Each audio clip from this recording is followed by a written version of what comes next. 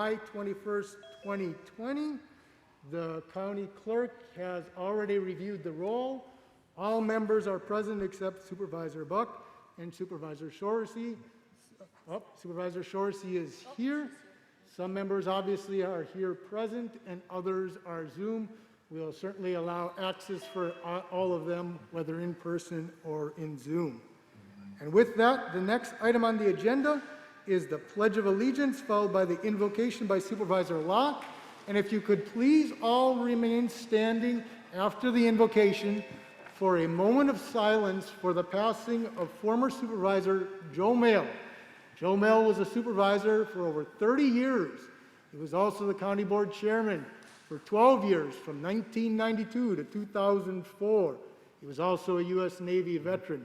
So once we're done with the invocation, if you could please all remain standing for a moment of silence. And if you could all please face the flag. I pledge allegiance to the flag of the United States of America and to the republic for which it stands, one nation, under God, indivisible, with liberty and justice for all. And now the invocation by Supervisor Locke, and she is on Zoom tonight. Please go ahead. Please give us the strength to endure situations and to find the blessings and lessons that it contains. Give us the endurance to continue ahead and guide our thoughts, words, and actions. Amen. Amen. Thank you, Supervisor Locke. If you could all please remain standing for a moment of silence for the passing of Supervisor Joe Mail on June 21st, 2020.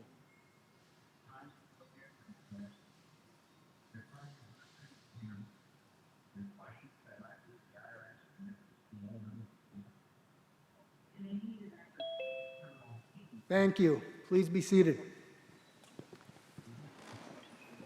Next item on the agenda is a motion to adopt this evening's agenda.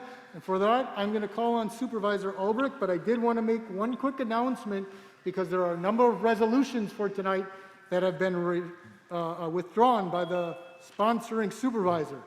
And those are resolutions 037, 038, 039, 040, and 041. All those were originally sponsored by Supervisor Norton. Those are withdrawn this evening.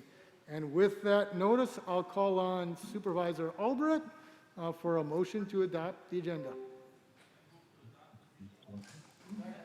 There's a motion and a second to adopt this evening's agenda. All those in favor say aye. Aye. Any opposed? Aye. Motion carries unanimously. Moving on to the next item on the agenda. And that's a time on each agenda that we allow an opportunity from anyone from the public to speak on any item on the agenda this evening or anything under county jurisdiction. Is there anyone who wishes to speak this evening? What we will do, we obviously have folks in person this evening. We also have folks on Zoom. We will go ahead and allow the folks who are in person to speak one at a time, and then once we're done with that, we'll go and verify to see if there's anyone who wishes to speak via Zoom this evening.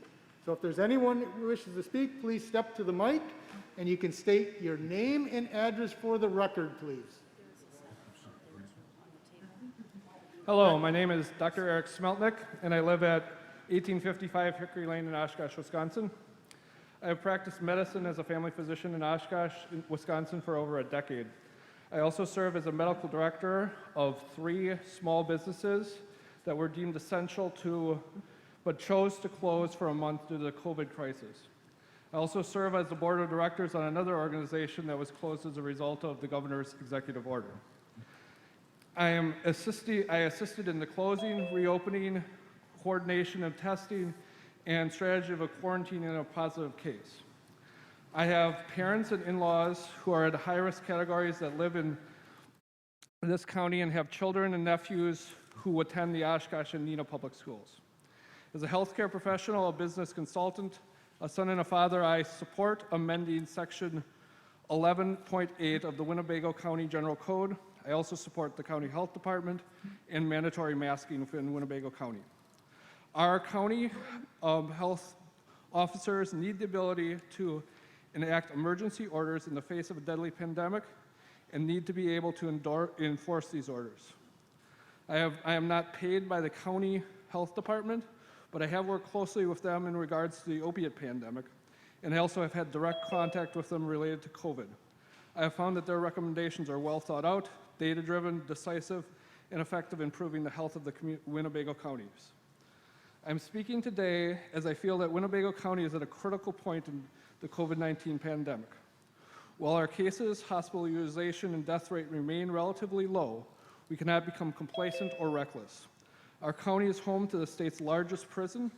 We are also about a month away from welcoming students back from around the country to the state's third largest university. Wisconsin has seen a greater increase in the case rate over the last week than, for COVID than our neighbors in Minnesota, Illinois, and Michigan. In fact, our rate is double that of Michigan. Winnebago County has the highest case and death rates in the Fox Valley. Most of this difference came as a result of a spike in June, which was primarily young people. And 40% of the COVID cases in our county are between ages 20 to 29, despite the fact that our university has been closed since mid-March. According to a Fox News report that was published on May 15th, masking can only really be effective if it's greater than 80% of people are wearing masks. This is very difficult to reach without this threshold without a mandate. This study also showed that masking was more effective than strict lockdowns or business closures. The health department needs to be able to respond rapidly to the information received. Right now is the time to act. Failure to get this correct at this juncture will lead to closing of our schools, our universities, and other essential businesses.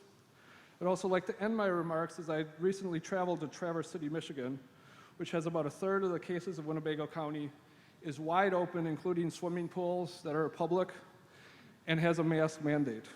It says, stay safe to stay open, mask on, wash up, spread out, and finally be kind. Thank you.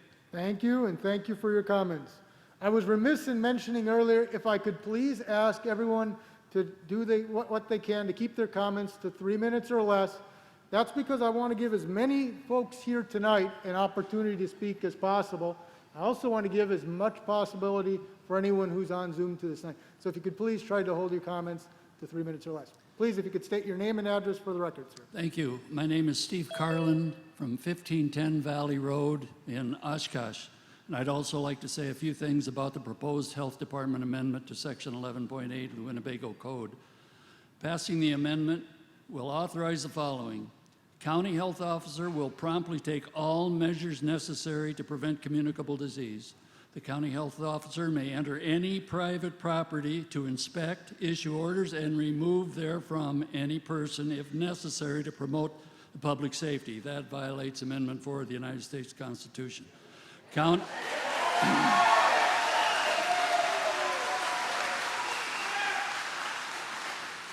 health officer may issue orders for quarantining and disinfecting persons, localities, and things. That violates Amendment 6 of the American Constitution.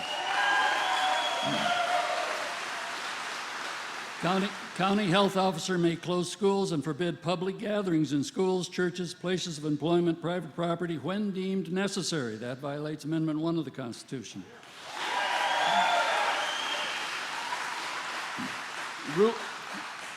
Rules will apply to the whole or any part of Winnebago County or to any vessel or conveyance. These orders will supersede less stringent regulations. County health officials may implement all emergency measures necessary, including but not limited to prohibiting public and private gatherings. Again, Amendment 1 of the Constitution.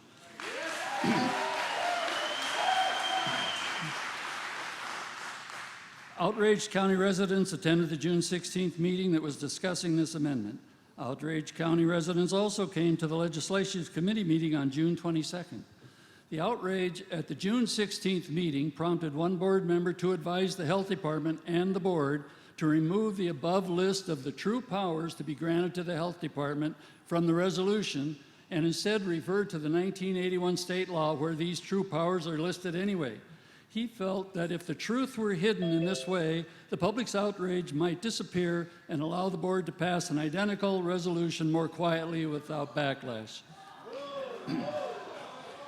Let's would give him an remind- opportunity to speak, please. We want to give everyone an opportunity to speak. Thank you.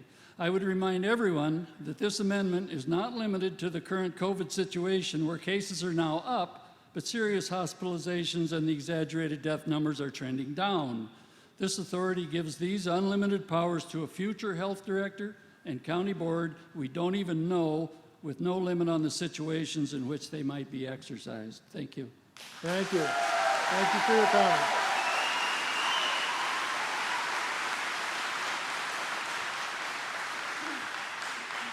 And if you could please state your name and address for the record, sir. Thomas H. Hoverston, 1555 Maricopa Drive, Oshkosh, Wisconsin, 54904. Thank you. I'm a retired Lutheran pastor. I spent 10 years with Christian Coalition as a leader in the state of Wisconsin. I've been with the Republican Party for 20 years. I'm a great-grandfather and a grandfather and a father. This Saturday, my wife and I will celebrate our 60th wedding anniversary.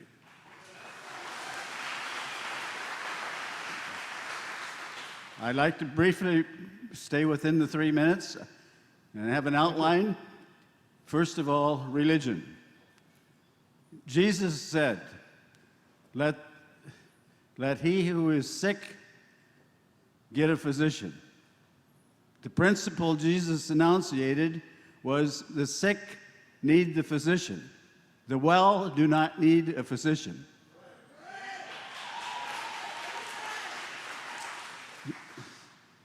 What's more, it comes to the rights that we have. In our rights, our liberties we prize, and our rights we'll maintain. We have the Bill of Rights, it goes way back to the Magna Carta. We have the rights in the Constitution. We have our rights to respect one another taught to us in the Bible. The Bible, the Constitution, and the Bill of Rights, what this motion is about, as the previous speakers so eloquently and pointedly pointed out, is a violation of our rights. Our liberties we prize, and our rights we will maintain. 2468. What do we appreciate? We appreciate respect for our personal rights. We appreciate personal responsibility. We appreciate having a doctor consult us, and we consult our doctor when we're sick. When we're not sick, we don't need a doctor. And we do not need this is bordering on Marxism and socialism.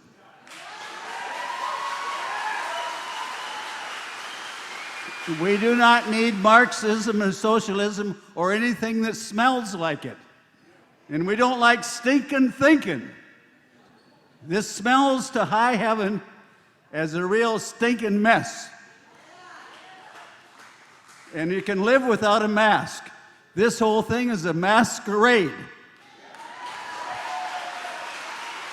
And Halloween, you put on masks. The night before the Ash Wednesday down in New Orleans, they put on masks. We're putting on masks for this charade. It's got to stop.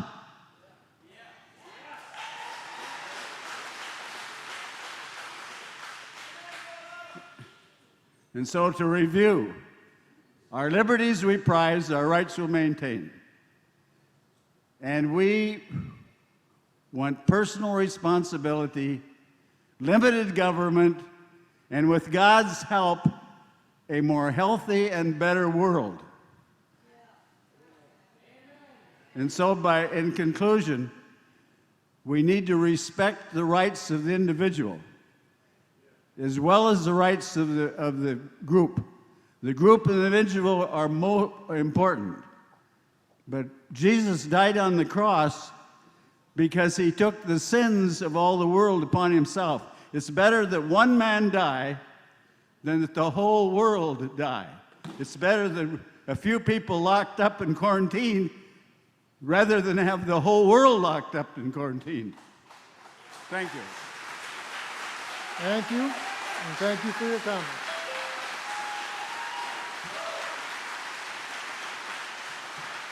Sir, if you could please state your name and address for the record, and if you could please keep it to 3 minutes or less. I really want to give everyone an opportunity to speak, as well as on Zoom. So if you could William please try to- Smith, Thank you. 2289 Willow Hill Drive. Not everybody here is off on, some of you are on our side. Sorry, I'm a little nervous. Some of you are on our side. Not everybody wants to enforce masks. But everybody wants, the people that want to enforce masks, for what reason? The cases are increasing, but the testing didn't increase. I'm wondering why the heck why did cases increase if the testing didn't increase? Well, the CDC on their own website, they're adding probable cases. Probable cases, what does that mean? You have clinical criteria, at least two of the following symptoms: fever. If you go to a doctor, let's say I go to a doctor to have a wart removed, they ask you questions. You have a fever, coughing. So if you have two of these symptoms, fever, chills, rigor, muscle pain, headache, sore throat, new olfactory smell or taste disorder, or if you have one of these symptoms, cough, shortness of breath, difficulty breathing, you are now a probable cause. With never being tested, you're put in a probable cause, and you're added to the cases, the new cases. The other way you can get added is epidemiologic link. If I have COVID and I test positive, I'm in contact with 50 people. Those 50 people are automatically probable cases. They're added to the statistics. Why would this make sense to anybody? You're a doctor. Can you answer that question? How can that make sense to anybody unless you have an agenda that you're trying to pass?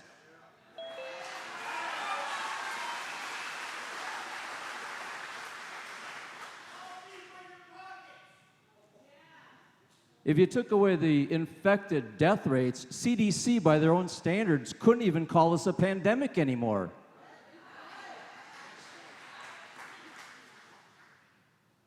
I did want to note that, I don't know if he's here on Zoom, Mr. Giron, but at the legislative meeting, Mr. Giron was asked what his credentials were that he could be the director, health director, and a lady at next to the chairman told him he didn't have to answer that question, which seemed really strange to me. Why would you not want to answer that question? So the representative asked him at least 4 times what his credentials were. He didn't give them, so I got home. Why would he not give them? He's got a bachelor's degree in zoology. That's why he wouldn't give it. Also, one last thing. On the newsletter that I get every day from the health department, there's on that says total beds utilized, 78%. That tells me that 78% of the beds are used by COVID patients? That's bullshit. All you're doing is putting that out there to put fear in people's heads so they wear the damn mask. I will not comply with a mask mandate. I will not comply with anything you guys try to pass. And I'm sorry if I'm yelling at the people that are on my side. I apologize. You have to listen to this shit. But this is fucking bullshit.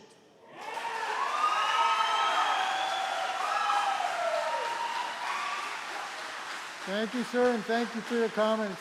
I have to ask, yeah, I will say it, Supervisor Eisen, I have to ask, we cannot be using profanity. We have to be respectful of each other, both those for or against anything that is being considered. We have to maintain civility here. So I ask you, please, out of respect to everyone here, to accord yourself accordingly. And I also ask if we can please keep it to 3 minutes or under to give everyone the opportunity to speak. So please go ahead, sir. Jason Brennenstuhl, 526 East River Drive, Amro. I'm the pastor of Wildwood Baptist Church here in Oshkosh. People say to me, why are you here if you complied in the past? We did shut down originally because our default position is to try to cooperate and listen to authority, respect our elders. The Bible says, if it be possible, as much as lieth in you, live peaceably with all men. We've had several politicians there at our church, and I want to take this time also to say thank you for your service. I know that 90% of the time you guys deals with easements and water runoff and all the things that we don't want to deal with, and so you should be commended for that, and I thank you for your service.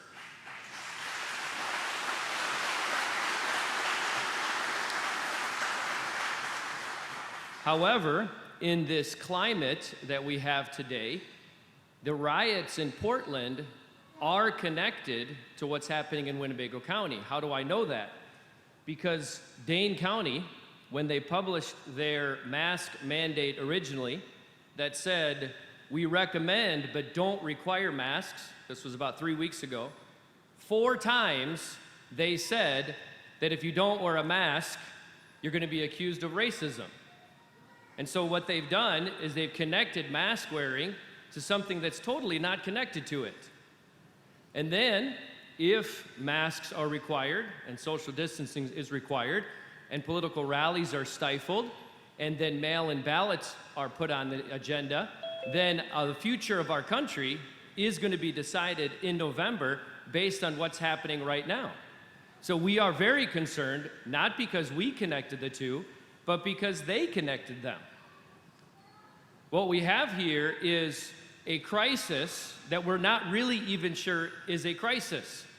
If you extrapolate all the numbers out for how many people are in Winnebago County, we have 172,000 people in Winnebago County, about 800 or so cases confirmed with about 14 deaths.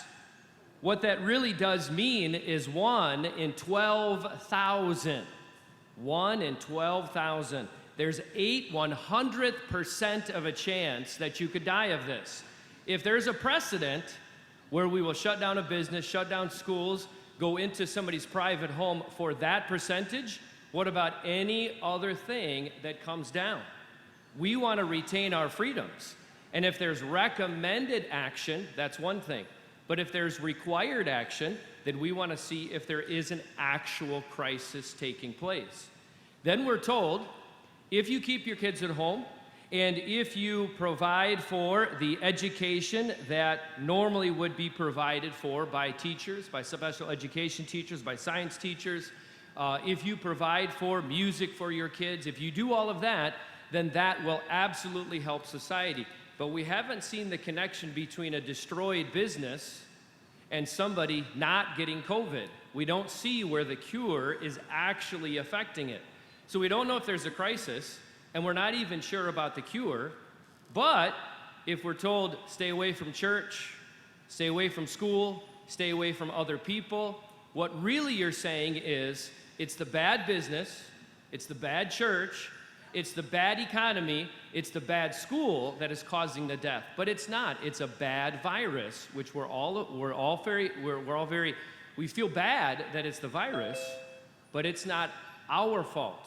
People now look at somebody, if they shake their hand, they say, you're the cause. Where have we gotten to the point where we're pointing fingers at each other instead of where it belongs, which is at a virus that, given information, we can be trusted to handle? Thank you.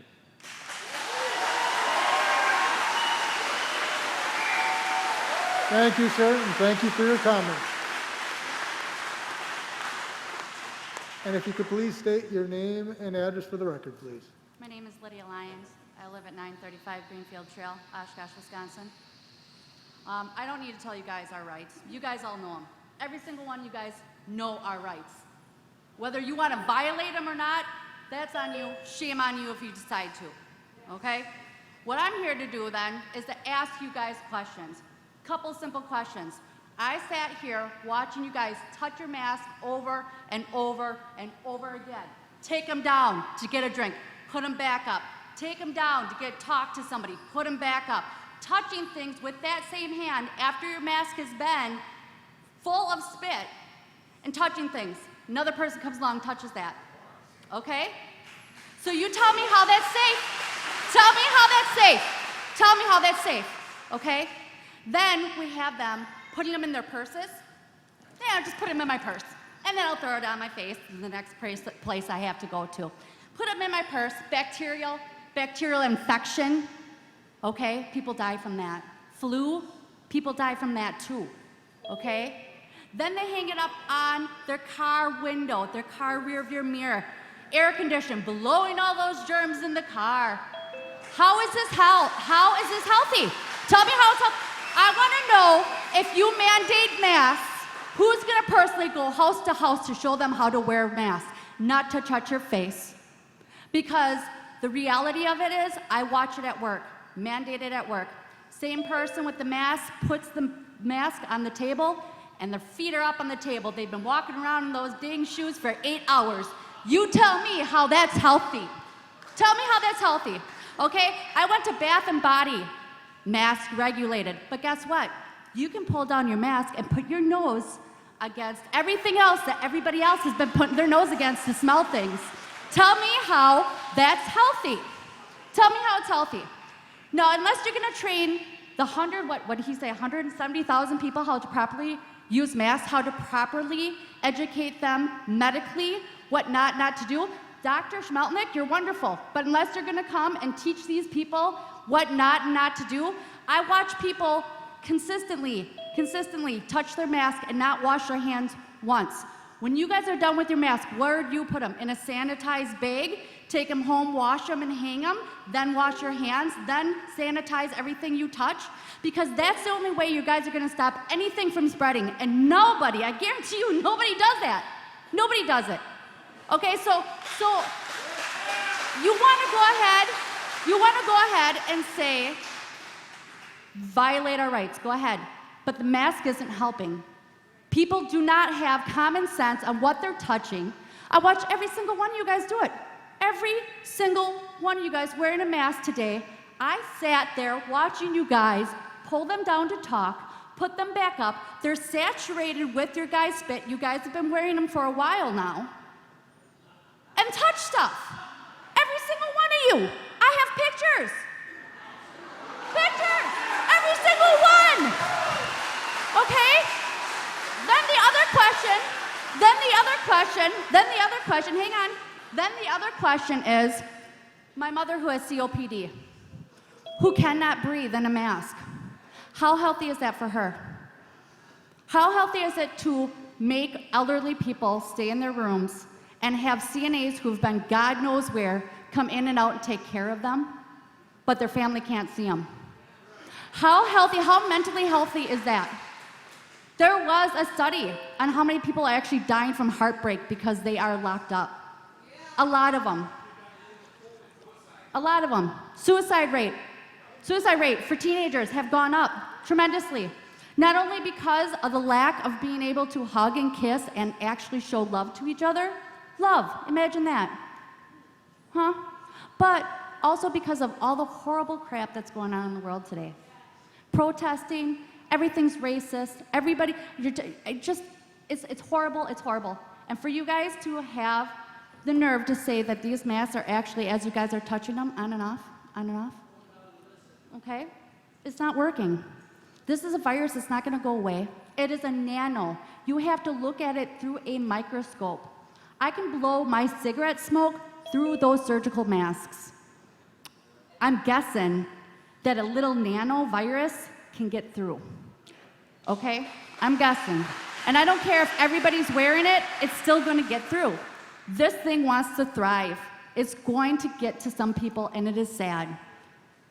But to make a mandated thing that nobody really grasps the concept of safety with it, an N95 mask should be properly fitted before wearing. Otherwise, it does no good. Cloth masks, well, you can smell my fart. I'm pretty sure there's stuff that can come through a cloth mask. So tell me, if you mandate it, who's gonna personally train these people on how to properly do it? You guys can't even do it, okay? You guys can't do it. Tell me the health issues with people with health, COPD, what are they supposed to do? What are they supposed to do? Ma'am, I'm trying to keep everyone to 3 minutes. That's fine. I want to give everyone my- this evening an opportunity to That's talk. fine. That's fine. I'm done. I'm done talking. I want answers on who you guys are going to train to teach the public who have no clue. No clue. We got Target selling masks, but they have mirrors so you can try on the masks and see how they look. Well, isn't that lovely? Let's try on all the masks first and see how they look. It's such a great fad. It's a fad. This is what we're going to do, okay? So you tell me, I want to answer, who's going to train?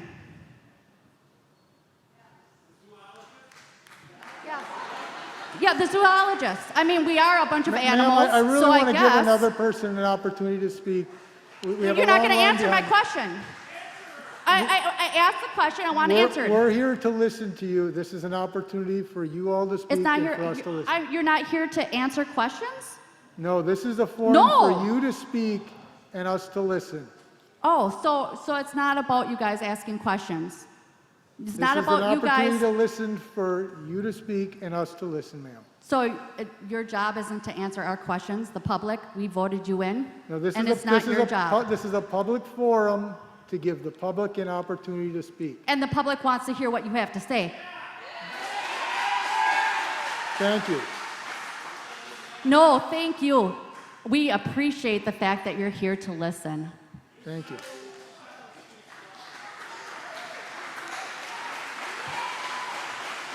And if you could state your name and address for the record, sir. My name is Otis Miller. I live at 216 Allen Avenue in Oshkosh. And I'd like to change gears briefly, if I could, and talk about the Diversity Affairs Commission, although I must say for the record that I certainly echo the statements made by my fellow citizens here about expanding the health department's powers.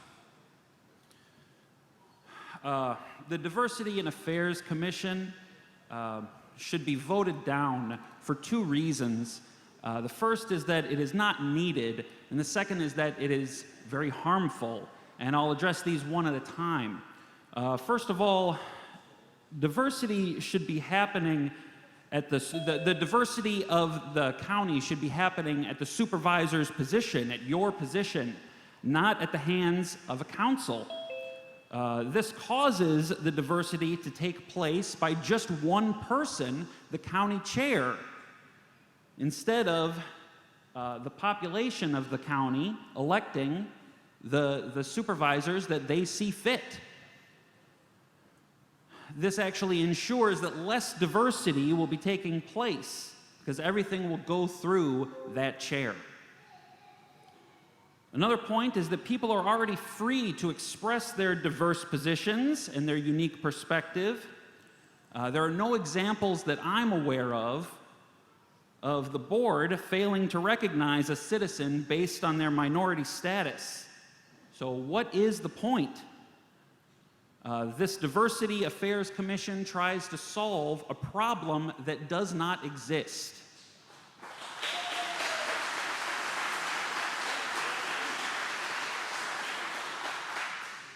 Now, the second point is that this is harmful. Our system is based on one person and one vote, and anything less than that is the opposite of equality, which this claims to be in favor of. Anything less than one person, one vote is an assault on democracy.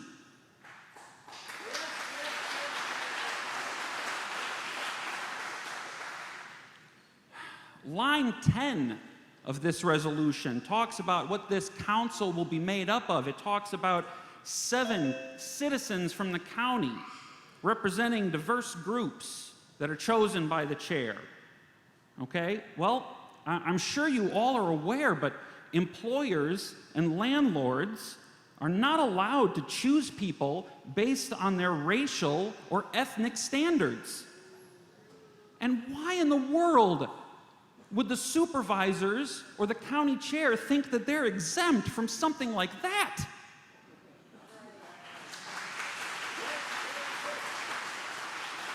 They most certainly should not be exempt from that. And I must ask the question, what kind of people are you that you would allow that to happen?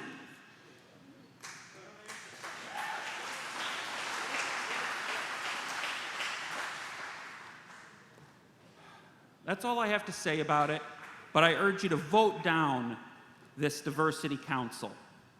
And I'd also like to end by circling back to the expanding the health department's powers and any mask ordinance.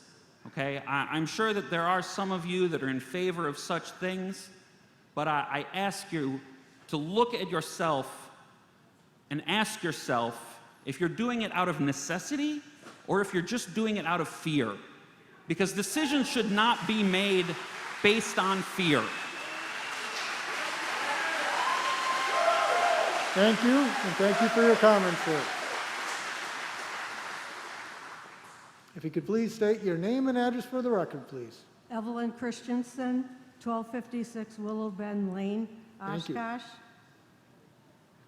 Okay, mask makes your face sweat and itch.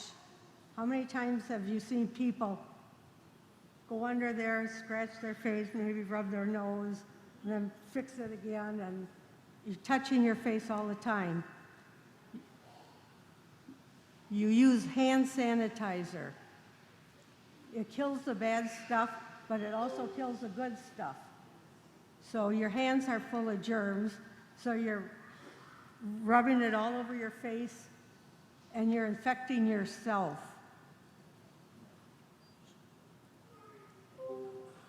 And it lowers your immunity.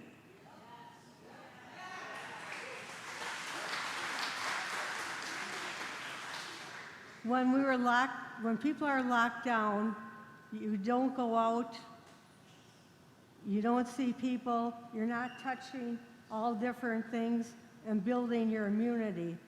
It's getting depressed, so when you do finally get out, you're going to get sick. Might be colds, flu, virus, anything that's going around. You're going to catch it because your immune system is way down. So then why aren't you telling us how to build our immunity? That would be a better way than masks.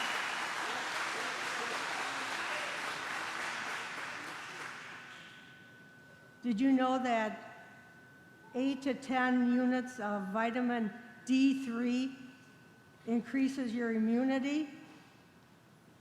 So why aren't we being told that? I'm sure we could all afford D3. It's very cheap.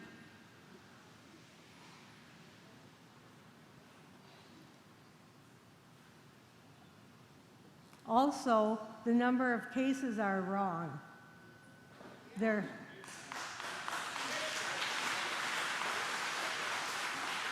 There's one guy that said he tested positive for 15 days in a row, and he was counted positive for all 15 days.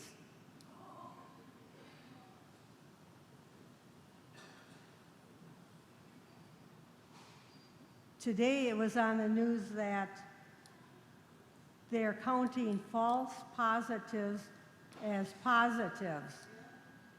So the numbers are way, way inflated.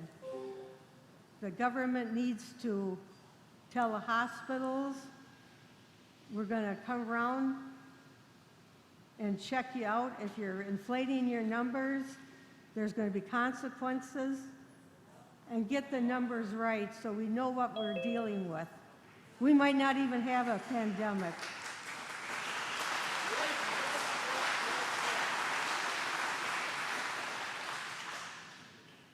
So I have a good immune system. I haven't had the flu or colds or anything for 11 years, and I don't wear the mask. I don't sanitize my hands. I touch my face. So that is the best way to prevent it. Also, there's herd immunity, where people get the virus. Some people don't even know it, and the numbers get up there so high that the virus just dies out. So that's another way to get rid of the virus. And you don't do that by using masks and hand sanitizer. Thank you. Thank you, and thank you for your comment. Please, sir, if you could state your name and address for the record. Larry Matthew, 252 West 12th Ave. Thank you. Born and raised here. Work at Oshkosh Corporation. As far as I'm concerned, I've had this in January, February with most of the people I work with. At South Plant, we had horrible 2 to 3 week respiratory system. It's a nasty thing. If they didn't tell you what it was, you wouldn't have known. But long story short is we're all healthy, and now they're pushing masks on us. It's like, why? Just put your mask on. No, I haven't worn it, and they gave me a written warning letter. I'm like, whatever. I gave myself pleurisy for wearing it for 2 months. It's a horrible sickness. You give your CO2, you breathe it back in, germs from your mask. It's like a phlegm around your lungs, but it was horrible. And I used to run. I was a great athlete once upon a time before my knees got bad, but long story short, it's like masks serve a little purpose. If you're sick, yeah, they would. But it's kind of like they say it to a metal fence to keep mosquitoes out. I mean, I agree. I really agree. I agree this is the right time and place. If you're in a medical profession, you need to wear them.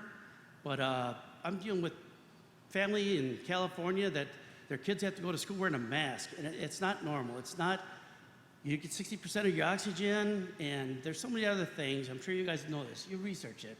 I'm just saying, you look at right here, most people are not wearing a mask. There's a reason. We're not worried. I have an immune system, you know. I'm a good Christian man, I'll tell you what.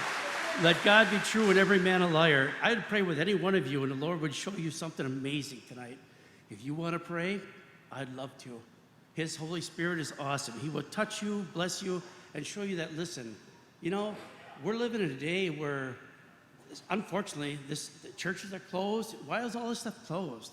It's a big issue keeping people from being able to do what they want to do. Sorry, I've been up and about for months, and I'm not worried about nothing, because you know what? I know who's taking care of me. I know who's watching out for me. And the long story short is, I go to work, and they're going to tell me, put on a mask. I said, why? Why? I never got an answer. They don't tell you nothing. So what's the point? What is the point? Like I said, I'm not going to make myself sick again. I get fired. I don't care. God's got something else for me. I don't worry about nothing, because you know what? Masks have little purpose. That's what it comes down to.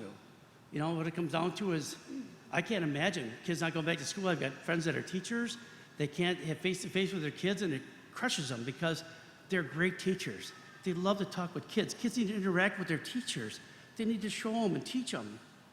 This is what is, if there's a reason for it, people should put it on. If you're sick, stay home, or what is the point? Honestly, I can't see going tomorrow, Pick and Save. I like to shop there. You got to wear a mask. Why? The people that work there are sickened by it. They're upset. They're not happy. They said, I feel sick. I'm tired. That's part of the things that happen when you wear a mask. It's not something that's normal. It should never be worn. I'm just saying.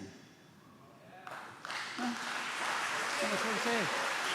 Thank you, and thank you for the Supervisor Eisen. This is a public meeting. This is not a political rally. These gathering attendees have to have respect.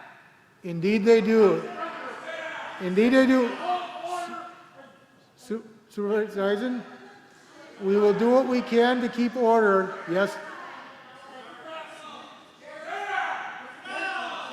Thank you, Supervisor Eisen. We certainly want everyone to accord themselves, both on the board and in the community. That's an opportunity to let every voice to be heard. So I want to give everyone an opportunity to speak. I still do please ask you to try to keep your comments to 3 minutes or less. We have a long line behind there, and we have quite a few folks on Zoom.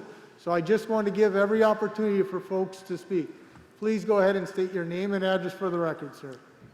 Glenn Petson, 2266 Allerton Drive, Oshkosh. A wise man once said, when you sacrifice liberty for security, you have neither.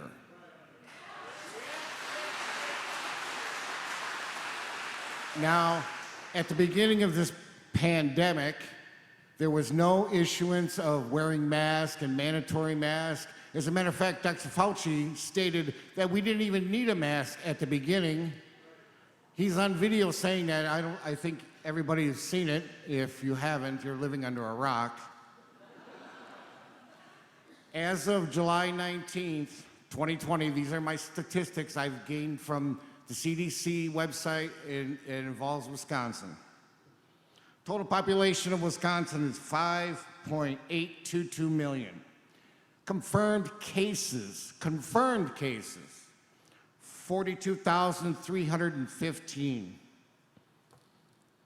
Total population infected is 0.75%. Total deaths in Wisconsin as of this time was 844. Less than 1/5 of 1%. Total population of Winnebago County is 171,020 people. Confirmed cases was 847. Percent of population infected is 1/2 of 1%. Death to population in Winnebago County is 1/10 of 1%. Now, all of a sudden, we have to wear a mask, or you're trying to make us wear a mask. This is draconian to give somebody in the health department total rule to shut down our county. This affects lives, livelihoods, people's incomes. This is totally, I can't fathom how you're going to give one person the ability to shut down our county. There are people out here that are losing their businesses. There are people out here losing their homes, losing their cars. Our children aren't going to school. I don't know what you have to do with that, but they need socialization. Psychologists and sociologists have both stated that they need interaction to socialize. Now, I've sat back here as a silent observer, but I got a feeling I'm going to have to be, how do I put it? Is it a silent, I forgot what I was going to say, but I will be an active participant up here if you guys decide to make these draconian edicts, and that's all. Thank you, sir. Thank you for your comments. Please, if you could state your name and address for the record, please. Shana Zastera, SHANAHZASTERA, 1882 Clairville Road, Oshkosh. Thank you. 54904. I am, first of all, wanting to say that I am opposed to legalization of marijuana. Secondly, I am mainly here because I'm opposed to Section 11.8 of the Winnebago County General Code. Today I consulted with an attorney just to ask him some questions, and he said that we must shoot for a medical exemption. When I went to Walmart this week, I showed them documentation that I have a medical condition, and I did not have to wear a mask. When I was in the chips aisle, I saw a lady who said, "How did you get into the store without a mask?" And I said, "I have a medical condition, here it is." She said, "Oh, I've been wanting to call my doctor. I'm trying to get a hold of him. I have asthma and I can't even breathe." And I gave her some documentation, and she took off her mask. I would encourage the citizens and you all to understand that if you have a medical condition, or even if you have a sore throat after wearing a mask, you need to think about your own health. And this has been clearly stated by other people. This last week, I've seen a postal carrier in over 90-degree weather with a full face mask, full shield, out in nature. I have seen an elderly man biking his bike in, again, over 90-degree weather, huffing and puffing. You know, it was laborious. I thought, well, Lydia, maybe we should call the paramedics, and he was wearing a mask. I was at Piggly Wiggly. Everybody was wearing a mask. I didn't wear a mask. I asked the person at the florist section, is this mandated? And she said, no, the people around here, they're just concerned, and so they're wearing a mask. I caught the eye of a lady at the deli, and I smiled because she was not wearing a mask. She goes on to tell me she's a nurse, and anytime she doesn't have to wear a mask, she will. And she thought the whole thing was ridiculous. And this was I could tell, an experienced nurse. I was relieved. So on April 21st, a man with the last name of Michael Massia wrote, if your breath can pass through a mask, then germs can be breathed out and breathed in. Masks are placebos that Massia said, argues are more dangerous than they are remotely helpful, unless you're cutting concrete. Dr. Sherry Tenpenny, and I'd asked Dr. Ramos, I don't know if I'm saying your name, I would ask for you and anybody to look on her website, Dr. Sherry Tenpenny, who is a doctor of osteopathy. She's the one that said that the coronavirus is so small and the average mask pores are so big that it's like thinking that a chain link fence will keep mosquitoes out. Dr. Mikovits wrote, in the case against masks, many who wear masks damage their health by depleting oxygen levels and breathing in carbon dioxide. She also addressed the myth of asymptomatic carriers and the difference between dying with coronavirus and dying from the coronavirus. Crosstalk radio program, March 11, 2020, interview with Robert Knight, who has many accolades, he wrote a column. He said, the mask portrays a quest for equality, fairness, and inclusion. However, what they really want is to undermine everything that makes us free and instead make everyone dependent upon the state. He feels supporters of democratic socialism don't realize the ultimate goal because the identity groups like LGBTQ, climate change, etc., he says, quote, these are folks who are glaringly ignorant of the track record of socialism, especially during the 20th century, where it led to poverty, misery, and mass murder. I ask you, doctor, to please look up Sherry Tenpenny, and I ask you, board members, to vote independent of politics, independent of pressure, and independent of others' opinion of you. Vote for us, those people who choose to wear masks and choose not to wear masks, for us to make decisions for ourselves. I also want to mention that I could go on, but I know time is limited.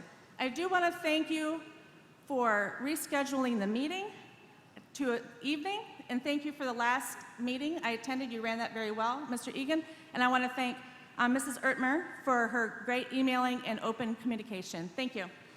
Thank you, and thank you for your comments. Please, if you could state your name and address for the record, sir. Thank you, Chairman Ramos. You're trying to have a fair hearing, and I appreciate that. It's tough. Thank you. My name is Jay Schrader. I live at 1295 North Lake Street, Neenah, Wisconsin. I'm currently running for the 55th Assembly District. One of the things that I have to do is like a public service announcement for all of you here. This is an N95 mask. What that means is it's N95 nanometers. That means if there's a germ or a virus that is bigger than 95 nanometers, it will stop it. The Chinese laboratory in Wuhan, where this all started, said that the virus is 60 nanometers. You know what that means?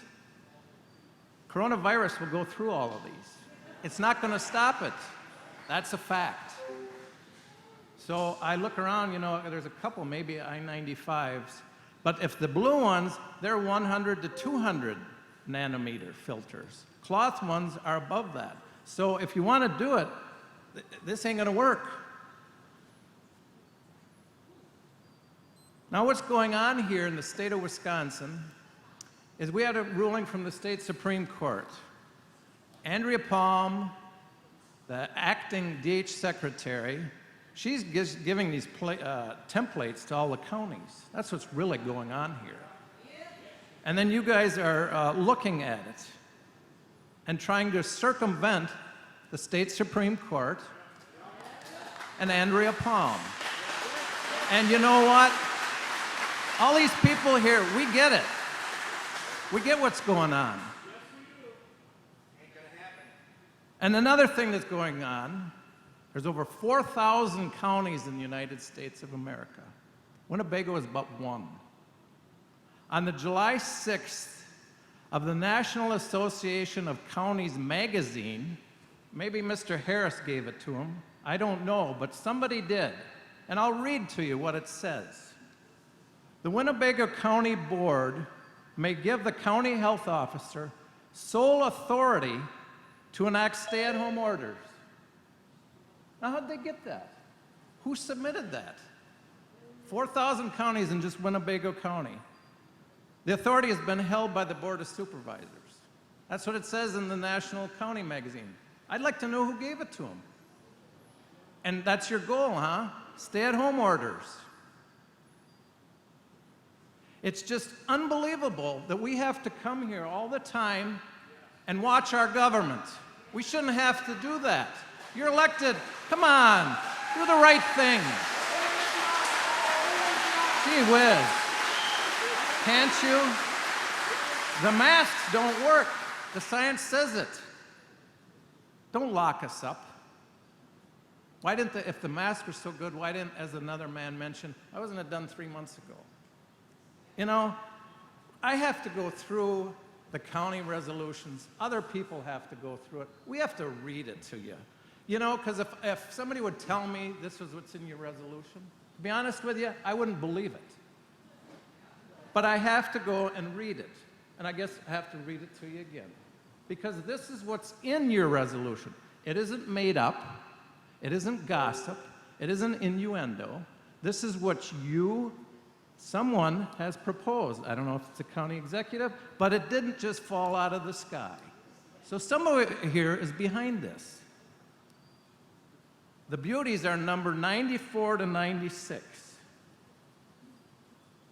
Enter any private property, building, place of employment, vessel, or conveyance, not open to the public, to inspect the same, to issue orders, and/or to remove therefrom any person affected by communicable disease, if necessary, to promote the safety and welfare of the public. That's in your resolution. What in the world is going on with this? Lucky my father's not alive to see this. He'd be blown away. Let's give each individual an opportunity to speak one at a time. Please go ahead, sir. But in that resolution, you know, I look at it, and my question that comes to mind, will it apply to all coronaviruses? The common cold is a coronavirus. You know that? Does that mean they can come into my house if I got a cold? This is what you're working on. This is what you're doing. It's not gossip, like I said. These are the facts that you people are working on. Come on. Search your conscience and do the right thing. Just do it. Research. Thank you. Thank you. Thank you for your comments. Please, sir, if you could state your name and address for the record, please. Don Herman, 3885 Western Drive. Thank you. I'm also running for the 54th District. I can't really say too much. What he just said, I agree with everything he said. Here we go again. We were here just a little while ago trying to pass a power grab for the Winnebago County to put this in the hands of one person. I think you're going to just keep taking this off the agenda, and you're going to wait and wait. I don't think it's going to happen, that we're not paying attention and then bam, you're going to get enough votes to try to pass this. I don't know if you all agree with it, but how many showed up last meeting was unbelievable. And we have this. I've been to a couple county meetings. This never happens, ever. So you better think long and hard if you're going to vote for this. Just remember, it's we the people, not government for the people. You have to remember that. We have constitutional rights, and that's what I'm running for. We are going to protect them any way possible. That's why we need small business people in this state assembly. I don't know how many of you people have a small business, but I think a lot of people out here are small business people out here. So I'm going to keep it short because I'm not going to go over and over what everybody said already. I'm going to say something about the mask. If you want to wear one, you can wear one. I don't think the governments should say if you need to wear one. If a small business has one, or Walmart, or someone wants them to wear one, it's their business. If you don't want to go in there, don't want to wear a mask, don't go in there. So I have some people that work for the post office. So you guys say with these masks, I'm going to tell you this is what they hand out at the post office. Here's the label that's on the mask, on the carton. This product is not a respirator and will not provide any protection against COVID-19 or other viruses or contaminants. That's what it says right on the label. So, what I'm telling you, if you went to the store and bought a bottle of suntan lotion, and you looked at the label and it said, this doesn't protect you from the sun rays, would you still put it on? I don't think you would. So I'm going to leave it short. Just so remember, everybody here, and that's what I'm going to do, we represent the people. We the people is what you got to remember. Thank you. Thank you. Thank you for your comments, sir. If you could please state your name and address for the record, please. I'm Carol Kinnear. I live on Clay Road in the town of Nakaimai. I agree with many of the things that have been said. My question basically is who thinks that a non-elected appointed county employee be given absolute power and authority to manage an entire county population with these astounding proposed powers?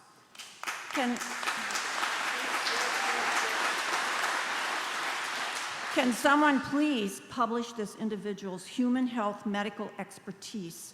There has been no vitae of his found online. I am a healthcare professional. I am retired. I worked for 41 years, 20 of those years as a registered nurse in a variety of clinical settings, 20 years as a nurse practitioner in a small rural clinic. My experience, my education, my competence, and my vitae were all very important for my clients to know what I was about. That created, indeed, a great amount of trust. Who believes that this is a constitutional proposal in the first place? The intersection of government and healthcare policy is a dangerous proposition where special interests and agendas flourish.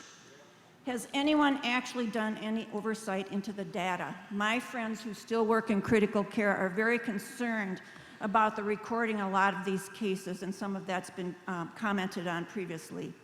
Is even the premise of a pandemic really valid? If you look up pandemics and you really research it, a pandemic, the young are disproportionately affected. This is not the case. And when you look at the statistics of deaths and actual occurrences, this does not really fit the category. There's been some poorly managed states and some poorly managed areas, but this doesn't really fit the criteria. Health practices and evidence-based medicine do not isolate the healthy individuals. You protect the vulnerable, but you don't isolate them from humanity like we've done in the nursing homes.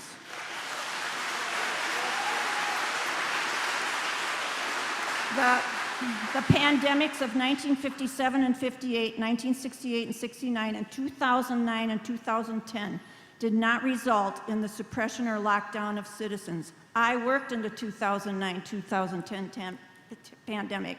we saw many very, very critically ill patients. We were not wearing masks. We took care of our individuals. Many of them went to the hospital, the majority got better.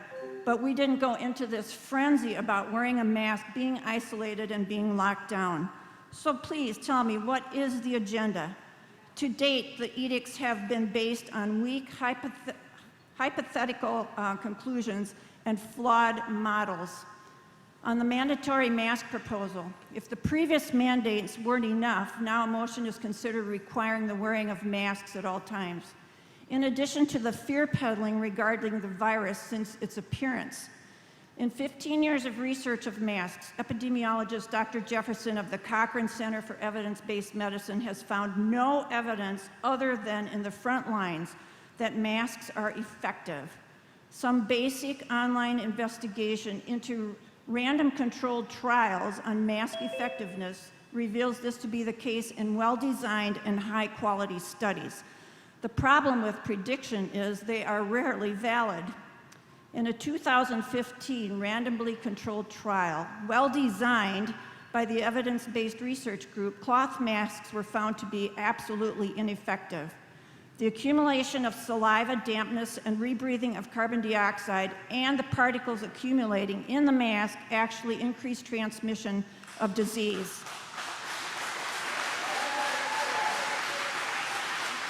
As those of us that work in healthcare, especially in hospital settings, know, masks should be disposed of after each use.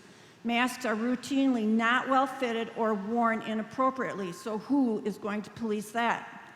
Cloth masks are carried in pockets, purses, thrown in the car, or other collection spots. Wearing a mask for extended times results in hypercapnia, a medical term, but it's a buildup of carbon dioxide in the body, which can cause shortness of breath, faintness, dizziness, fatigue, nausea, and worse, even in a healthy person. Curious how the green people find carbon dioxide an environmental danger, yet a rebreather mask trapping carbon dioxide is acceptable to quell the fearful. Masks should be worn by those who wish to do so, but not mandated. We need to learn to live with viruses. They've been around forever. Just as we do with influenza, and we did with H1N1, and to keep our society and economy functioning. This is not a singular issue, and I think that has been overlooked way too long.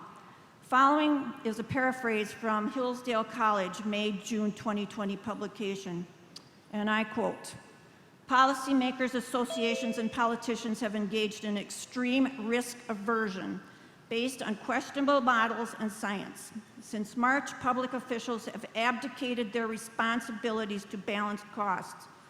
Political ignorance about the complexity of economic life has been stunning, as was the hypocrisy. Every elected official, public health expert, and media personality who lectured us on lockdowns, necessities, has had a secure, essential job," which I might say was determined by the political people. Not one of them feared their employer would go bankrupt. Government's most fundamental obligations are to safeguard the country at all levels, including the economic interdependence of a free society. Thank you. Thank you. And thank you for your comments.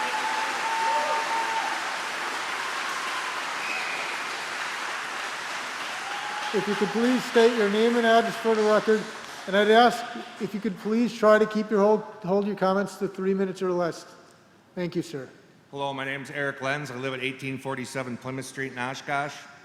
Before I go into my 2-page rant, I just wanted to ask how many people here think that this is just a dog and pony show and they already have their mind made up.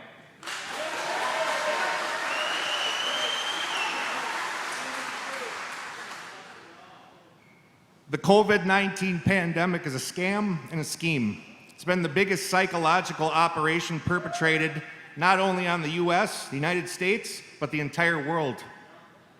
The mainstream media has been lying since the inception of this. The CDC, the Center for Disease Controls, and the WHO, the World Health Organization, are also behind this. They have been caught red-handed. Citizens, I beg you to turn off your TV and start researching for yourself. Turn your TV off. Turn off the television. I could talk to you for hours about how viruses really work and the evil plan behind this scamdemic. But I digress. This brings me to the law. The 14th Amendment, I'm not sure how many of you know it, but I'm going to read it. Excuse me.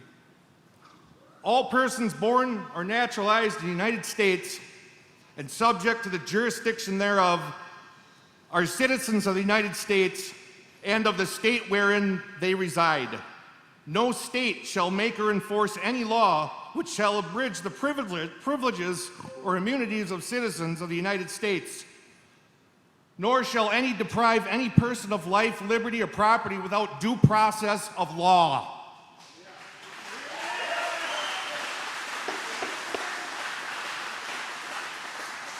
Nor deny any person within its jurisdiction the equal protection of laws. Now, what I'm speaking of, folks, is the first Constitution that was formed in 1776. I'm not sure how many of you realize that in 1871, I believe, there was a second Constitution that was constructed by the corporations.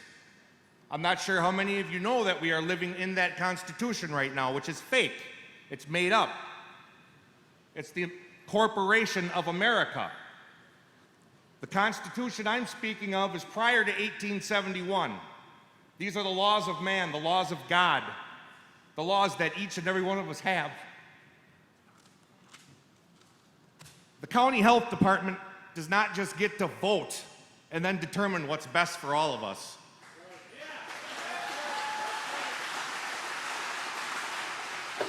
You do not have the power to delegate this to one person to decide for the citizens.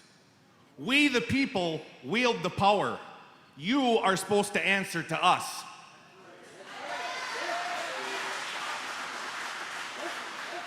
Ignorance of the law is no excuse.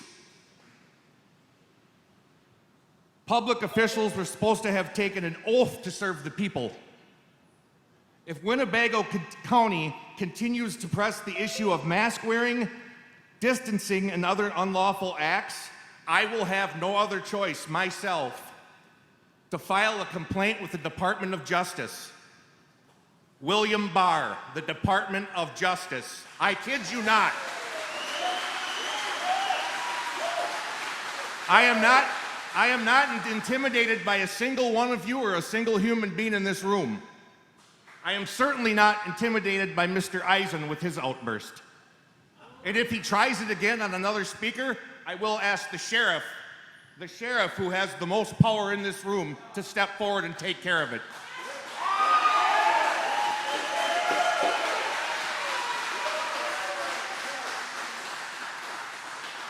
Again, getting back to filing the complaint with the Department of Justice.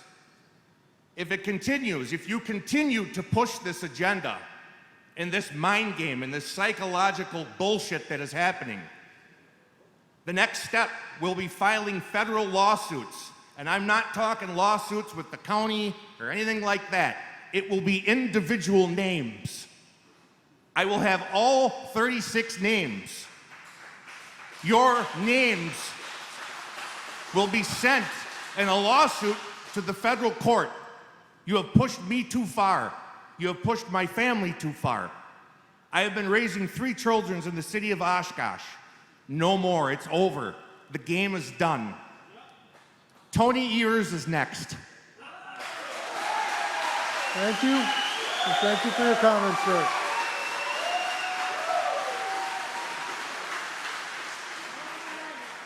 Please, if you could state your name and address for the record, please. I think the last gentleman failed to sign the paper.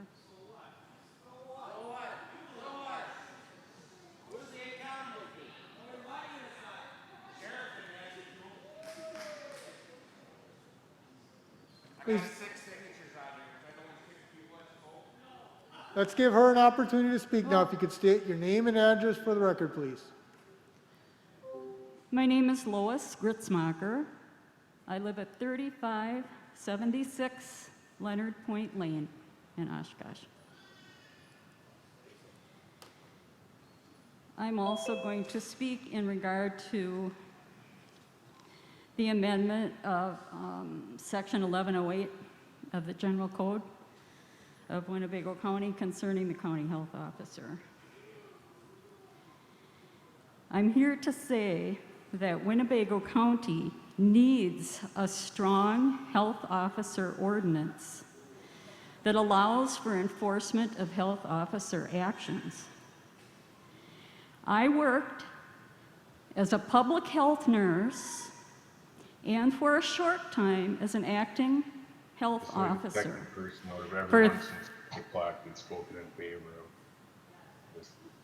Please go ahead.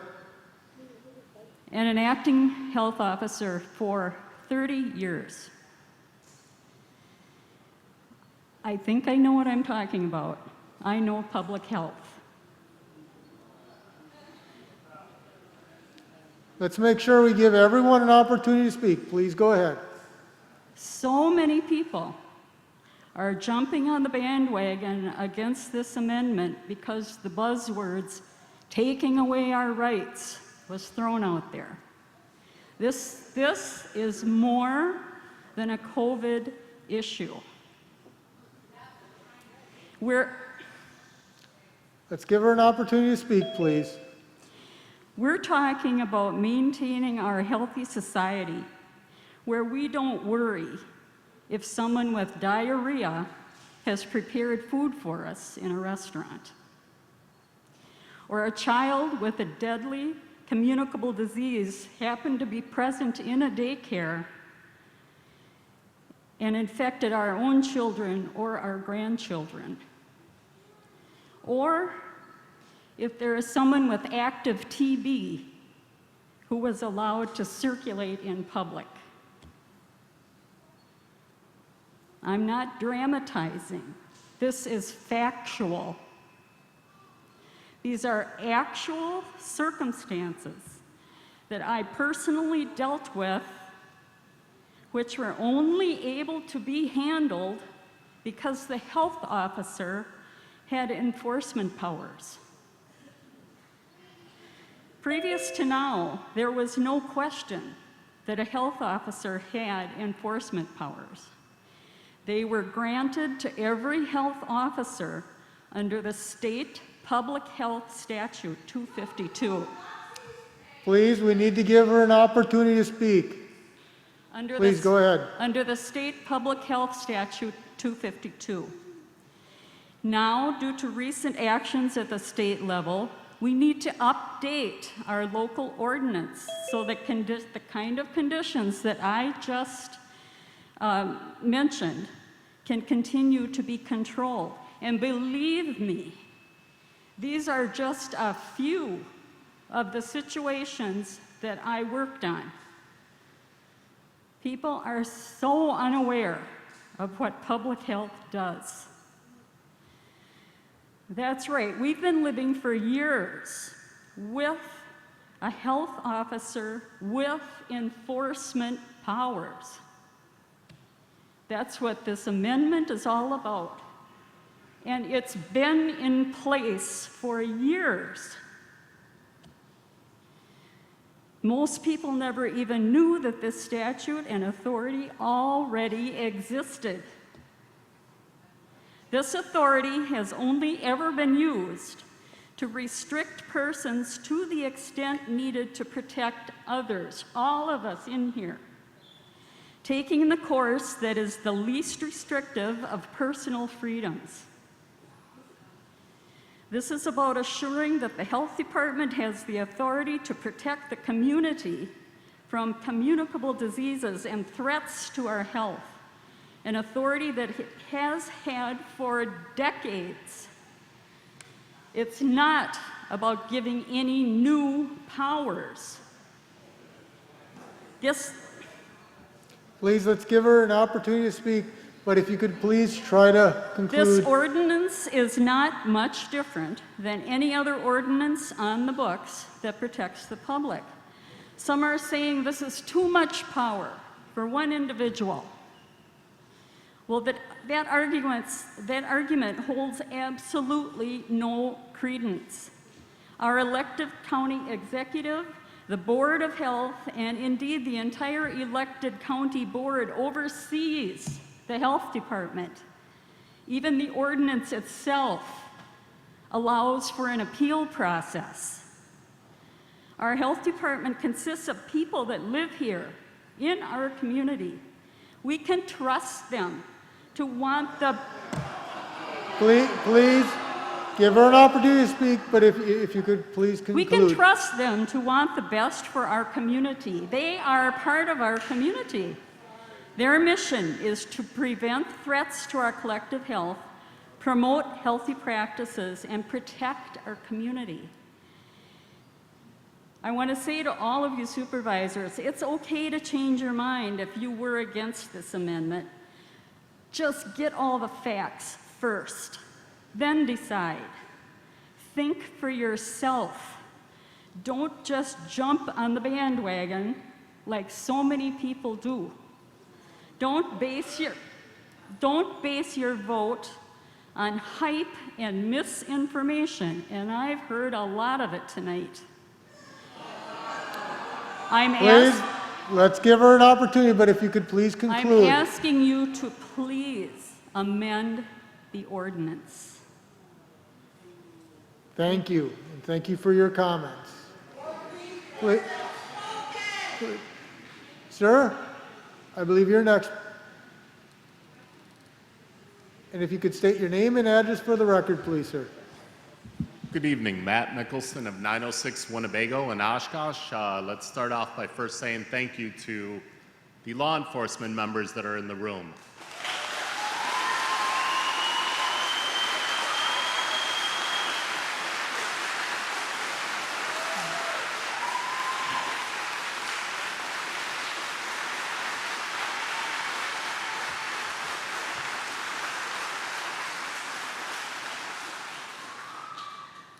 Thank you, everyone. Woo. All right. I'm in complete opposition of what she just said, but for everybody that was... But for everybody that was commenting against her, I think it's inappropriate to not respect her speech. She has every right to come in here and express her opinions, even in...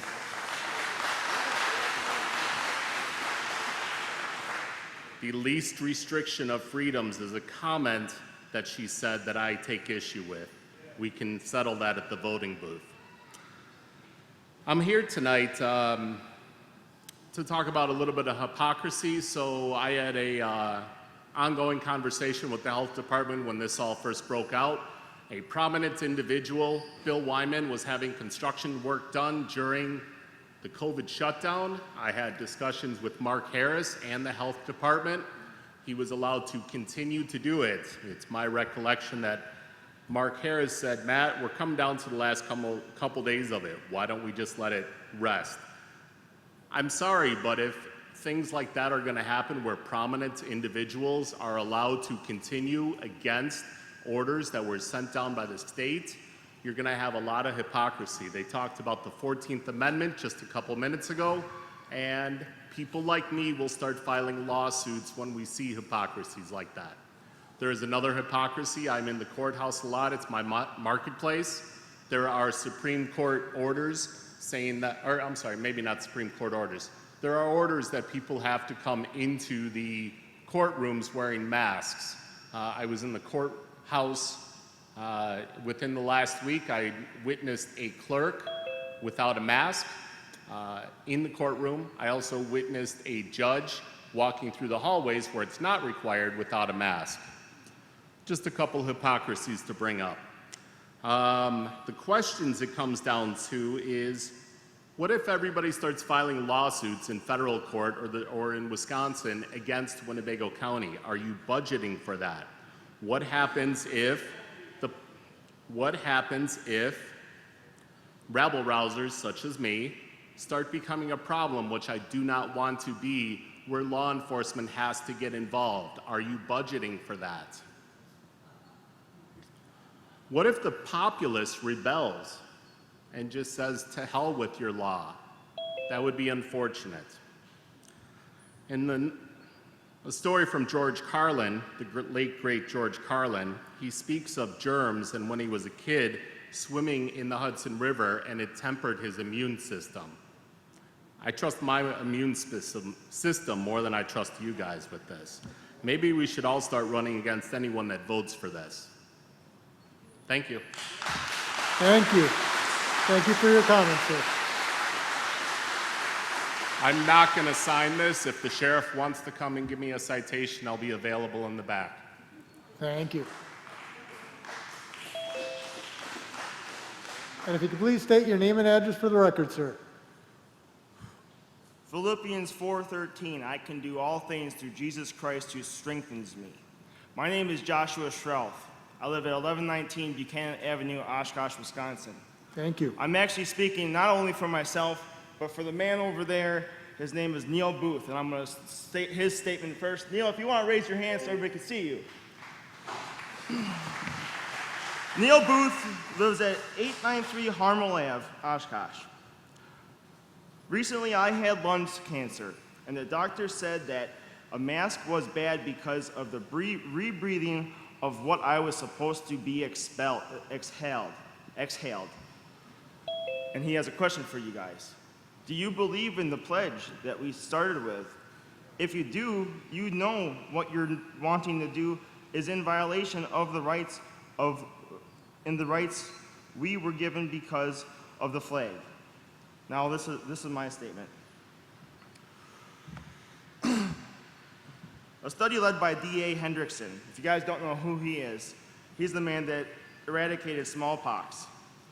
And he found draconian lockdowns for flu pandemics are insufficient and even destructive.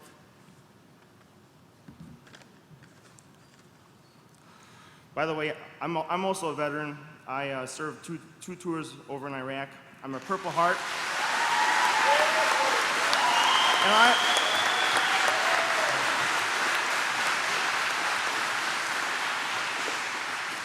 I was so sworn to defend this country against enemies foreign and domestic. 250 years ago, we broke free from tyrannical overreach that is now in our backyards instead of being overseas. Away. It's not, instead of being overseas, not in the cities not in cities that are close to us.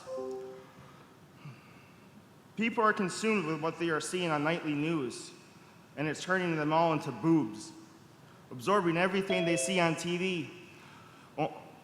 And the only doctors they're listening to is the ones that are fitting to their narrative. Multiple doctors have come out on this and spoken their minds and have loosened their doctorates.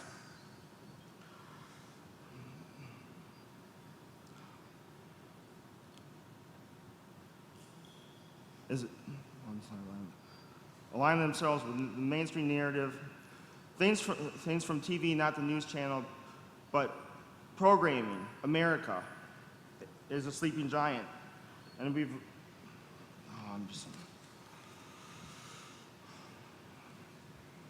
but forcing tyrannical laws is civil injustice promoted by fear, and I guarantee.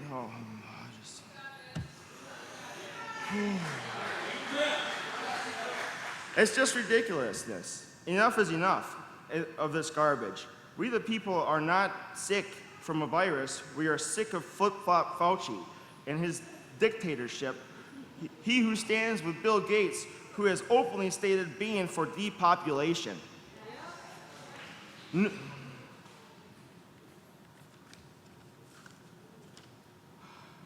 I stand for if you're sick, stay home, and if you're sick, wear a mask. These guidelines were from the CDC when this all first started. And these doctors that took the Hippocratic Oath, all I'm seeing lately is a bunch of hypocrites.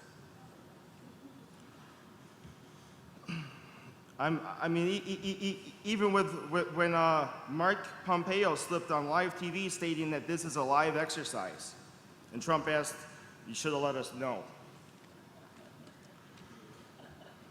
But I urge everyone here to look into occult ritual transformations in the coronavirus.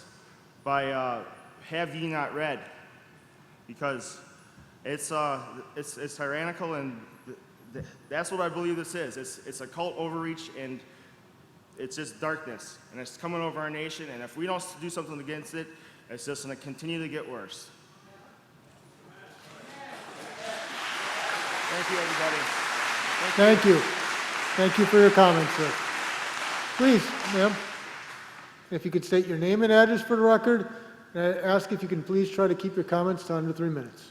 Thank you. My name is Kim Walsh. I live at 6760 Wooden Shoe Road in Neenah. I'm not going to say anything about the mask. I think my fellow Americans have done an outstanding job of covering just about everything. One thing that has not been covered is that I want to gently remind everybody here that you were all elected, and when you were elected, you took an oath to represent your constituents, the constituents of Winnebago County. So your opinion in this really means almost nothing. You need to vote according to what your constituents are telling you. We've had 2 people so far that have told you to vote, and pretty much the majority, everybody else that has not. I think the other thing is that this is really not about the mask. This is about our freedoms. And my mom used to say, be careful what you wish for, because you're all fellow Americans too. And if our freedoms are being taken away, so will yours. So be very careful about what you vote for, because it could be your door that they're knocking on to come in and tell you you're under house arrest or whatever the case may be. Thank you. Thank you. And thank you for your comments. Please, if you could state your name and address for the record, please. My name is Wendy Harness. I live at 4781 West Breezewood Lane, Oshkosh. I'll try to keep it short. I'm going to start out just with a quote from Benjamin Franklin, who said, "They that can give up essential liberty to obtain a little safety deserve neither liberty nor safety."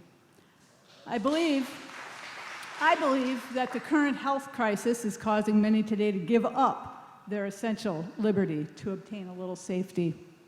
The proposed change to the Winnebago County Code would be a dangerous step in the direction of official loss of liberty. I'll let those here decide if the wording found in this proposal sounds like it values liberty. Quote, "The Winnebago County Health Officer may establish systems of disease surveillance and inspection, enter any private property, building, place of employment, vessel, or conveyance not open to the public to inspect, issue orders, and/or to remove therefrom any person." Doesn't this sound like a breach of our constitutional right to be secure in our persons, houses, papers, and effects? In addition, the wording of other parts of this proposed amendment is so vague that it's simply wide open for interpretation. It reads, and I quote, "The Winnebago County Health Officer may promptly take all measures necessary and may do what is reasonable and necessary for the prevention and suppression of disease." Who decides what is reasonable and necessary? And who decides at what point reason and necessity have become oppression and tyranny? Finally, the proposed amendment also states the Winnebago Health Officer may close schools and forbid public gatherings in schools, churches, places of Wait, did it just say churches? I'm sorry, but the highest form of government in Wisconsin, our Constitution, which I have a copy of, and is the voice of reason when we're not thinking clearly out of fear, states the right of every person to worship Almighty God according to the dictates of conscience shall never be infringed.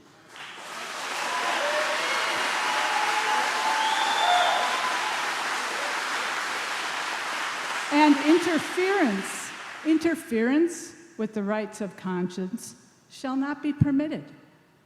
I have no doubt that the current Winnebago County Health Officer, I believe his name is Doug Gearn, if I'm saying it correctly, I have no doubt he's an honorable man. He's, I'm sure, only has the good of our community in mind.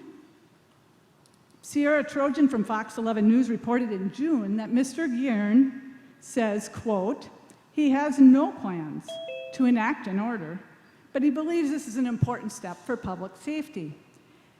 It sounds like we're safe right now, But doesn't this set the stage for a future person, someone less honorable than Doug Guerin, to rip essential liberty right from our hands?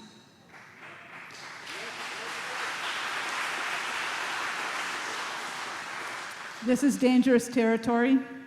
Please do not let fear and the desire for safety skew your responsibility to defend our liberties. Please remember the wise words of Thomas Jefferson, who said, "The freedom and happiness of man are the sole objects of legitimate government." Thank you. Thank you. Thank you for your comments. Please. Go ahead and state your name and address for the record, please. My name is Katie Campbell, and I live on 614 Wagoo Avenue. I just want you all to know that I am simply a young mother who is representing many, many young mothers. And maybe I can be considered a millennial as well, since I have my speech on my phone. But I want you all to know that there are many millennials who are also in agreement with what I am about to say. And maybe it's a sign from God, but I'm staring at that half circle that looks somewhat like a sun, and I think of George Washington, Benjamin Franklin, who was very silent when George Washington and the first members of Congress were disagreeing about how our country should be run in the first place, and whether it should be a republic, and what have you. And he sat back, and finally someone asked him what he was thinking. And he was looking at a sun just like that shape. And he said, I'm trying to decide if that is a rising sun or a setting sun. And he said it was a rising sun. And there are many mothers that are very concerned that our country is seeing a setting sun right now. I think we also need to look at history and look at the French Revolution and what happened there. And that revolution was not a good one. Eventually, people that were loyal to the king, loyal to tradition, were murdered. And I'm sorry, but I'm very concerned about that when Dane County started putting racism in the same category as a virus. That's not okay. You're putting people in the same category as a virus. And perhaps murdering our own people is not on the horizon or in the near future, but the following situations could be, and I sent this in an email to all of you, and there was 2 of you that responded. Residents are concerned that Dr. Fauci, among others, have said in various press briefings that they will rush safeguards and normal procedures to get a vaccine out as soon as possible. My son has immense allergic reactions, and the doctors can't figure out why. I've seen numerous allergists, and they don't give me an answer. They throw up their hands and say, I don't know. As a mother, that's not okay. I can't sit well with that. So I did my own research, and yes, I dug deep and looked at controversial vaccine science. Let me tell you, it's not controversial. But mandating masks is the first step to mandating a vaccine that could potentially harm my son.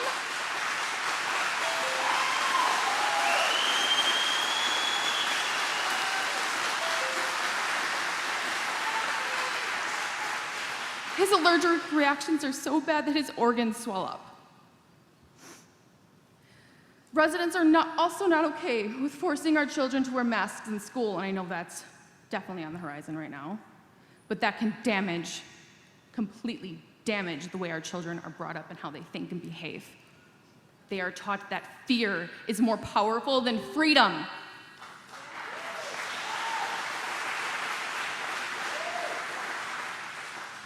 Many during these hard times are deciding they need God in their life. Many people believe the soul is more important than the body, and the health of the soul controls the health of the body. Many believe that illness, especially an illness with less than a 1% death rate, should be left in God's hands.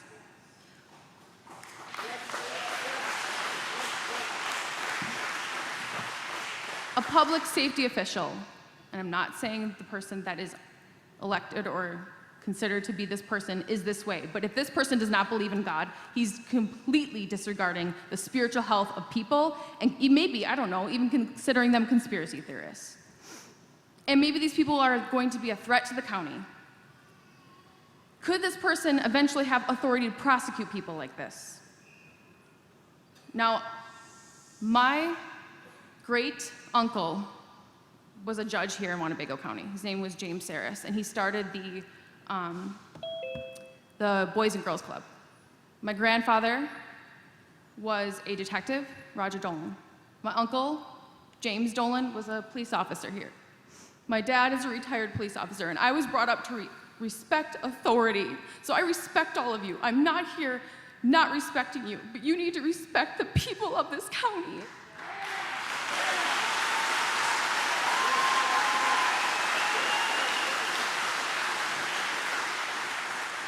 Could a public safety official have full authority to control our police force? Could this person control gun laws? These are things I could see happening in our future. One person who's able to decide what is or isn't under the umbrella of public safety, since racism is now under there, and that's very problematic for the patriotic American these days. It's gravely concerning. It will become more than just COVID. It always becomes more than the original intent. Read your history.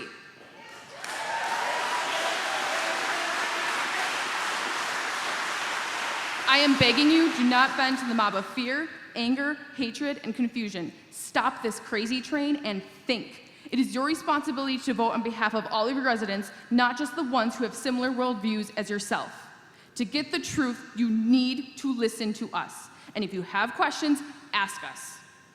You may find immense logic and understanding. Please do not ignore people like me and people I am representing, and trust me, there are a lot of mothers and a lot of millennials who are on my side.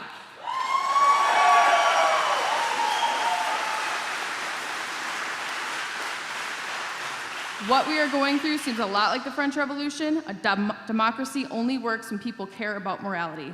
Laws and ordinances are either good or they're bad. Many people in your city care about morality and believe in it. You should too. A democracy falls when good and bad are not considered and fear is in its place, or bad is turned into good. This ordinance proves that logic and proves that democracy has either fallen or it's being viciously attacked. Let's stop that. Thank you. Thank you. Thank you for your comment.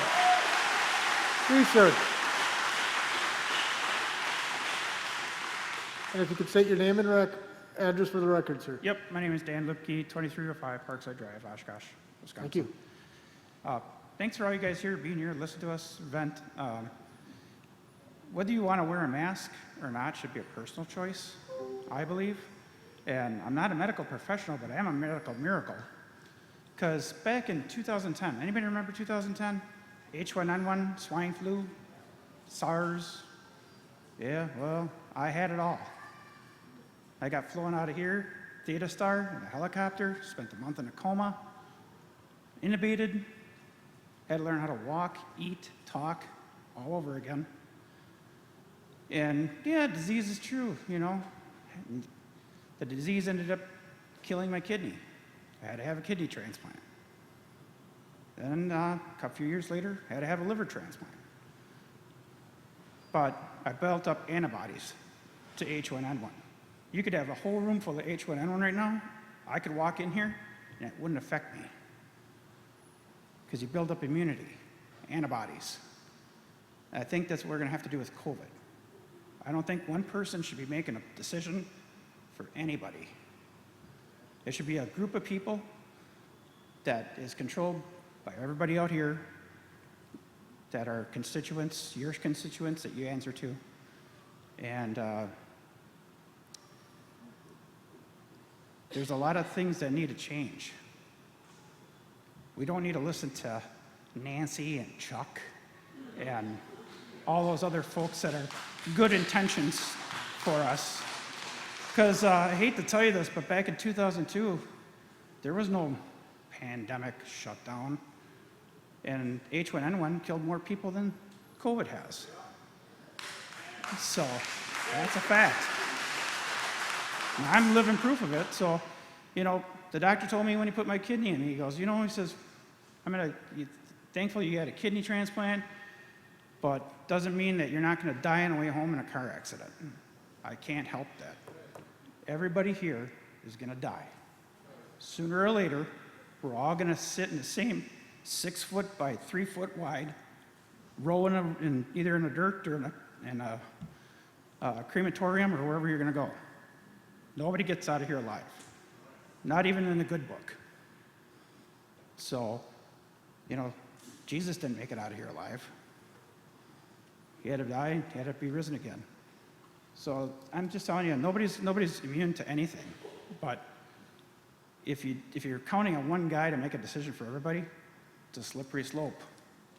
I'd hate to be the guy that I'd head up the department and I come to your house and, oh, by the way, I got federal agents here. They're going to put a bracelet on you. And if you go outside your house, we're going to shoot you because you might contaminate everybody else.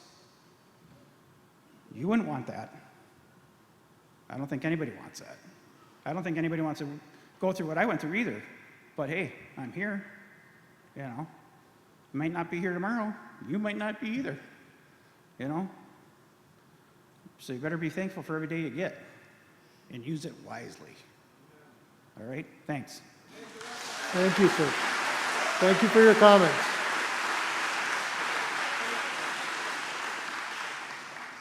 Please, if you could state your name and address for the record, sir. My name is James Reif, and I'm the pastor at St. John's Lutheran in Kaimai Township. That's about 3 miles to the south of the airport. And I want to thank all of you for letting us speak to you tonight. I know it's hard on you to sit and listen to this stuff over and over, but I thank you for that. And I also want to thank all of the people who came here, who, the vast majority of whom do not want to see you appoint some kind of a health czar, and yet they were very respectful to those people that disagreed with them, and I appreciate their kindness. I wanted to say to you that President Lincoln in 1863 made a working definition of our country when he said we are a government of the people, for the people, and by the people. And because we are a government of and for and by the people, that means you have to listen to what we're telling you. And so I'm asking you tonight, I'm begging you to not appoint a health czar, because if you do that, you're going to put the vast majority of this county in open rebellion against you, and you don't want that to happen, and neither do I.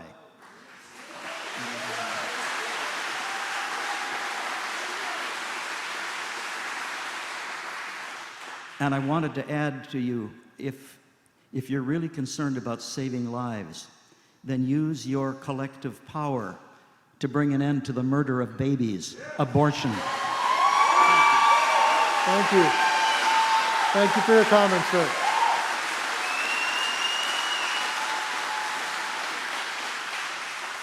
Please, if you could state your name and address for the record. My name is Michelle Diener. I'm 1360 on Broad Street in Oshkosh, Wisconsin. Thank you. I'm just here. I think that the amendment that you guys want to make of making one person make this choice for all of us here is not okay. We should be able to have a group that makes that decision, not just one person.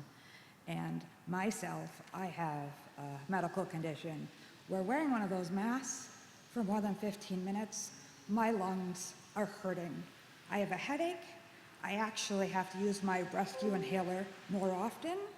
I should never have to use that when I don't have a mask on.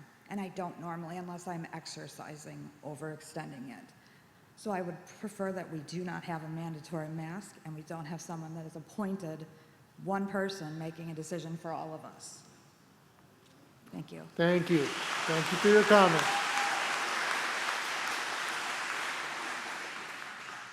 Please, and if you can state your name and address for the record, please.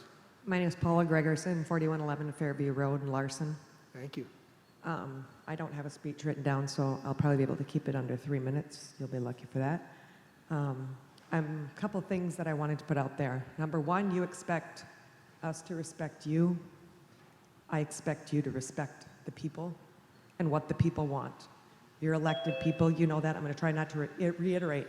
If anything that people have said tonight enlightened you, then you might want to reevaluate being on the board, because everything everybody said is out there, all over the web. Nothing that anybody said should be new, okay? What is going on makes no sense. The fact that you want to mandate masks makes no sense whatsoever. The fact that you want to amend this ordinance makes no sense whatsoever. You all said, oh, it's already there in the state level. Well, if it's already there in the state level, then what's the point? Why are you causing all this ruckus except that you want to enforce something more? Okay, if it's already there, there's no reason to change it. There's no reason to add anything and amend it locally. If it's already there in the state, why are you causing this problem? Are you getting money to do this? I don't really understand it, but if you're getting money for this, you might want to reconsider that money is going to be gone pretty fast when people start suing, start bringing lawsuits, and everything else. Is it going to be worth it? And on top of it, if you're not educated, you might want to reevaluate being on the board, okay? If you don't know all this, then maybe you're not learning enough. I wrote a letter to everybody on the board and emailed. Got less than 5 responses back. Less than 5, okay? Hello, do you even care what the people of the county say? And I'm very disappointed that the first time it came out, you intended to vote on something that was going to affect the entire county, every individual person, and then nobody was going to know about it. You know, so that is really, I mean, that's what brought all this up in the first place, the fact that somebody was trying to do that initially and nobody knew about it. So what does that tell people? I mean, it's too bad that it got to that point, that came out in the first place. We will find out when you vote on these who is for it or not, because I guarantee you, if you value your position on the board, which I don't know why you wouldn't if you're here in the first place, you might want to vote for what the people want, because you won't be here next time you come up for election if you vote for this, I guarantee it. Thank you. Thank you. And thank you for your comments. Please, sir, if you could state your name and address for the record. Yes, good evening. Mike Horak, 4001 Marquardt Lane, Omro, Wisconsin. I want to thank you for your time and your patience tonight. I wonder if this is the way you thought it would turn out when it got proposed. Probably not. But at any rate, I think the key thing is that a preponderance of these people have noted not so much the issue of safety and security, but demonstrations throughout our state of where it can go wrong, and was reversed by the Supreme Court, okay, of the state. This showed where it was an egregious intrusion onto rights. You want to clarify something, you want to be able to have those powers, reword it, put some approval to it, a vote, a warrant. You know, you can go kill somebody and require a warrant. This won't even require a warrant. Okay? Understand safety, security, change it significantly so it does meet people's needs here. There's also all the people here who are scared to death of it and are concerned. I've worked with a coworker who perished from it, 55 years old, had diabetes. This is bad stuff to some people. They need to wear masks, they need to take precautions. We flatten the curve, we've gotten educated, but at the same token, for certain elements for which everybody here is fearful of, it can lead to something unintended later, maybe not even by people here. So it needs to be reworded, it needs some kind of checks and balance if you go forward with it at all. If not, what happens is civil disobedience, okay? I came here seeing the sign out of respect to wear the mask, but this is what starts to happen, okay, when you have trivial things over-enforced. Like the poor pet shop owner, right? What would have happened to her without that Supreme Court ruling? She'd still be in the clink. You know it. It would cost her her business, time, money, lawsuits. I don't know if any of you have been involved with that before, that takes up an enormous amount of time and treasure away from your livelihood. Okay, so I guess give a gift to whoever came up with this at your Christmas party, thanking them for bringing this onto your board. But by the same token, even if it is out of totally good intention, it needs to be severely rewritten so that meets checks and balances that we require in our Constitution. Thank you very much. Thank you. Thank you for your comment. Please, if you can give your name and address for the record. Ann Wolt, 300 East Custer Avenue. Thank you. Oshkosh. I don't have a speech. Pretty much everything was said what was on my heart, but I do want to tell you as a mother, as a grandmother, taking the children to the park the other day, how 8-year-olds act now outside. They go 12 feet from you and say, "Excuse me," making them children so afraid.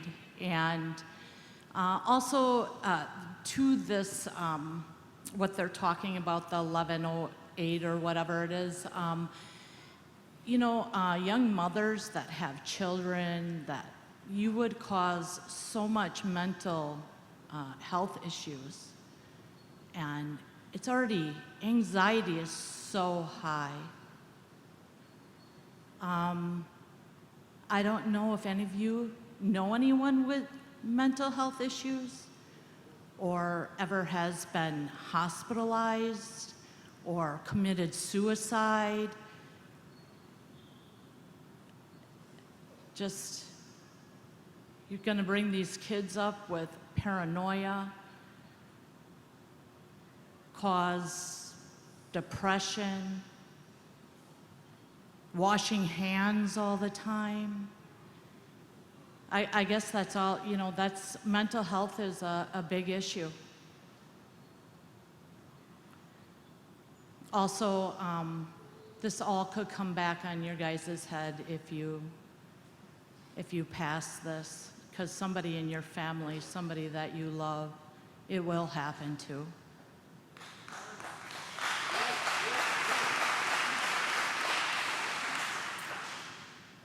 And thank you for your time, and I hope that the people's concerns here will enlighten your thinking process. Because you all have people that you love. Not just us, you guys. Thank you. Thank you. Thank you for your comments. Please, and if you could state your name and address for the record, sir. Joe Malecki, 1308 Menominee Drive, Oshkosh.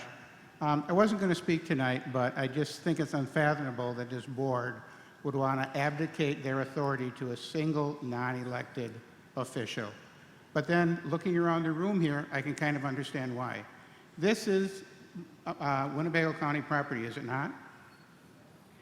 As the leaders of Winnebago County, you could have mandated every single person walking in that door to put on a mask. You did not. I noticed, look at all these chairs here. You had them all nicely organized 6 feet apart. You didn't nail them to the floor. You could have done that. You did not exercise your control that you should have controlled if this whole thing is about the safety of the individual. This is not about the safety of the individual. It's all about absolute control. And that's what all these people here are against. You had the opportunity to exercise control tonight, and you did not take it. Why? Because you see what happens when you try to do something that's illogical and irresponsible. Thank you. Thank you. Thank you for your comments, sir. Please. And if you could state your name and address for the record, please. Good evening. Janet Miller, 1596 Worth Avenue in Neenah, Wisconsin. Thank you. And I am hoping that all of you are listening to me. A few of you have been watching, you're on your computer or your phone. Quite a bit of this. I think you know who I'm talking to.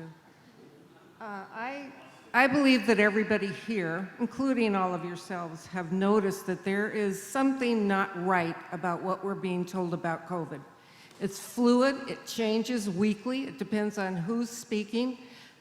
I think we're flying by the seat of our pants, or more believably, we're being lied to. That is not to say that it doesn't exist, but I do not believe that it's in the numbers they're talking about. We see all of the manipulation of data from the CDC, the NIH. You watch if you watch local news, you would think the sky is falling in every night. I'm like, where are these people? It's like being in the Twilight Zone. I want to tell you where this is going to lead. This is a fear tactic to get control of a populace. The riots that are going on across this country are anarchists that want to bring our country into globalism. And unfortunately, we have leaders in the Democratic and the Republican Party who also want to go global. And that's why they hate President Trump.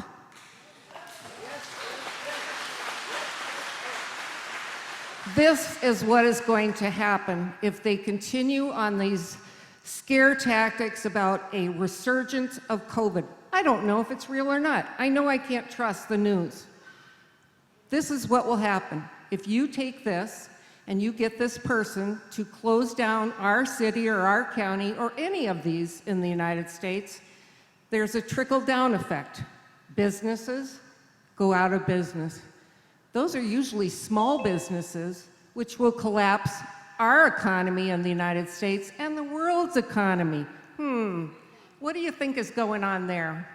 The second thing that will happen is if we don't have our schools open 5 days a week, parents who have jobs are not going to be able to work.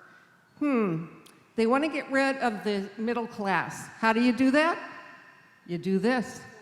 You make it so you can't have a two-parent family anymore. One income, which is almost impossible to live on nowadays. I think you guys know that. And this is the other thing. I have grandchildren who live in Neenah. They actually had internet school during these last 3 months. Their mother spent 5 to 6 hours a day working with them after a 2-hour session with their teachers. These are bright kids, they're hardworking. Do you really think that kids that are falling through the cracks are getting anything when they're home without supervision, with no one to show them what to do? You can't give a 2-hour session on the internet to most kids and then expect them to be independent and be able to do that. So you're gonna have real problems. But I think on that, maybe they want to dumb down our next generation as they've been dumbing them down for the last 20 plus years.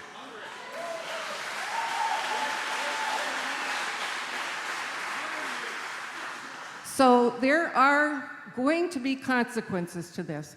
We have to decide as Americans if we value our sovereignty, if we value our freedom, the very thing that people have fought for. My husband is a Vietnam veteran who has Parkinson's disease because he was exposed to Agent Orange. So he paid a price for all of you sitting here on this board and having all of the things that we all enjoy. Do you really want to turn that over to some global governance? And let me tell you, if we defund the police, who do you think's going to come in? Our wonderful United Nations troops. And believe me, they are not going to respect any of your rights. They are known right now as rapists and looters. When they go into all the countries, just do a little research, you'll see. It's a corrupt business, and that's what the globalists are planning. And the last thing, they want to make an edict so that we cannot vote in person. One reason, Democrats cheat.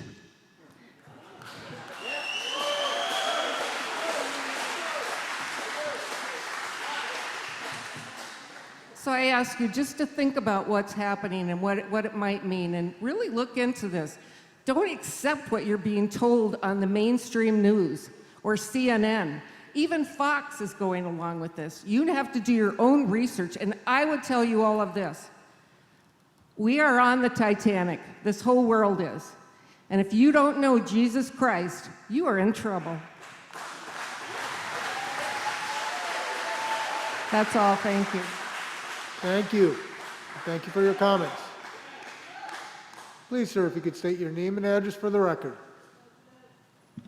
It is Peter Hurnett at 2513 Fond du Lac Road. Thank you. Thank you, everyone, for taking the time to be here, and everyone else for, everyone's got stuff to do, and we were all busy. So it's great that we're here to all try to come together as a community, all of you guys, to hear how we feel about this. And most of us aren't really for this. I would say that if you guys could do anything, use your power. You have no problem putting a referendum in place for us to vote on. Then make us vote on this. Make the people of this community vote on this, period. We all deserve a voice in this, besides you guys. Please, let us all be heard. That is it. I mean, today alone, there are 110 people in intensive care right now for COVID in Wisconsin, out of 5.5 million residents in Wisconsin. What is real, what isn't? Let's all just use our heads and trust your community to help guide you guys where we need to get to. Thank you. Thank you. Thank you for your comments. Please, if you can state your name and address for the record, sir. John Damel, 1923 Damel Street. That wasn't planned. I just want to say that in Oshkosh, I was one of the first restaurants to close my dining room down. I was preactive. I want to do that. I also want to state that our dining room and bar is still not open because I'm concerned. But that's my right. I'm blessed to have the ability to adapt and be carry out and delivery, and my drivers wear a mask and we take all the precautions necessary. I've paid cooks to be off if they've had a roommate that was even sick, because I want to take the precautions that I can do to be the safest for my community, because that's what we all should be doing, really, honestly.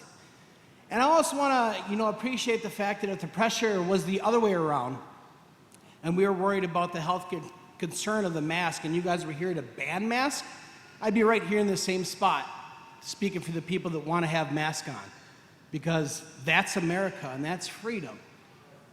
And there's a beautiful thing about government, and that it was developed on negative liberties, things that you guys can't tell me that I can't do. And one of those things was go to church, and that's been hard, all right? And that was hard to obey that, but I did that. And I could have done that safely, and a lot of these businesses could have operated safely. And they would have been able to adapt a hell of a lot better than Walmart. I'll tell you that much right now. Because we know our customers, and we care about our customers. And I understand that you guys wanting to look out what's best for me and what's best for everybody in this room. But you're not my parents. And if you were, I would respectfully tell you that I'm a 41-year-old man, and that I will look after my health, and I will do the things that are safe for me.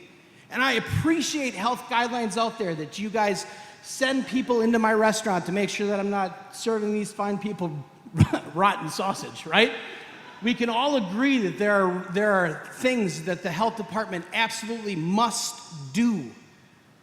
But we have to make sure that we know our limits of what that comes. And that's the hardest thing about being a parent, is you can tell your kid to put that bicycle helmet on all day long, but when they're not looking or you're not looking, you feel bad, but it's a part of their growth.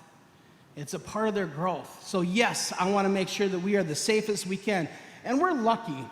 It's a bunch of micro pandemics, and it's not really here, and we need to understand that as well. I'm not saying that COVID is not real, because it is, and the long-term effects are there. But we know that, and we are willing to assume the risk to make sure that our bills are paid. Because we're going on months and months here, and I help a lot of people that reach out to me for help. People that make $70,000 and $60,000 a year, husband and wife, both lost their jobs. They had 3 months of savings that it's all gone. They're dipping into their 401ks because their job is to go out to these big conferences and sell in rooms. and it's gone. And there's a storm coming, and we don't need to make that storm worse. And you guys have said once before that you knew better than us, and I'm still waiting on that Aerosmith concert. You guys have a nice night. Thank you. Thank you for your comment. Please, if you could state your name and address for the record. My name is Deb Werner Allen. I live at 1120 Lager Lane in Oshkosh, and I wasn't going to speak tonight, but after listening to everybody, I just felt like I had to say something. I like to quote my favorite founding father, Ben Franklin: "If you don't stand for something, you'll fall for anything." And I think there's a lot of people that are falling for the misinformation that's being fed to us by the mainstream media, trying to get us all fearful and divide us. That's what they want. They want us divided. They want us fearful. They don't want us talking to each other. They don't want us to be friendly with each other, because the people that are doing this want their power. The media is on the same side of progressive Democrats who want us to be against each other all the time so they can tell us what to do and be a nanny state. I think we're all adults. I think we decide if we can, how many times a day we can wash our hands, if we should wear a mask, whatever we need to do. I just think it's ridiculous that you're going to sit here and tell me as a free American that this Constitution that I hold in my hand I keep dear doesn't mean anything to you, because when you're put in office, you're voted in to defend this. This is what you're supposed to be defending. And if anybody wants a copy, I can make you one. But I'm kind of being sick and tired of being told that I can't have my freedom. And I'd like to thank the religious leaders tonight that finally spoke up, because at first I was really disappointed with a lot of the religious people that were just saying, oh, okay, we'll just do Mass online. That's not the same as going to church. You don't go to church online. You go to church because it's a community. And that's everything the left is against. Think about everything they're against. They're against religion. They're against life, actually. They abort babies by the bazillion. I mean, it's ridiculous. This is not what America is. And I'd also like to thank our good police officers. And there's another place to divide people. Do you want to put your police in the position to have to decide if they're going to keep their job, if they're going to go enforce this mandate that you want us to wear masks, and they're going to come in and take things or take you away? Do you think they really want to do that? No, they want to go to their home, to their family, and they have a job. So I would like to, I don't think you want to put them in that position. And my only other question I would have, and I know you're not answering questions because apparently that's not what you do, but all these businesses that have been shut down because of this so-called virus thing that we have to wear the mask for and everything, how come small businesses had to shut down and not the big ones? I go to the video store, there's like 5 people in the video store, but I can stand in line with 50 people at the grocery store. So how is that okay? I want to know, are we going to get our money back in our taxes, our property taxes? Because most of the money is going to schools, which suck anyways, but you know, are we going to get the money back because the kids haven't been able to go to school and actually do the herd immunity? Because we'd be out of this pandemic by now if we had the kids in school, because they're the ones that knock down the virus. They can't give it to us. They would knock it down, and that's how you get rid of virus. We're just dragging this out. So I want to know if we're going to get our property taxes back for all these businesses that had to sit here and shut down for how many months, and like I say, taking away their savings. Maybe we should get a refund, and maybe you guys should all get recalled. Thank you. Thank you. Thank you for your comment. Please, if you can state your name and address for the record, sir. Richard Ives, 852 West 19th Ave here in Oshkosh. Thank you. Just a few quick points. There is no pause button on our Constitution. None. Enough said there. Point 2. We have been bombarded in America for about 6 months, 24/7, radio, TV, film, whatever, newspapers, magazines, with propaganda. Propaganda, lies, and deception, non-stop, and it is instilling fear and hysteria and paranoia in the people of this country. 2 quick examples. I was in the hospital last week, 10 feet from another gentleman with a mask. I'm wearing a mask. An elderly woman walks between us, and she sees us, and she goes like this. She runs over and hides behind a piece of paper. That is ridiculous. That is paranoia. A month ago, I'm at Walmart. There's a gentleman 12 feet away in the other aisle, wearing a mask, fine. I'm looking at the junk food here, waiting to check out in the other aisle, and my wife's on my left, and she says, "Dick, this guy's yelling at you." So I turn around and I get my binoculars out so I can see him. And he's saying, "Get back, get back." That is paranoia, and that's what our news media is instilling in our hearts and minds, and it's wrong. They've taken a little problem and blown it way out of proportion and hyped it and sensationalized it. And you know how many times up until March, here's the statistic, when we had things like SARS and Ebola and MERS, the news media mentioned these things between 2 and 60 million times. HIV was 69 point some million. As of March, the COVID-19 mentions have been over 2.1 billion. That, ladies and gentlemen, is propaganda. It's deception and it's wrong, and it's leading us astray. Point 3, a gentleman an hour ago mentioned the mask from the U.S. Postal Service. I received one this morning. He read only part of it. Here's the other part. Quote, "Wearing a mask does not reduce the risk of contracting any disease or infection." Enough said there. Ladies and gentlemen, you are looking at the tip of the iceberg, and the iceberg has spoken, and the iceberg does not want nor does it need a health care Gestapo. Thank you. Thank you. Thank you for your comments, sir. Please, if you could state your name and address for the record, sir. My name is Robert Hatch. I live at 5794 Grand River Drive in the town of Winnebago. I'm here speaking as a small business owner, a pastor of a small church, and just as an individual citizen. First thing I can say is thank you to Chairman Ramus and the board for having a public meeting where we could come and speak. I tried to participate in the virtual meeting last month and was unable to, so thank you for holding a public meeting. I'd also like to say that I'm really tired of hearing that if I don't wear a mask, I don't care about anybody.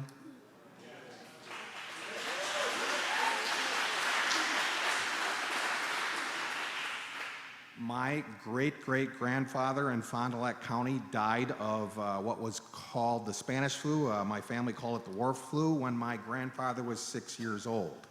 It had a profound effect on his life and my father's life. So what I want to say, a couple things, first of all, is somehow flatten the curve became stop the spread. The curve in Winnebago County was not even the size of a molehill. But the goalposts were changed, and now we're to stop the spread, which we were told at the beginning wasn't possible, which is true.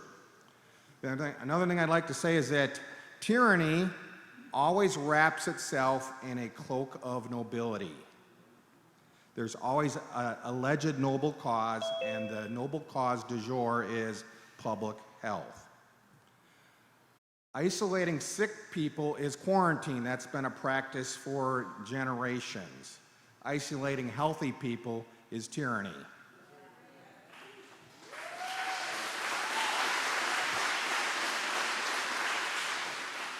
I'd further like to state that holding a bureaucratic position makes you a bureaucrat, not an expert.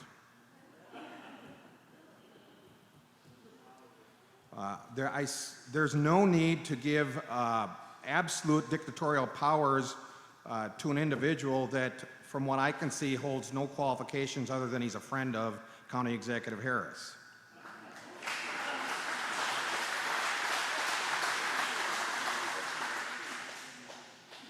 Finally, I've heard Supervisor Eisen say that he didn't appreciate the political comments. I'd like to say that this entire thing is political. From start to finish, it's been political. We had a governor that issued an executive order who's a member of a political party. We had an appointee of his,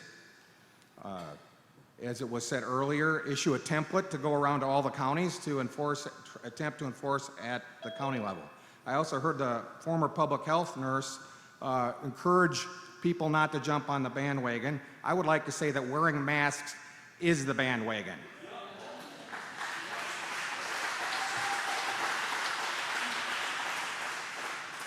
And in spite of what she thinks or anybody else thinks, we, the citizens of Winnebago County, are not too stupid to make our own decisions about our own health.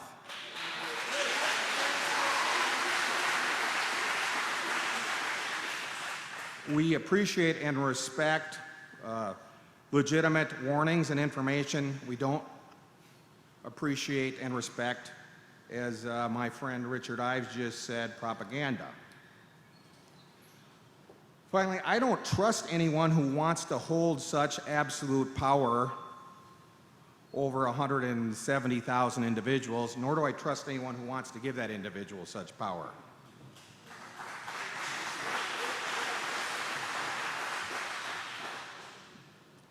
Patrick Henry famously said, "Give me liberty or give me death." All right, I am willing to take the risk that I will go out in public with other people who are not wearing masks and contract this virus and die. I am willing to take that risk. All right, I'm willing to go to church and sing, and I've told everyone in my congregation they need to be willing to take that risk too. And if I contract this virus from going to church and singing praises to God and glorifying God and contract the COVID-19 virus and die from it, then glory to God. That's what I have to say.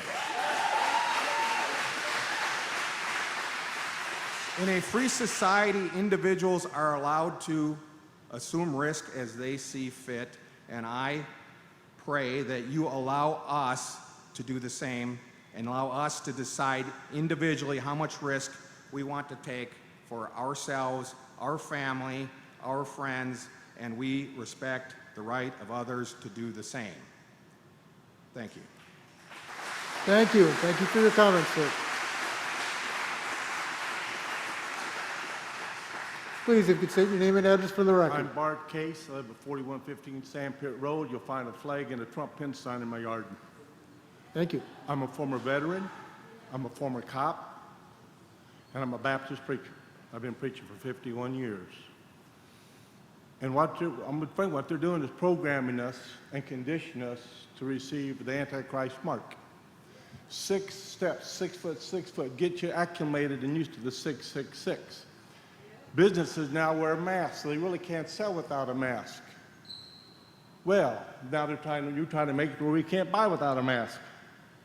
Sound like the mark of the beast. By neither buy, sell, or trade without a mark of the beast. Getting us ready for that. Eric Holder, under Obama, former mayor of Chicago, said we can't let a good crisis go to waste. But I have one question for you. If you pass this thing, who's going to enforce it? The sheriff has no obligation to enforce it. Constitutionally, his authority is to enforce the rights of the people. I've already asked him. I challenged him. And I'll let him tell you his answer. But I got news for you. Who are you going to send to my door? If you pass this, who are you going to send to my door and want to take into my house? He's going to have a war on his hands.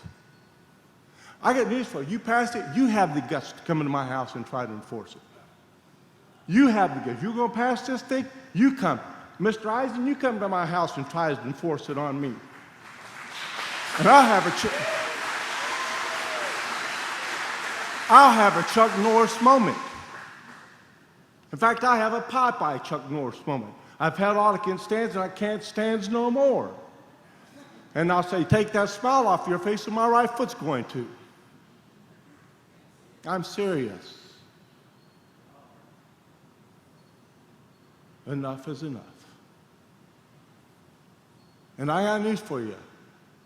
I go to a Baptist church, and my pastor's already been up here. I told him, and I said, don't close your doors. And I got news for you. If I was pastor right now, and you try to shut my church, I'll tell you this. They'd be selling snow cones in hell before I shut my doors.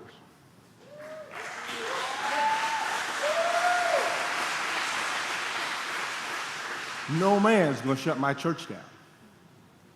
I have a biblical mandate and I have a constitutional mandate.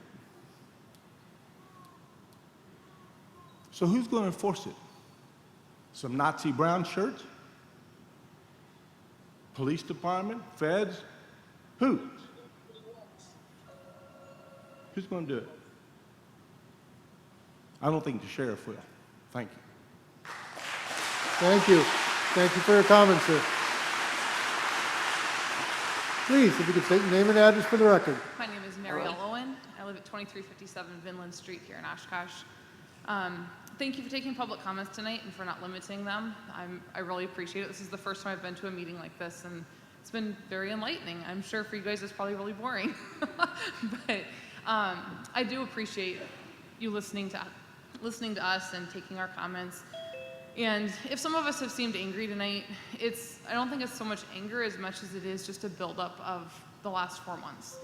And, being locked in a house with 3 little munchkins, like this little guy that's about ready to give his protest, for 8 weeks is what it was supposed to be, is a lot. And, not being able to go to church, not being able to, for a while, even visit the county parks or take my kids to the library or anything. And so if we seem angry, it's just because it's been building and building and building and festering, and tonight it's just kind of the eruption of the volcano, I guess, because we can't require people to wear masks. If people want to wear masks, that is entirely 100% up to them. They have every right and freedom to do that. But to require every single person to do that just it's not healthy. It's going to drop our immune systems, and it's just not even a good idea. And I mean, there's been so much said about it that there's nothing more I can really say on it except just to be another voice of disagreement for trying to pass something like this. The other thing of being able to, if I understand correctly, being able to come into someone's home and remove a sick person. We live in America. We don't live in communist China. We live in America. This shouldn't be allowed.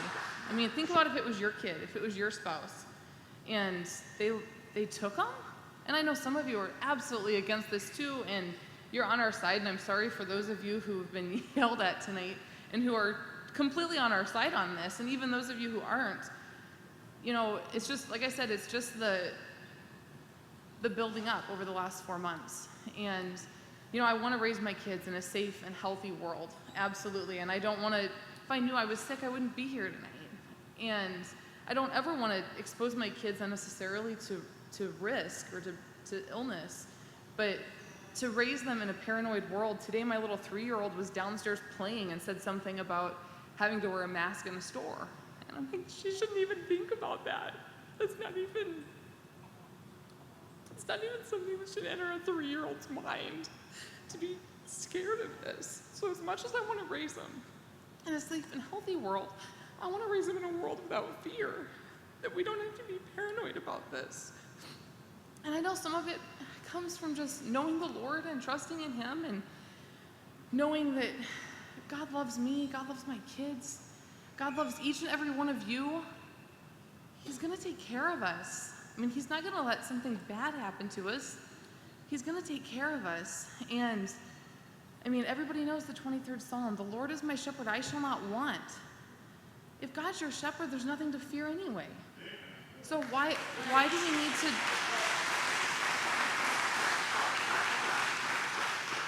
We just need to not be stupid, not be crazy, and run off and do something dumb and expose people to illnesses unnecessarily.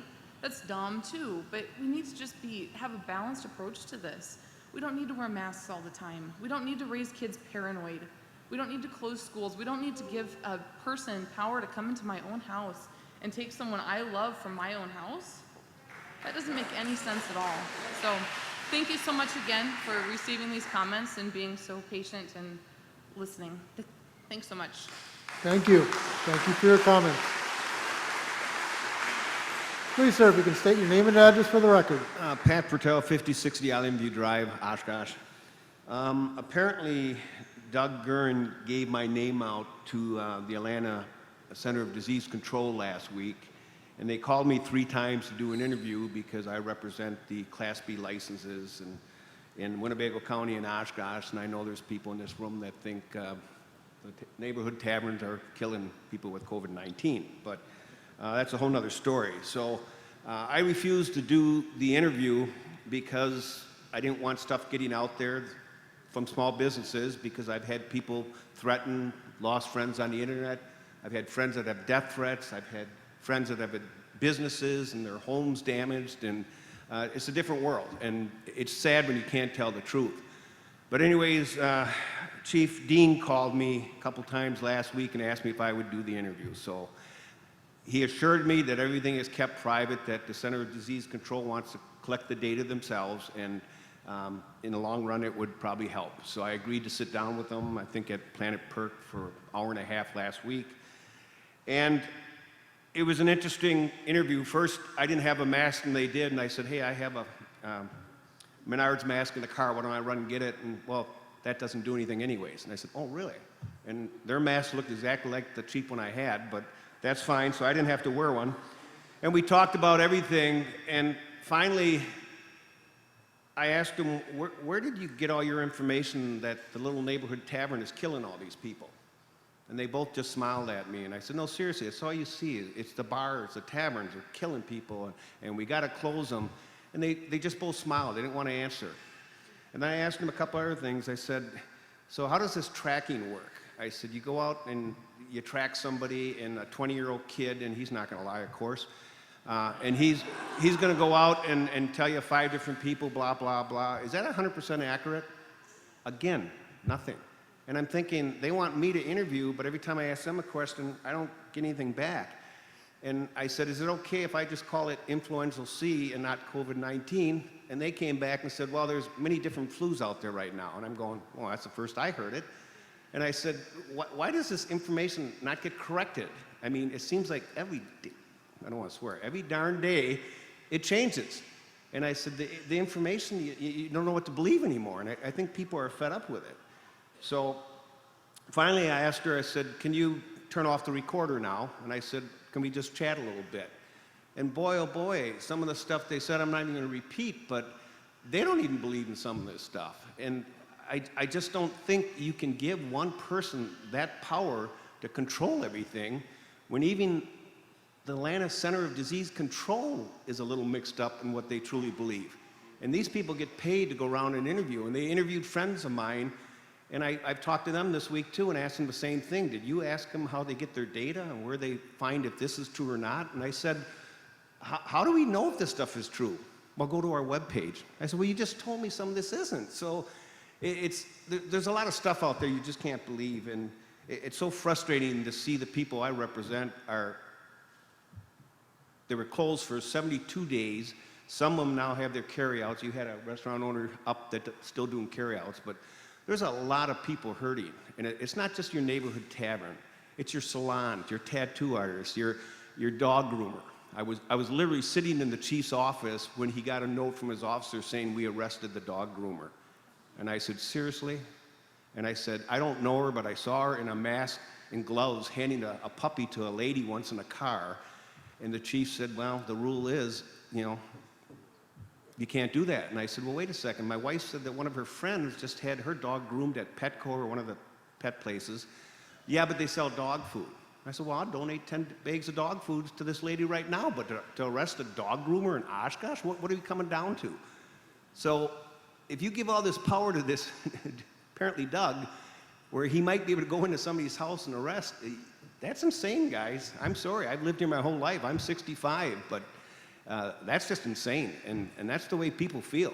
And no disrespect intended here, but I'll tell you what, I think I'm going to talk to Ron Johnson and have him slip a message to the president, tell him to put out on Twitter that COVID-19 is really the fountain of youth, and this might disappear in a week. Thank you. Thank you for your comments, sir. Please, if you could state your name and address for the record. Erica Pearson, and I live at 4541 County Road K. Thank you. It's an honor to be able to stand up here and get the opportunity to speak, and it's been awesome to hear everybody behind me stand up and speak, from moms, patriots, concerned citizens, small businesses, and I wear all 4 of those hats. My question for you, and you don't have to answer, but I want to know is if you guys mandate masks, and now I need to mandate that at my wedding venue for people to wear that, who is going to be liable if somebody has a health issue due to that mask. Are you guys gonna take that liability? Or is that gonna fall on me and my business? Or is it just gonna be like the vaccine manufacturers where they have blanket liability and it's on the parent who has an injured child from that vaccine? Because if that's not okay for businesses to take that responsibility if it's being mandated by you. Thank you. Thank you for your comments. Please, sir, if you could state your name and address for the record. Good evening. Dan Shea, 242 Wildberry Lane, Oshkosh. Thank you. 3 minutes. So, first of all, thank you very much for signing up to be gluttons for punishment. We live in a great democratic republic, and I'm blessed to be an American. With that said, I've enjoyed listening to everybody tonight. I think the second speaker of the evening actually summed up 90% of what I had to say when he talked about all the different constitutional rights that we have and what this would trample upon, in my opinion. I'm a tradesman by trade, and you know, we've always been of the nature of the old people teach the young people, and I see a lot of people, and including myself, that have gray hair in this room, and I'm very disheartened by the lack of what has failed here. The education system. Do we not remember what we were taught in school about the constitutional rights? Again, I'm not going to beat this up as far as what a lot of other people said a lot more eloquently, but we have rights in this country, and I'm not. And one of my things is I always talk about bad parenting, and I also talk about fear. So people make decisions. I believe people make decisions based on fear: fear of not being loved, fear of not being respected, fear of not having a job, fear of not making enough money, and the list goes on. Don't allow yourself to fall into this whole thing of fear, okay? I don't live in fear. I'm a pretty stoic guy myself, okay? I try to take the emotion out of it. I'm told I have a lot of passion when I talk, but I am a small business leader. I believe leaders lead, and I'm asking you to step up and lead. I'm disheartened by the language that I did read 11.8. I was disgusted by the language, disgusted. How somebody could come into a person's house, and respectfully, our parents would never let this happen, and our great-grandparents, this would never happen. So I have 52 seconds left. I want to get on the record. Mr. Buck, who's not here tonight, he is my representative. When you do review this, please return my calls, return my emails, and when you do return an email, please answer it so that it's not gray. I would like an answer to the question. It's very simple. Thank you for your time, and I'll give you 33 seconds back. Thank you. Thank you for your comments. We're going to now go ahead and turn to the Zoom and see if there's anyone from the public who wishes to speak on Zoom. There are two. Please go ahead and open up the mic for the first individual. The first individual is Tom Halquist. And if he could state his address for the record as well. And what we'll do is we will open up the mic so we all can hear his comments. Once we're done with the Zoom comments, that will conclude the public forum for this evening. Would you ask him to unmute as well? Okay. Hi. Mr. Hull? Can you hear me? Yes, please go ahead, sir. Okay. Well, my name is Tom Halquist. I live at 2030 Hazel in Oshkosh. And I would like to thank the Public Health Department for working overtime during this virus.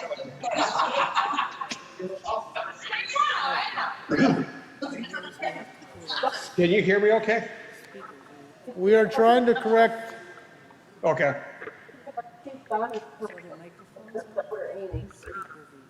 Okay. People that are on Zoom. It sounds like they had quite a line there. Please go ahead, sir. Try again. Am I getting feedback from my speaker? So I'll turn that off once, if that helps. Hi. Okay. Yeah, can you hear me now? This is Angie. I'm Zoom now. Hi, can you hear me now? We can hear you, sir. There is some background noise. Okay, I'm gonna shut off my speakers. I won't be able to hear you. Okay.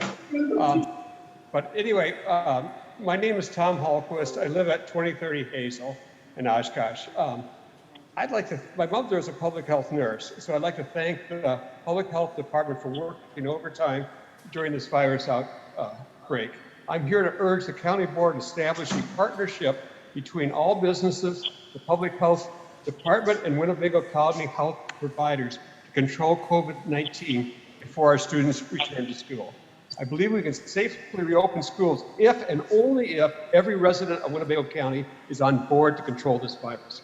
I also urge the board to draft a public health ordinance that rewards businesses that are keeping customers and employees safe and bring those businesses who are not following safe procedures into compliance. My background is I was on the Red Cross board during the AIDS outbreak, where I did presentations on the AIDS epidemic. I also provided dental treatment for most of the patients in the first AIDS support group. To do this, I educated myself and staff as to the epidemiology of AIDS. We protected all patients by adopting OSHA engineering controls under the concept of universal precautions. We need to treat this virus as a public health issue. Winter is when we see an increase in flu and community-acquired pneumonia. It's essential we avoid the triple threat of community-acquired pneumonia, flu, and COVID-19 outbreak occurring at the same time. Since the virus is airborne in all settings, every business needs to devote the same time and energy that I did during the AIDS epidemic on education and implementing universal precautions. I even set up a website called Stop COVID First, detailing the need for universal precautions. An example of protecting folks is the country of Taiwan. Taiwan had direct flights between its capital and Wuhan, China. They had 200 infected folks fly in from Wuhan. Taiwan's weekly mass ration exceeded all expectations for controlling COVID-19 with only 7 deaths, despite direct flights from Wuhan. COVID-19 is an airborne virus that exists both in aerosols and droplets. The most effective engineering control is a properly fitted mask. New York and New Jersey, where the epicenters of the COVID-19 outbreak, now have a mask mandate. The infection rate is less than Wisconsin. In dentistry, we practice universal precautions. Universal precautions are required for a pathogen where no one knows who is an asymptomatic carrier. Since no one knows who's infected, you treat everyone as infected to prevent transmission of the disease. Therefore, every business must adopt universal precautions. It is everyone's responsibility to do this. There's no right or freedom not to protect our employees or customers. I am asking the standards and protocols practices put in place by Winnebago County Medical Office be the standards your business follows today. Protecting our senior citizens by wearing a mask is easy to do. If an infected person coughs while wearing a mask, the virus load is reduced by 95%. Dr. Jen Norton reported last week that 1% to 2% of the patients presenting for elective procedures at 8 o'clock are testing positive, which means if your business has 100 customers per day, you have an asymptomatic carrier in your business every day. If everyone is not wearing a mask, you have 1% to 2% of the folks in Winnebago County infecting another 2 to 3 persons, and the infection rate explodes. With masks, the infection rate drops below 1 and the virus fades. So a basic principle of epidemiology is a reduction rate or a reproduction rate of less than 1. The only way without a vaccine or herd immunity is to wear a mask. But supporting this ordinance in partnership with all healthcare providers will be a benefit to small businesses by messaging to our retired folks who are turning to online shopping that it's safe once again to frequent businesses in Winnebago County. There is more and more evidence that this virus causes lung, heart, and kidney damages, and in some cases may damage T lymphocytes. which if proves to be true will be devastating. Sir, we The would initial ask you to AIDS please infection try to was conclude a your little more comments. than a non-event flu-like condition until physicians known a rare cancer called Kaposi sarcoma. No one knows if there are latent effects a year later or a decade later from this virus. We've had over 130,000 deaths in this country, with projections of another 60,000 by year's end. Korea has less than 400 deaths. Sir, I'd ordinance ask as you to proposed please is the conclude your elected comments. board oversight, a graduated compliance mechanism, and an appeals process. I kind of watched the comments on Representative Michael Shiraz's website, and there wasn't a lot of concern about the additional 60,000 projected deaths. We have responsibility to protect our customers and employees and to control the spread of this virus. We need to open schools, but to do that, everybody in Winnebago County must adopt universal precautions now. For 39 years, I had a responsibility when practicing dentistry to protect patients and employees. I and my staff has attended pathogen courses for 34 years. During those 34 years, there was never a mention of rights or freedoms, only keeping your responsibility to keep employees and patients safe by practicing universal precautions. Today, you have an airborne pathogen in your business. That means Sir, you I'd need ask you to please conclude your comments, or we'll need to move to the next person. For the last 34 years. Thank you, sir. Sir, could you please conclude your I hope comments? my camera's working. That every business must come on board is messaging. The pizza industry had a message about contactless Sir, we're pizza going to move delivery. to the next keeping you individual safe. to That give started another in Korea person by an a opportunity. partnership between public health officials and businesses. One company then applied it to all 40 companies that they had stores in.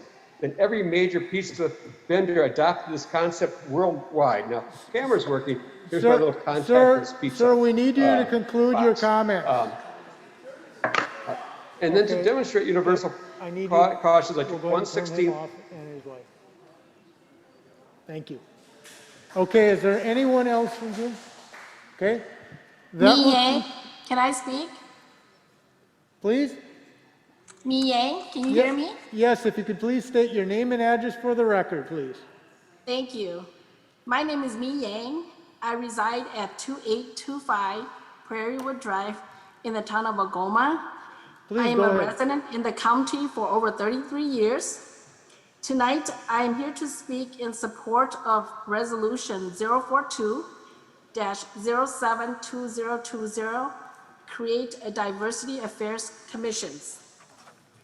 When I first moved here over 30 years ago, this area was still predominantly white, and the population has changed so much over the last 3 decades. For the last few years, I had the opportunity to join a committee called the Unity in Community, put together by the city of Oshkosh and the University of Wisconsin-Oshkosh to host annual events, bringing residents of all color to come and learn from each other through music and food.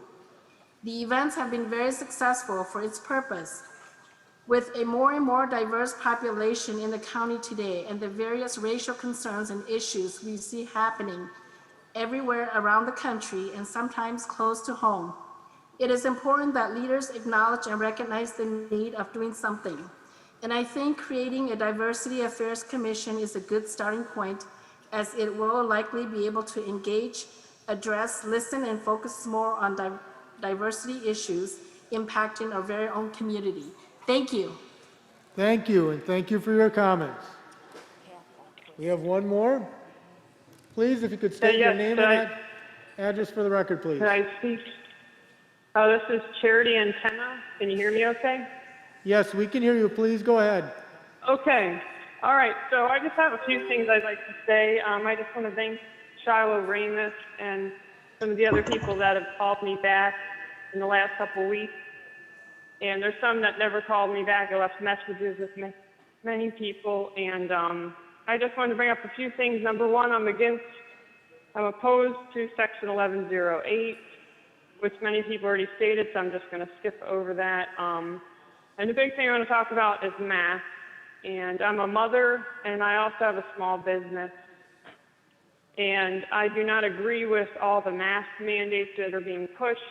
Today I took my child to a store and they were trying to force me to wear a mask, which I personally have health issues that prevent me from wearing one.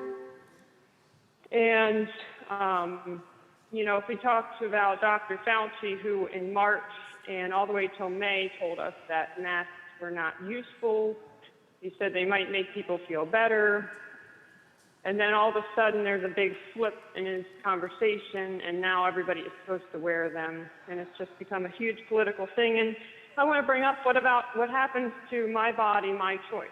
If a woman can go and kill her child and have an abortion and no one can tell her anything about that, but then you can force me to cover my face and cover my child's face. So we better go and shut down every abortion clinic because that's just wicked. And it has to do with my body, my choice. If it's my body and my choice, I should have the choice to cover my face or not. And people say it's just a mask. Well, what's next? The next step is going to be forcing everyone to have vaccines and then forcing everybody to walk around like we're in Nazi Germany holding a vaccine card to go into a store. You know, people need to search out things for themselves and see that a lot of this stuff is a lie. And Fauci, once again, said they're already making doses of vaccines, even though the trials are not completed. And he said, we're going to be out lots of money if this doesn't work. But we all know if you're going to make money on something, you're not going to go ahead and make lots of doses without testing it and waste all that money. In other words, they already have these doses made, they're going to use them, and they're not going to be safe and effective. And I just think it's a lot of foolishness happening. So I just want to, you know, I'm just against all of that. And I just want to say the Bible says the force is prepared against the day of battle, but safety is of the Lord. And so we need to trust in the Lord for our safety and not worry and be fearful. And that's all I want to say. Thank you, and thank you for your comments this evening. Yep, thank you. And so with that, that concludes. Oh, excuse me, I wasn't given the time to talk. I've had my hand up the whole time. Oh, I apologize. So we got one more. Please go ahead if you could state your Okay, name I'm and address sorry. for the record. I'm Patricia Dwyer Hallquist. I live at 2030 Hazel Street. I would first like to thank the County Health Board for all the work they've done to keep the public informed as to what is happening here in Winnebago County, and also the measures people can take to protect themselves, and for all the behind-the-scene work that they've done with businesses to help businesses keep their employees and customers safe. I'd like to thank the county board for supporting the work of the county health department. I understand some people are upset that not all of the supervisors have answered emails and letters. I talked to somebody today who said that the supervisors have absolutely been inundated with emails, staying up very late at night trying to answer all of them. I think a little bit of understanding on the part of people would be good. My background is that I've taught science, chemistry and physics, a little biochem at the high school and college level. I've done chemical research in the paper industry, and I've done research in biochemistry when I was earning my PhD at the University of Chicago. I am not an epidemiologist, I'm not a physician or a nurse, but I do understand the process of science, and I do understand that people don't always understand what goes on in science. Science doesn't ever prove anything without a doubt, which I think is part of what people would like. They would like to know, they don't want to wear a mask unless they know it's 100% effective and it's been proven without a doubt. Well, that's not going to happen. Even though science can't do that, science does give us our best bet at making good decisions as to how to protect ourselves and protect others. The other thing that I think people misunderstand about science is that science is not something written in stone. The ideas change as more evidence is gathered. At the beginning, in January and February, not much was known about COVID-19. More is known now, and as that information changed, the ideas about wearing masks changed. And that's why the recommendations changed in terms of whether it's useful to wear a mask or not. Our best evidence for the usefulness of mask wearing is looking at what's happened in other countries. The countries that have successfully dealt with this, limited the number of deaths, gotten their economies opened again, are the countries that have used mask wearing, whether voluntarily or mandated. People have worn masks in those countries, combined with physical distancing and good hand hygiene. Those three things work together. Do they give you 100% protection? No, they don't, but they help. The other thing I think people need to recognize is that this is not just your choice about protecting yourself, this is about protecting others. Masks, the bigger thing about masks is some protection to the individual. The masks that you get that say they do not protect, that's because they don't want to make a claim that they get then sued about, right? If somebody does get sick with it. And of course, it's not a 100% protection, it's just lowering your risk is what it's doing. But the bigger thing that masks do is they protect other people and they slow the spread of this COVID, which will then allow our economy to truly open in the proper way and not just being half open because people with pre-existing conditions, older people, etc., are not, able to do the things they would normally do. They have to be careful. So I'd like a mask mandate, but I realize that may be politically infeasible. I'm not sure the people at your meeting tonight are truly representative of we the people. I think they've been well organized and led by leaders who've gotten them coming. I think people maybe feel they are investigating things. I'm not sure what they're using for their information resources. I'm not a big TV watcher, but I do a lot of reading. And I do a lot of looking for information that's done by scientists with the proper backgrounds, and that's recent information, not articles that are 10 years old or something that talk about the influenza, but articles more recently that address the issue of COVID-19. Ma'am, if you could please work to conclude your remarks. Okay, can I finish? What I'd like to ask the county board to do is to please continue to support the county health board efforts to educate the business and continue working with business to protect employees. Consider providing masks free to people to make it easier for people to wear masks, and also so they don't have to wear the same mask for 30 days after they should have a new one. So please consider doing that, and thank you for your time. Thank you, and thank you for your comments. We're going to go ahead and conclude the Zoom. I see one other individual. You'll be the last person to speak in the public comments. Please go ahead, and then we're going to conclude the public comments after your comments. My name is Sherry Dewhurst. I live at 2002 Algoma Boulevard here in Oshkosh. I am a business owner. You hear all the things about what COVID is and what it isn't. What you don't understand, look at us, the ones that were here. My daughter is a junior now at Oshkosh North. Do you know she wants to die every day because she couldn't be with her friends? She had one teacher at Oshkosh North that gave a damn, and that was taken away from her. Her friend is sitting in Appleton, St. Elizabeth's Hospital. She tried overdosing over the weekend because of socialization or social distancing. I am shaking right now because I am so upset. You need to hear the voices of what else it's affecting. Suicide is up. We couldn't go to meetings if we were drug addicts. We couldn't go to church.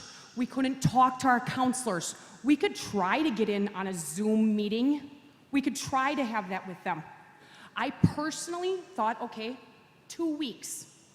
I can handle this.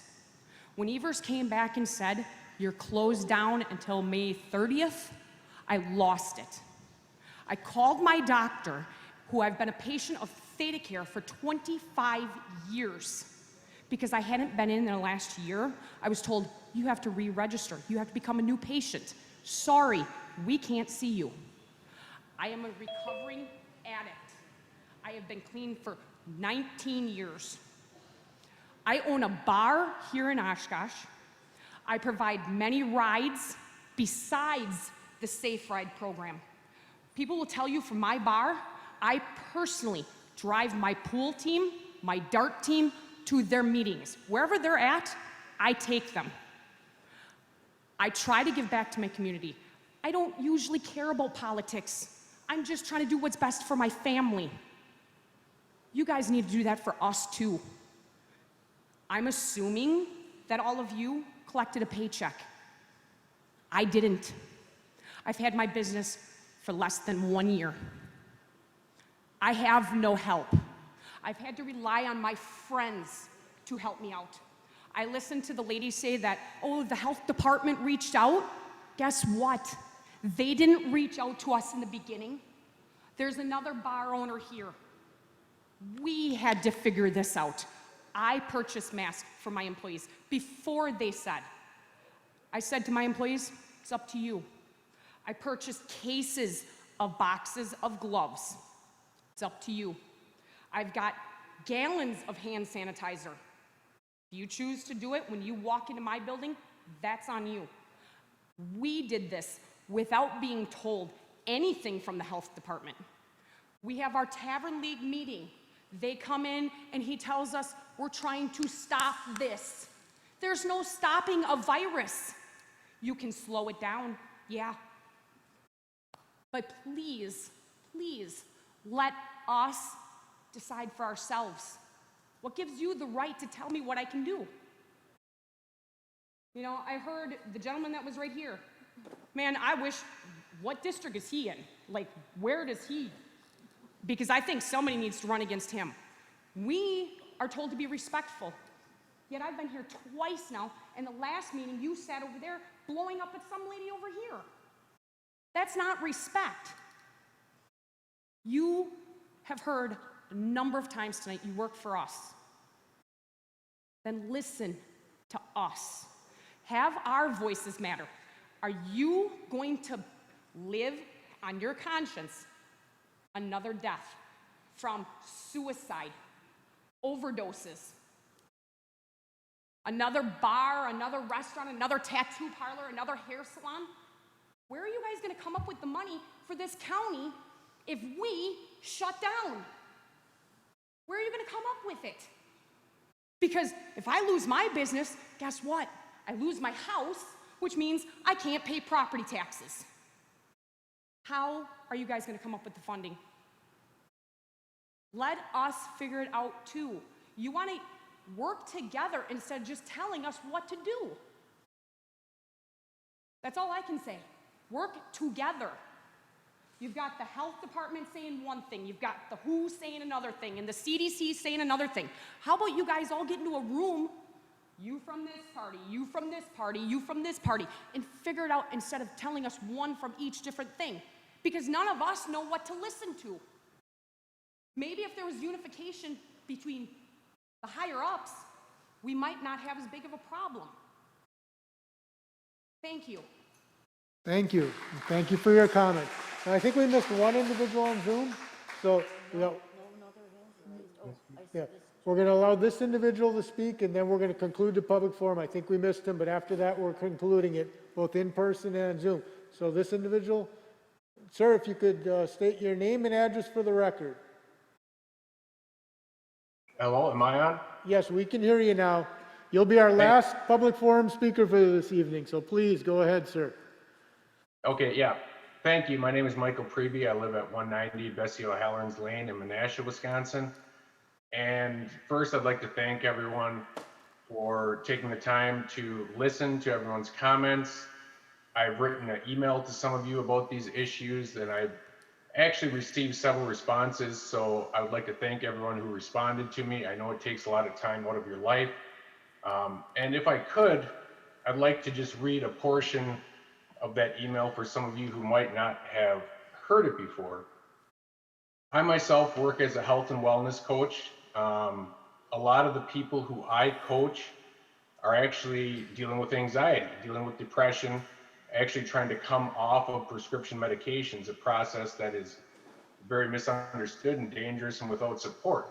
So I actually advise people worldwide on this issue, and I've seen firsthand how this pandemic and the lockdown specifically have affected mental health. And as you've heard from many people already, that's not something that is a peripheral issue. The COVID has infected perhaps, less than a percentage of 1% of us. Everything else has affected 100% of us. You see it amongst your friends on Facebook. You see it amongst your relatives. You see it amongst people walking down the street. There's judgment. For the first time that I can remember, people see illness as something that holds responsibility. If you're ill, you did something wrong. If you don't wear a mask, you're someone who doesn't value life. But if I could just read a paragraph from the email I sent, and again, my main concern is going to revolve around quality of life. There's a lot more to life than just not dying. That's something I know firsthand from things I've been through. That's something I know firsthand from something my wife's been through. She's actually a healthcare provider at Theta Care in Neenah, and so we're both health conscious people. We take it seriously. We're educated people. We're informed people, and we're concerned people and compassionate people. But if I could just read this, please, and then I'll conclude. I thank you for your time. As someone who works in the business of trying to get people mentally, physically, spiritually, and emotionally healthier in a natural way, I have witnessed firsthand the real crisis that has been caused by COVID-19 lockdown measures and the nonstop fear-based news coverage of a particular virus. And by the way, my degree is in journalism from UW-Madison. And for those of you who don't know, 90% of the media in America is owned by 6 companies nowadays. This is a consolidation process that started back in the late 90s when I was in school, and it's just gotten worse and worse and worse. So if you feel like you're hearing the same thing over and over and over, there's a very good explanation for that. Anyway, these things, the lockdown measures, have put a chronic stress on people and have upended their businesses, churches, families, and personal routines.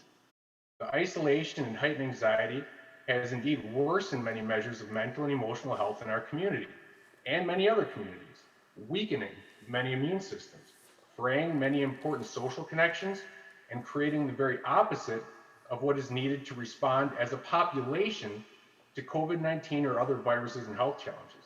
I am urging you to please consider this important piece of the wellness picture before pursuing this ordinance change that would eventually lead to additional lockdowns and, as a result, a decidedly less healthy and vibrant population. Again, there is much more to living than simply not dying, and obviously contributing to a heightened quality of life for the community is something that all elected and appointed officials ought to seek as a legacy.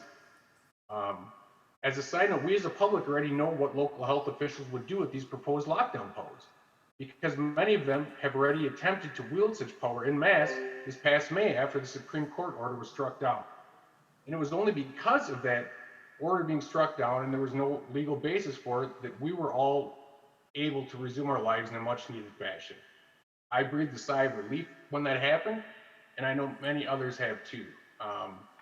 I thank you all for your time, and I really am heartened by all the people that have showed up tonight. I myself been sitting here for 3 hours. Wasn't what I had planned to do with my night, but I feel it is so very important. And if anything has come out of this and comes out of this, I hope it's a strengthened community, because it's the essence of community that's being attacked in so many fashions here, whether it be churches, businesses, taverns, or just gatherings in general. That's so important to health, and that's actually going to be important to how we as human beings respond to a virus or any other challenge. Thank you for your time, and I hope you'll consider my opinions with regards to opposing that ordinance change. Thank you, and thank you for your comments.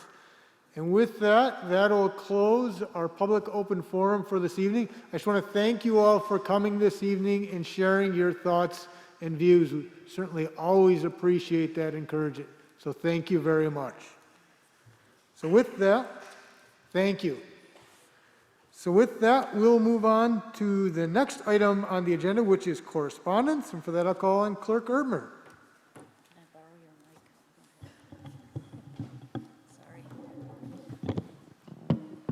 That's good. We have a number of pieces of correspondence.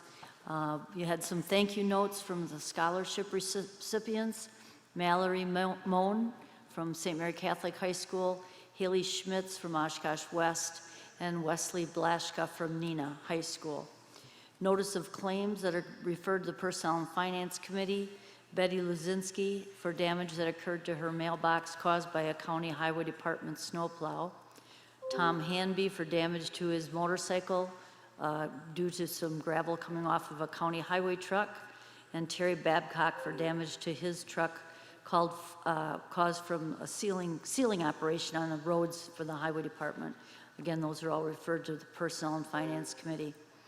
You have resolutions from Crawford County and Dunn County, all in support of conducting countywide advisory referendums on the creation of nonpartisan procedures for the preparation of legislative and congressional redistricting maps.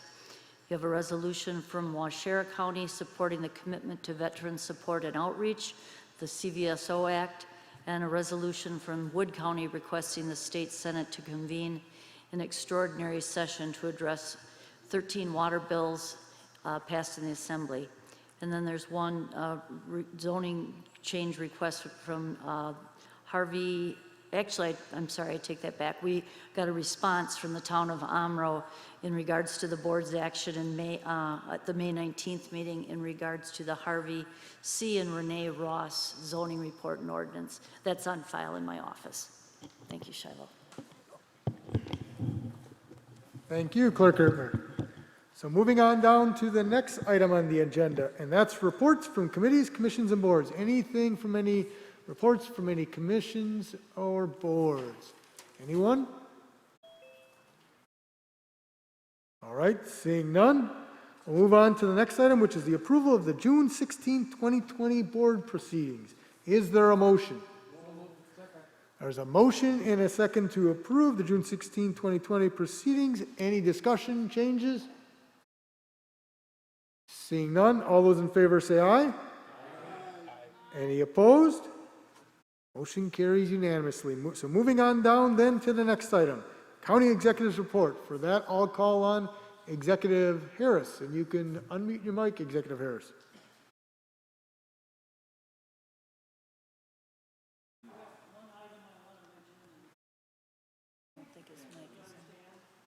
No. I'll go ahead and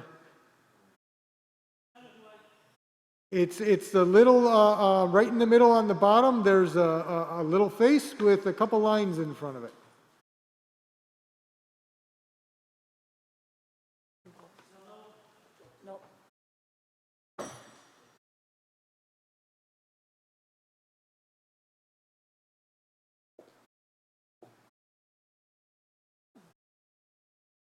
Unfortunately, I have no way to open it up from over here. I don't know. Try it now. Now it's on. You got it. Testing. All right. You're under Supervisor Powers' name. My red light's on now. I did want to let the board know we've got a very substantial CARES allocation. It's federal money that passes through the state's hands to us, and it's administered by the Department of Administration at the state. And I'm running numerous ideas past them because I believe the real crisis is a crisis in housing that's rapidly coming upon us, from people suffering evictions from apartments, people suffering foreclosures on their homes. That's going to occur very rapidly as some of the other federal programs that are getting additional income to people dries up. So I'm running ideas past the Department of Administration. We've been turned down on a number of them, but if we get approval on one, we'll need to move very quickly because the money has to be used by October. And I would like it to be used to help in this housing area. So I'm just putting you on notice that could come to you, and it could be quite sudden. I'd like to move on then to my appointments. Please, go ahead and move on to the county executive appointments. I have an appointment to the ABACAP Board of Directors, Larry Lautenschlager. There's a motion and a second to approve the ABACAP Board of Directors appointment. All those in favor say aye. Aye. Any opposition? Motion carries. Moving on to the next. I have a reappointment to the Aging and Disability Resource Center. Catherine Fender. I'm not saying the name correctly, but Pfaendtner. There's a motion and a second to approve, and just for any county board supervisor on Zoom, I'll be looking for your hand. If it's not up, I'll assume no one is calling in for that. So there was a motion and a second. All those in favor say aye. Aye. Opposed? Motion carries unanimously. I have an appointment to the Aging and Disability Resource Center Committee, Nicole Newhoff. There's a motion and a second to approve the appointment to the Aging Disability Resource Center. Any discussion? Seeing none, all those in favor say aye. Aye. Any opposition? Motion carries unanimously. I have a reappointment to the Board of Adjustment, Sue Drexler. There's a motion and a second to approve the appointment to the Board of Adjustment. Any discussion? Seeing none, all those in favor say aye. Aye. Opposed? Motion carries unanimously. I have the following reappointments to the Board of Health: Shiloh Ramos, Mike Norton, Rachel Youngquist, Tom Egan, Tom Ellis, Paula McNeil, and David Ellen Zerby. There's a motion and a second to approve the Board of Health appointments. Any discussion? Seeing none, all those in favor say aye. Aye. Opposed? That motion carries unanimously. Moving on down to the next. I have reappointments to the Fox Valley Workforce Development Board: Dale Walker, Patty Anderson-Shue, Patty Milka, and Mark Westfall. There's a motion and a second to approve the appointments to the Fox Valley Workforce Development Board. Any discussion? Seeing none, all those in favor say aye. Aye. Any opposition? Motion carries unanimously. Moving on down to the next one. I have one appointment to the Human Service Board, Stephanie Spellman. There's a motion and a second to approve the appointment to the Human Services Board. Any discussion? Seeing none, all those in favor say aye. Aye. Opposed? Motion carries unanimously. Moving on down to the next one.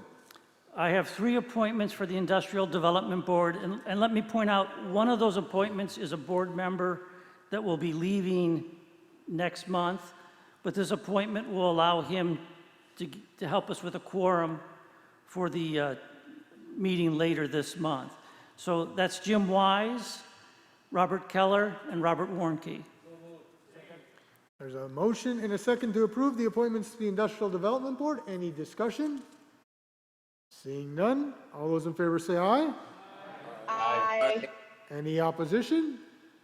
Motion carries unanimously. Moving on to the final county executive appointment. I have an appointment to the Local Emergency Planning Commission, and that's Doug Zelmer. There's a motion and a second to approve the appointment to the Local Emergency Planning Commission. Any discussion?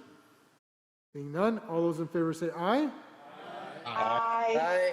Any opposed? And that motion carries unanimously. And that concludes the county executive appointments. Thank you, Executive Harris. So moving on down to the next item, that's County Board Chairman's Report. Please.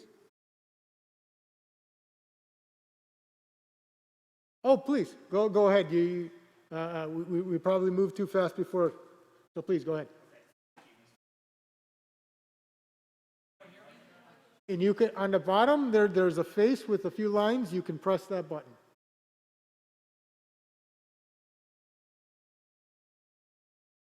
I will go ahead and look to see.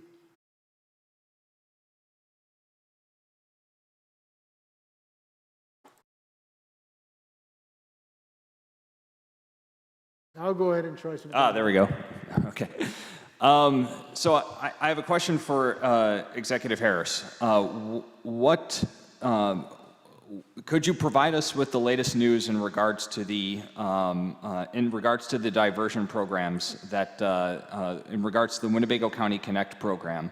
From what I heard, it sounds like from Director Elder that we've now gone forth into bidding, and it turns out to be around actually $80,000, which is exactly what Supervisor Fari predicted. So I have to, tip my hat to him. Good guess. But could Executive Harris provide us with some more information to the county board on this?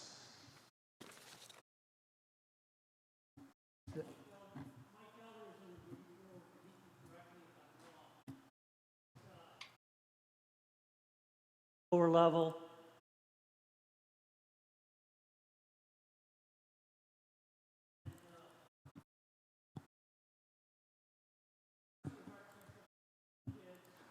On doing some additional reconstruction in that space. And so it's all proceeding. And as you know, that program is an umbrella title that includes a multitude of different diversion programs. But I think you're asking specifically about the program to be conducted in the lower level of Yes. Warren King. Yes. Are you asking me? Well, it is, just wanted to get some progress on this because right now, yes, there are 3 rooms available, but this is a concept that is not just, you can't just simply operate off of 3 rooms. You actually need the whole entire thing in order for this to work. So that's why nothing really has been done in regards to this, and we're now, looking into being 1 year into the pilot program with these 2 project positions, and they're not taking anyone in because they're asking me, when are we going to get the space for it? And best I can tell them is that, well, we're still waiting on the architects, we're still waiting on a lot of things.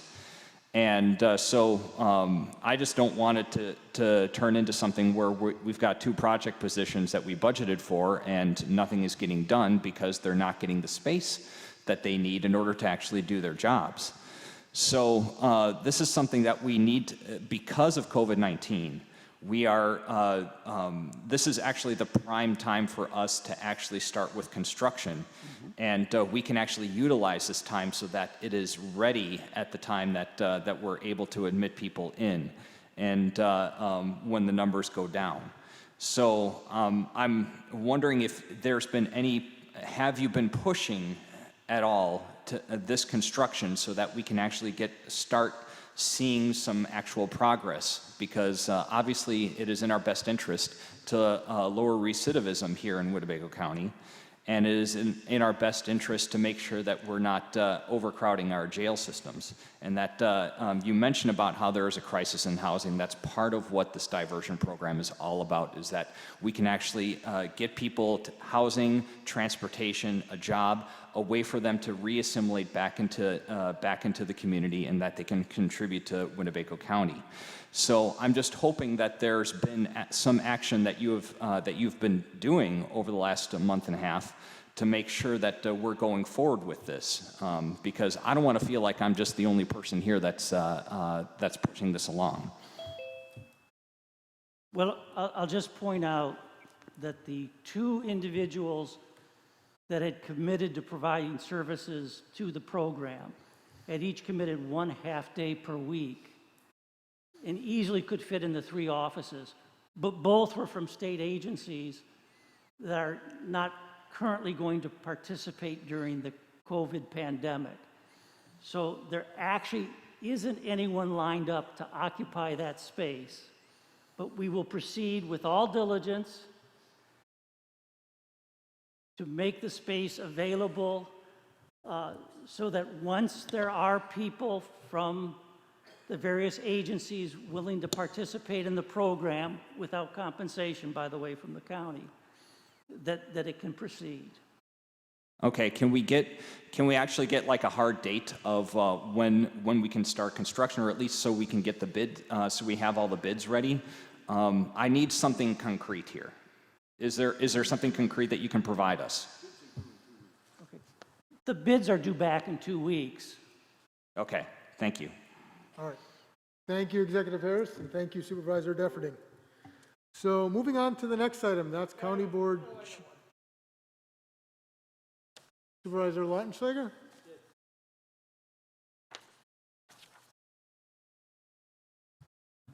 Thank you, Mr. Chair. Mark, this was brought to our attention yesterday. We had a parks, and maybe Mike wants to chime in on this, whatever. I mean, we have a 16-bed crisis, new 16-bed crisis building that we just built. We have residents in that or whatever, but there's no landscaping done. There's 3-foot weeds, mounds of dirt and stuff like this. I mean, is there something that we can do to get that at least flattened down? And I mean, we're going to start missing grass. I mean, pretty soon if we don't start doing something. But I just think we got people that are there for crisis, and they look out their window and all they see is mounds of dirt and weeds in there. Is there anything that we can do with that?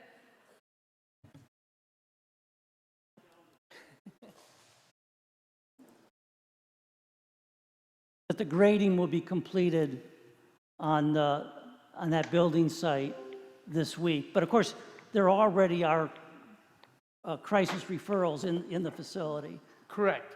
I mean, that's, yeah. If we can at least get the hills leveled off and the weeds taken care of or whatever, at least it's make it look halfway decent. Thank you, Supervisor Lautenschlager. I see Supervisor Binder, and I believe Supervisor Fari, did you? No? Okay, very good. There we go. So we'll turn it off. Thank you, Supervisor Fari. So we'll move to Supervisor Binder. Please go ahead, Supervisor Binder. I rode by today. They actually just started working on the leveling the dirt piles today. Tonight it's supposed to rain, so I'm sure there'll be another big delay. But it is pathetic when you think of it. Them people, it was supposed to be done. The building was supposed to be done in November.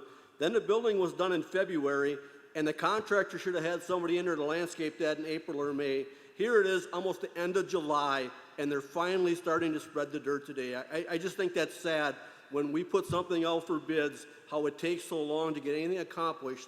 The project on 76 was 3 times the size of ours. It's landscaped, it's got the bushes in there, residents are living there, it's got a nice blacktop driveway. I mean, it's just like everything the county does. And when I asked Mr. Elders about why the landscaping wasn't done, he goes, maybe we shouldn't take the low bid.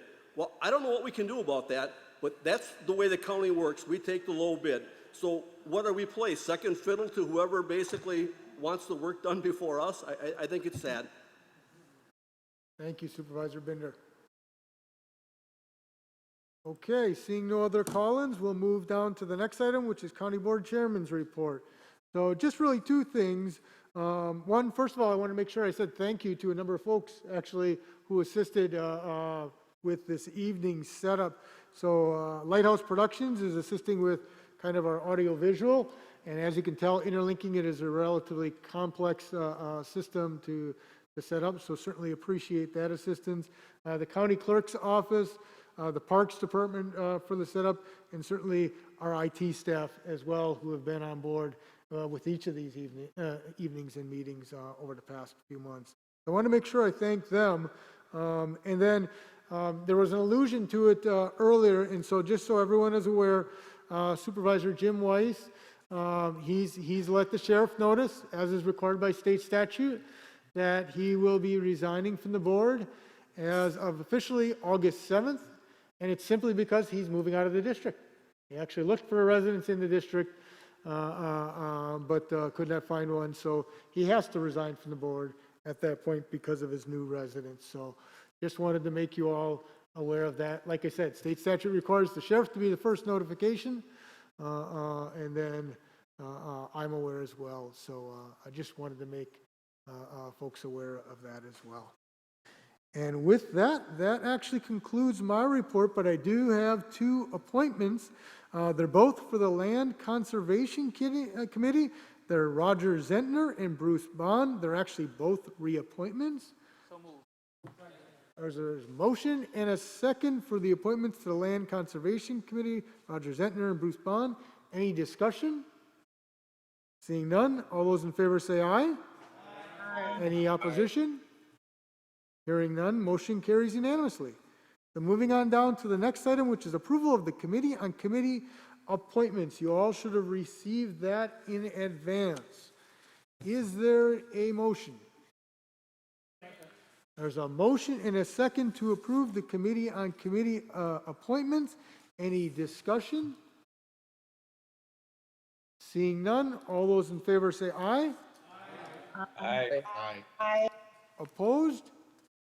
Motion carries. So moving on down to the next item, and that's the time when we have the board recess briefly to appoint and elect committee officers. Obviously, this is a unique circumstance this year. So what I thought we would do is there are some committees where all 5 members are here. So what I would encourage doing for those committees, let's recess for them to elect their officers, as is always the case.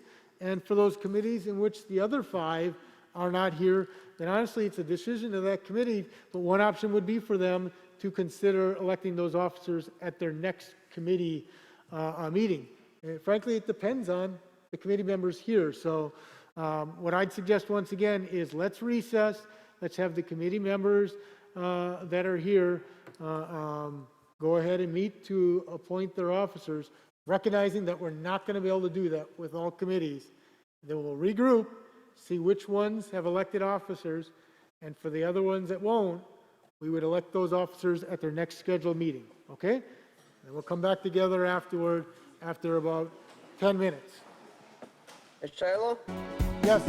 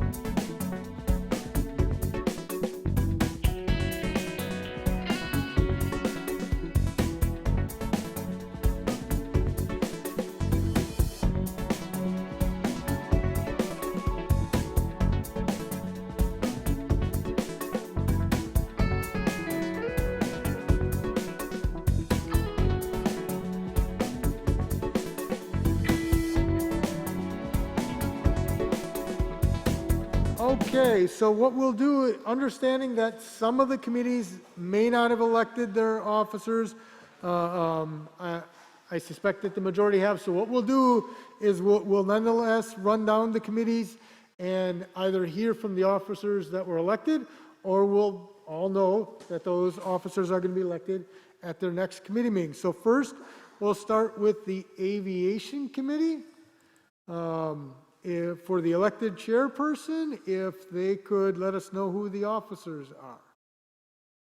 Okay, so they will be electing at the next meeting. And my understanding is that Facilities and Property Management Committee also will be at the next meeting. My understanding is that the Highway Committee will... Okay, you voted. I apologize. If you could please go ahead.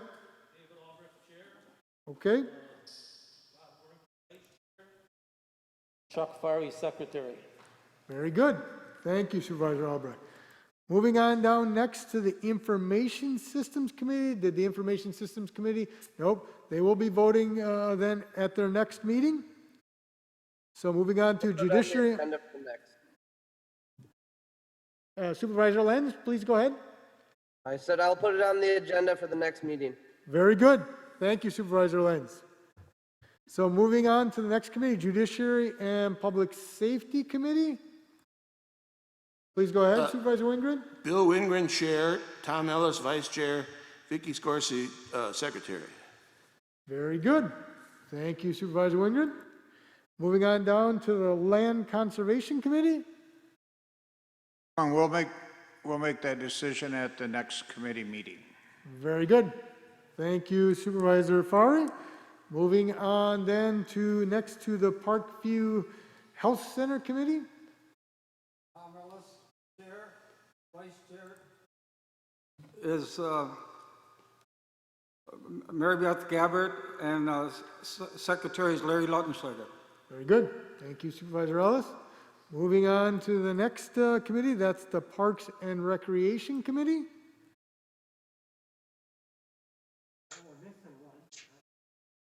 Okay. Did you have elections of officers? Okay, then please go ahead. Konecny, Chairman. Okay. Binder, Vice Chairman. Okay. And Lautenschlager and Norton decide who the Secretary. All right. No. It was you as Chair, Binder as Vice Chair, and Norton as Secretary. Norton, okay. All right, very good. Thank you very much, Supervisor Konecny. Okay, moving on down to the next committee, that's the Personnel and Finance Committee. Supervisor Rasmussen? Yep, Rasmussen, Chair, Shorsey, Vice Chair, Binder, Secretary. Very good. So thank you, Supervisor. Excuse me, Mr. Chairman. Excuse me? Mr. Chairman, I'm a member of the P&F committee. I wasn't there to vote. Is there a way that we could postpone that until I'm able to meet everyone in person? They, I believe they had 4 members, correct me if I'm wrong, and so they voted, correct? So they already voted to officers because they did have a majority present. Okay, so thank you, Supervisor Rasmussen. Mr. Chairman. Yes. I don't think that's a fair way for us to go about this. If there was going to be different delineations of access to this meeting, that should have been made clear in the agenda.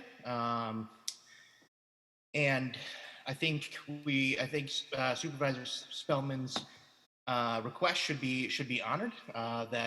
And she'd be allowed to participate in the election of officers for that committee. That determination is up to each individual committee to make a determination, not for me to determine. And so each individual committee met and made their own determination. So I have no authority to overrule any of their decision. Thank you. All right, so moving to the next one, that's Planning and Zoning Committee. We will do it at our next regular meeting. That'll be at the next meeting. But that's how it is. And the next committee is UW Extension and Agriculture.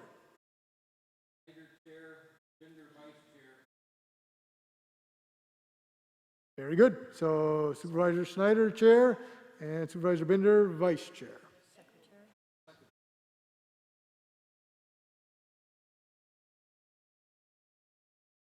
Secondary, Tom? No, second. Who's your secretary, Tom? All right, so they'll have to elect it at their next committee meeting then. So very good. Thank you, Supervisor Schneider. All right, so very good. So that completes the committees. So then that concludes that portion of the agenda. Now we have no zoning reports and ordinances this evening. Now we do have an orientation session with several brief presentations. Remember that technically we had an organizational committee, but there are requirements that we normally do on the organizational we decided to have some of those things at what we are calling our second organizational meeting, hence these different presentations this evening. So the first one is explanation of the functions of the Corporation Counsel's Office and the Winnebago County Board of Supervisors Ethics Handbook by our Corporation Counsel, Mary Ann Miller. Corporation Counsel?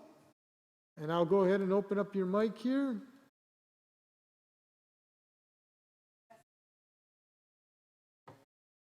Okay, please go ahead now. Testing? Okay. Yes. Thank you. So I will be concise because I know the late hour that we are all facing. What is the Office of Corporation Counsel? Most of you know that essentially we are the law firm for the county. We represent Winnebago County in all civil matters. The only time we get involved with anything involving criminal is if we are trying to find housing for serious sex offenders, because the legislature has put that in the Corporation Counsel's domain. We also assist the county executive with legal questions involving administrative and management functions. We assist the county board in the development of resolutions and ordinances. We answer county board standing committee legal questions, and as you all know, there are 13 standing committees and 5 citizen-involved committees. We provide legal advice to the various Winnebago County departments, and based on my count, there are 29 of them. And we collaborate with the statewide network of corporation councils. In addition to myself, we have 2 other attorneys in the office, and I'm sure some of you have been in touch with them. One of them is Jeff Mann, the other is Kathy Shear. We also have 3 paralegals who provide support services, and they are Linda Staffaroni, Tracy Rosenthal, and Tammy Adolph. We are involved with numerous things. In terms of civil litigation, we handle trials via jury and/or court. We handle motion hearings. We handle depositions. We handle temporary physical placement hearings, temporary guardianship hearings, emergency protective placement hearings, probable cause hearings, final hearings, fair hearings, mental commitment hearings, and child support hearings. We have been spending a great deal of time, I would say, over the last 10 months in appellate work. We had a case of first impression that went to the Wisconsin Supreme Court. I will tell you these are all involving mental commitment cases. Currently, we also had 3 Court of Appeals cases. Currently, we have 5 cases pending action in terms of notices of intent to be filed.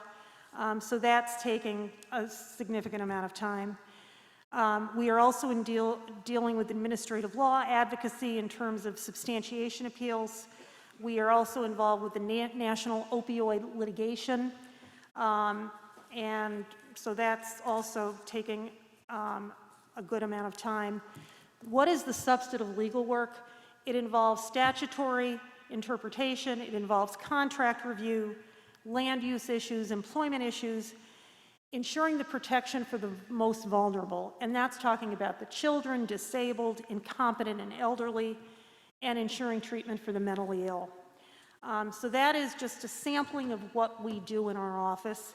We are located in the Orrin King building. Our door is always open. You can always contact us, and if we can't speak to you at that time, we will get back to you as soon as we can.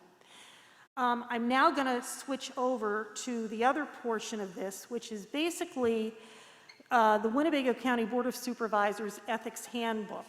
And you will see in the materials that were provided to you that there is an ethics handbook with a yellow cover, and behind that, and I think this is really important, is the code, which talks about general government and general provisions as to officials.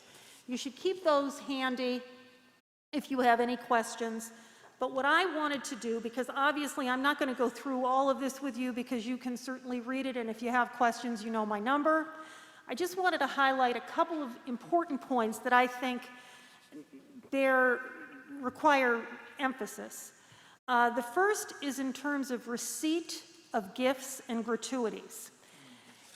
When you go to 1.01, you will see, and it specifically says, no county employee or official, and that's you, official, shall receive or offer to receive either directly or indirectly any gift, gratuity, or other thing of substantial value for the private benefit of the employee or official or his immediate family from any person, corporation, organization, or entity which has obtained or is seeking to obtain contractual or other business or financial relationships with Winnebago County, its departments, agencies, or boards.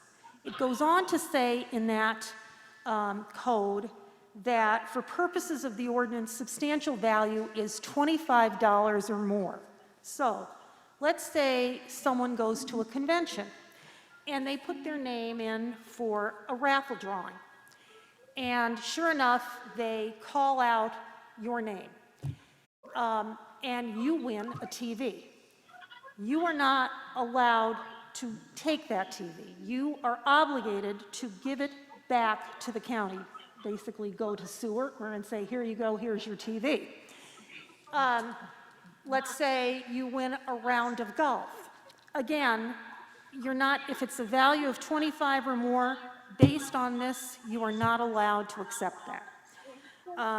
And again, it's important as far as I'm concerned. Another important point is conflicts of interest.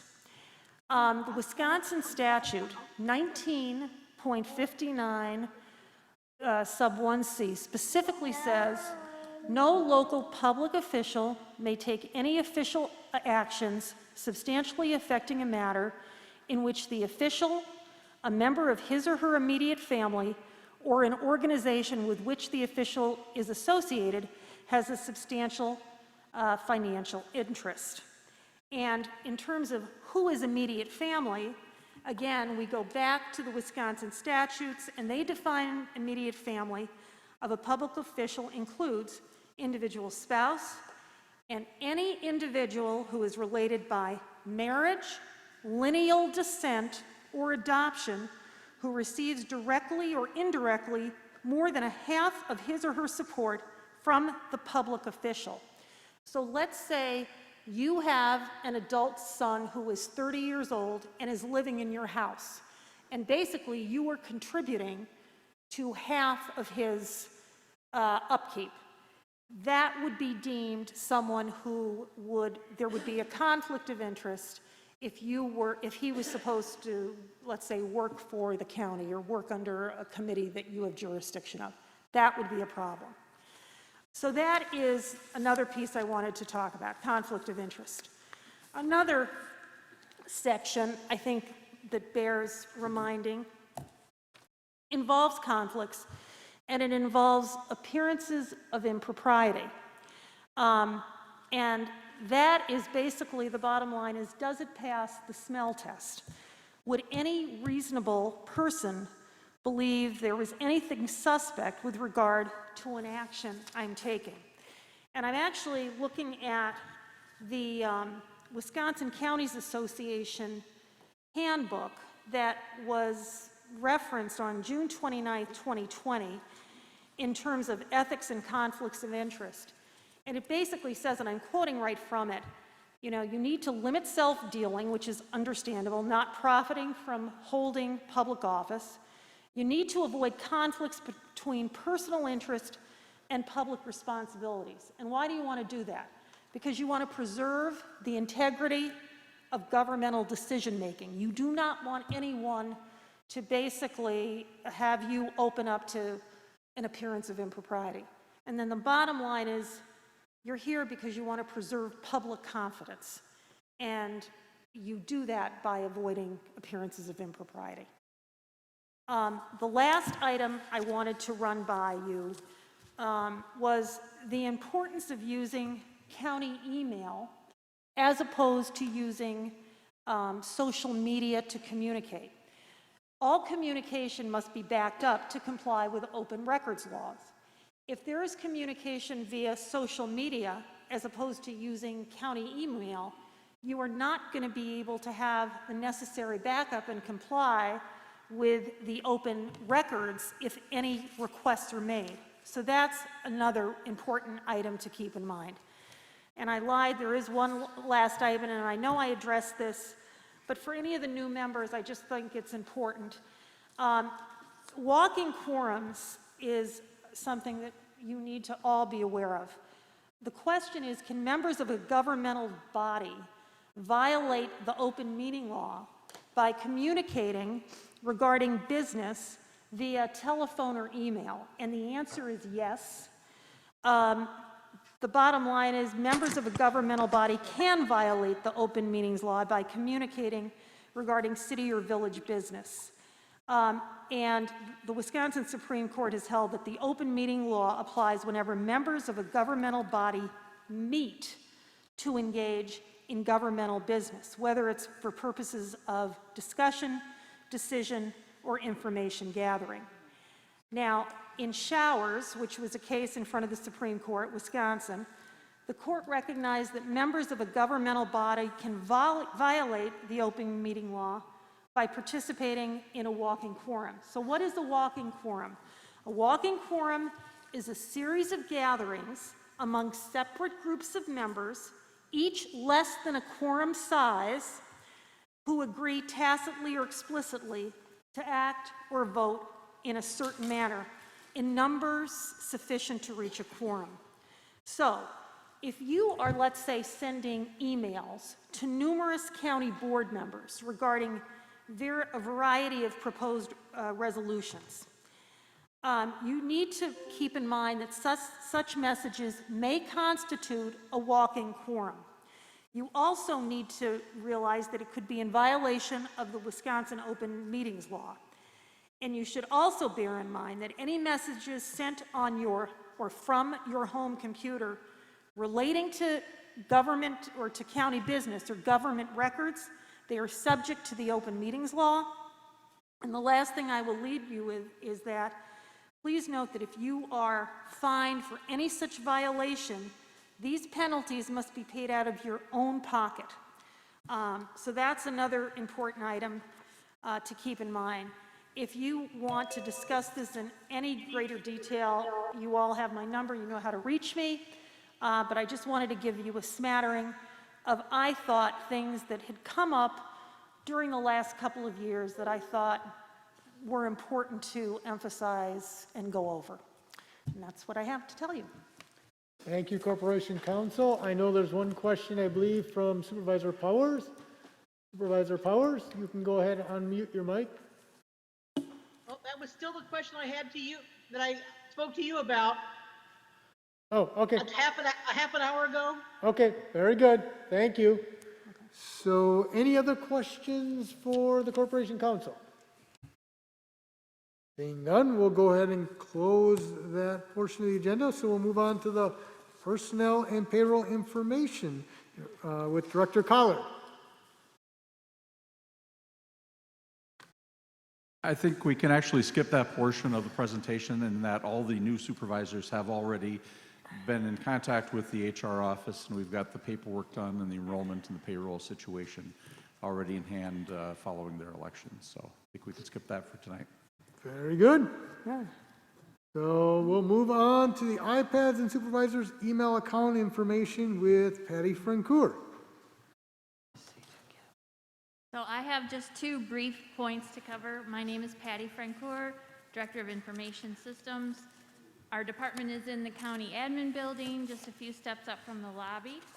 And if there's anything you need to write down tonight, it would be the help desk number, which is 920-303-HELP, which is 4357. So just two things. First, the iPads. These are county-owned assets provided as a tool for your supervisor jobs. Right now, we currently only ask that you sign the computer use agreement in exchange for this tool. The permanent boardroom and all of the original committee areas, meeting areas, are covered with Wi-Fi so that you'll have access. And also your roll call, your normal voting software can accommodate voting with your iPads. Back to the help desk, we're manned all day from 7:30 a.m. to 4:30 p.m. And we do have 24-hour on-call for critical agencies. If you call and do not get an answer, you just need to leave a message because it means we're all on the phone. We stagger our lunches and everything, so there should always be a response there for you. We do have some capability to help you remotely, only if the device is still connected to Wi-Fi.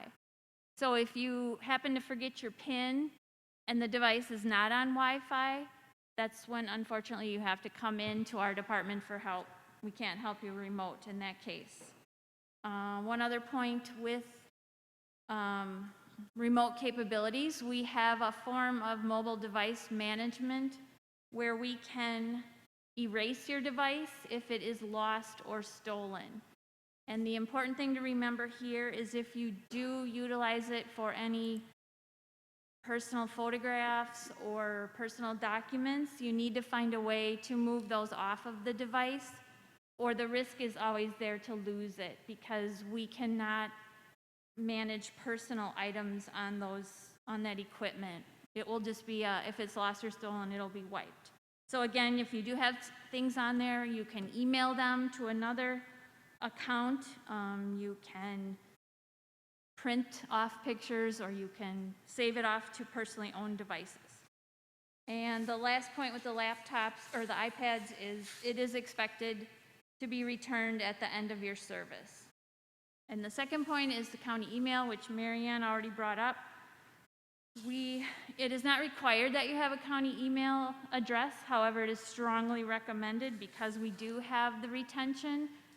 Our system automatically saves everything coming in or going out for 7 years. And IS can help you retrieve any old emails if it's required.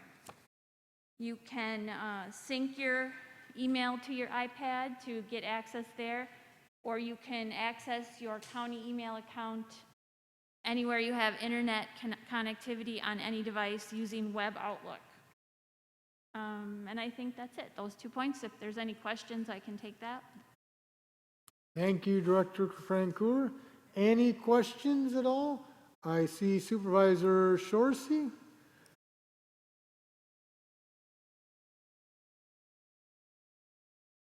Please go ahead. Okay. Patty, just a question. I keep getting these messages that I have too many emails, and not in my standard. So what is the capacity we're allowed? Do you know, or why would we? I don't know offhand. It's something close to 200 or 250 meg. Okay. And the reason we have to put a limit is because storage is expensive, and if we don't put a limit, it just grows infinitely, and it's very costly. I think then it's my wonderful iPad, because I can have less than 50 emails, maybe even less than 25. And that all depends what's connected to them. If there are images or big documents, those are large. Yeah. Okay. All right. Thank you. Thank you, Supervisor Shorsey. Anyone else with any questions, including on Zoom? You go ahead and raise your Zoom hand if you have any questions. I'm not seeing any, so we'll go ahead and conclude that presentation. Thank you, Director Francoeur. Thank you very much. So that concludes the orientation session of the agenda, so we'll move right on down to the resolutions. And just as a reminder, on the second page in the bottom, 37, 38, 39, 40, and 41 are withdrawn. So we'll start with resolution number 03407, 2020. I'll call on, this is the commendation for Thomas Davies. I'll call on Supervisor Rasmussen. Thank you, Mr. Chairman. I move for resolution 03407, 2020. There's a motion and a second to approve resolution 03407, 2020. Please go ahead, Supervisor Rasmussen. After beginning his career in the private sector, Tom Davies started working for the Winnebago County Land and Water Conservation Department as the watershed agronomist in 1996. In 2004, Tom was promoted to the director position. You always knew when Tom entered a room with his good sense of humor, large personality, and positive attitude. Tom knew a majority of the Winnebago County farmers and their spouses, by name and used this to his advantage to sell conservation in the county over the years. Tom retired on July 2nd after working 24 years for Winnebago County. He will be enjoying his retirement years up north in Lakewood, Wisconsin, and will now be spending his free time in the woods and on the lakes fishing. Please join me in thanking Tom for his years of service and wishing him well in retirement. Thank you, Supervisor Rasmussen. So there was a motion and a second. All those in favor say aye. Aye. Any opposed? Motion carries unanimously. So move on down to the next resolution. Resolution number 033507-2020, commendation for Lynette Hine. I'll once again call on Supervisor Rasmussen. Thank you. I move for Resolution 03507-2020. There's a motion and a second to approve Resolution 035072-2020. Please proceed, Supervisor Rasmussen. Lynette Hines started working for Winnebago County in 1995 with the Parks Department. In 2001, she moved to the University Extension Office, and then in 2006, found her final position with the Land and Water Conservation Department. Lynette was a dedicated employee to the county, and her attention to detail was always appreciated by her coworkers. Lynette was open to new ideas for the Land and Water Conservation Department, and you could always rely on her to do her part to get the task done. Lynette retired on July 1st after 25 years of service for Winnebago County. Lynette will be moving south and enjoying her retirement years in sunny Florida. She will be missed, and we wish her well as she enters the next chapter of her life. Thank you, Supervisor Rasmussen. So there was a motion and a second to approve resolution number 035007-2020. Any discussion? Seeing none, we'll do a voice vote. All those in favor say aye. Aye. Opposed? Motion carries unanimously. So moving on down to the next resolution. In order, that's resolution number 043-07-2020. Authorized 2-year contract with Baycom. For that, I will call on Supervisor Wingren.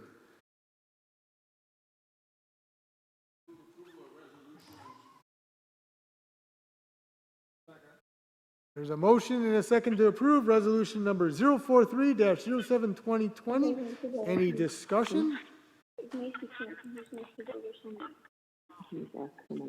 Seeing none, we'll do a voice vote. All those in favor say aye. Opposed? Motion carries unanimously. Shiloh, you're muted.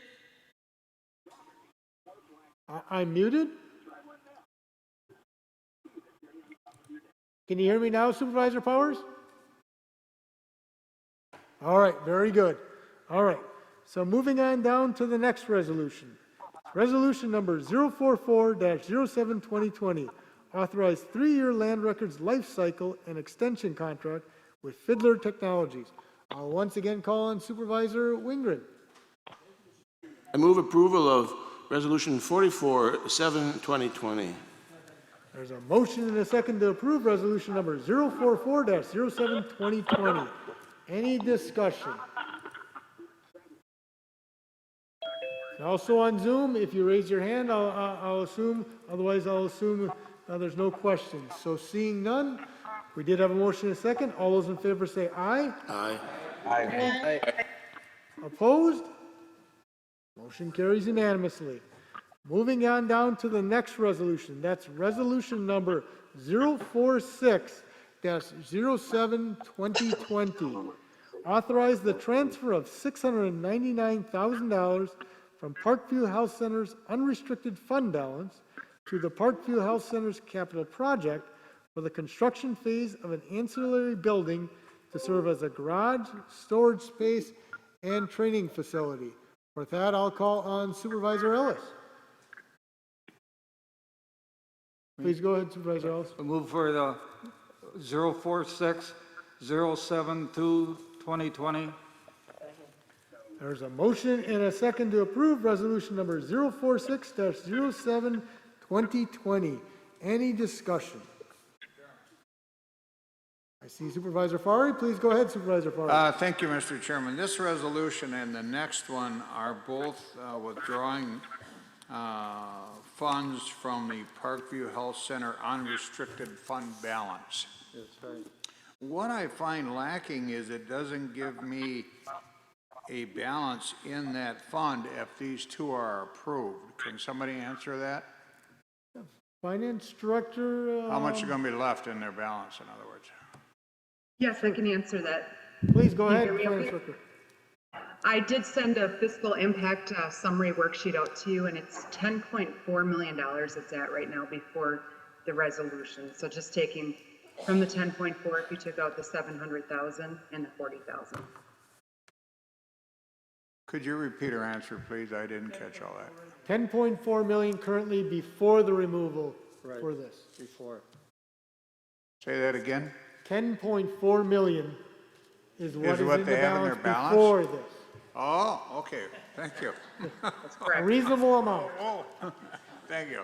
All right, very good. Any other questions? All right, there was a motion and a second to approve. All those in favor say aye. Aye. Aye. Opposed? Motion carries unanimously. So moving on down to the next item. So we are actually on the second page now of resolutions. That's resolution number 047-07-2020. Authorize the transfer of $40,000 from Parkview Health Center's unrestricted fund balance to the Parkview Health Center's capital outlay account to purchase 2 new neighborhood doors. Once again, I'll call on Supervisor Ellis. I move on to, for the floor, 04707-2020. There's a motion and a second to approve resolution number 047-07-2020. Any discussion? I don't see any in person or on Zoom. Then we'll do a voice vote. All those in favor say aye. Aye. Aye. Any opposition? Seeing none, that motion carries unanimously. Moving on down to the next resolution. That's resolution number 04807-2020. Enforce policy on, granting exceptions to human resources policy vacation. For that, I'll call on Supervisor Rasmussen.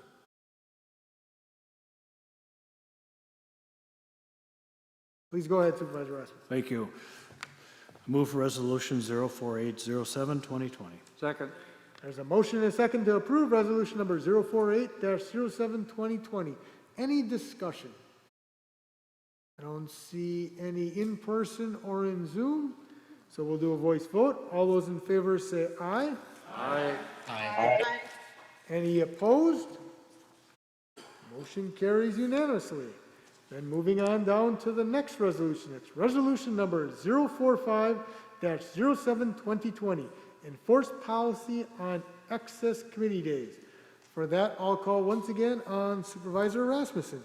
Thank you, Mr. Chairman. I move for resolution 4507-2020. There's a motion and a second to approve resolution 045-07-2020. Any discussion? I see, no? Supervisor Lautenschläger, no? Yeah, Please go ahead. Thank you, Mr. Chair. I just have a question. Does this pertain to just the board committees, or the ones that the county exec also appoints? That would include, no, it would just be the board ones. Just the board ones?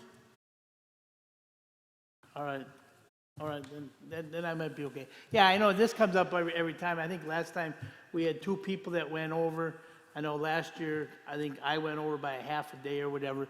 So I just, as long as it just pertains to the board committees, then I understand it. I mean, because if it included everything, I got elected to the board not because of the money, because we know it ain't a job that you're in it for the money, but I'm in it to get involved and my constituents, to represent them or whatever. So, I mean, to me, if I got to pick and choose when I get down to that 30, what committees I want to go to and which ones I don't want to go to, because I'm only allowed the 30 committees, I mean, I don't want to have to get to that point. Thank you. Thank you, Supervisor Lautenschläger. I'll next call on Vice Chairperson Egan. Thank you. My only question on this, One, is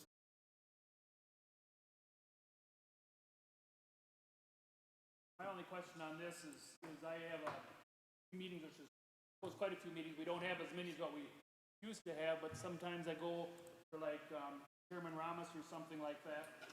Who's going to tell me when I get so many meetings, not to go to the rest? Right. Some of the rest of you go to meetings and all this other too.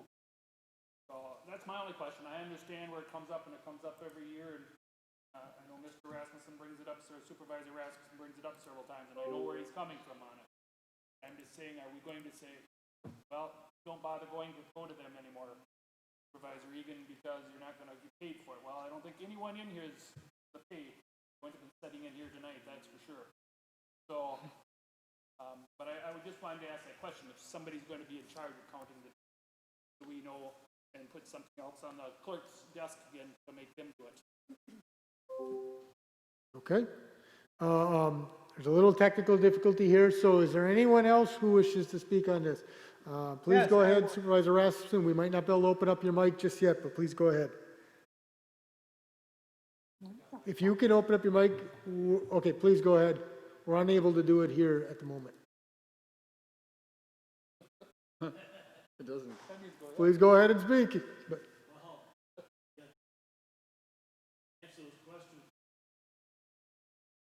Not to restrict.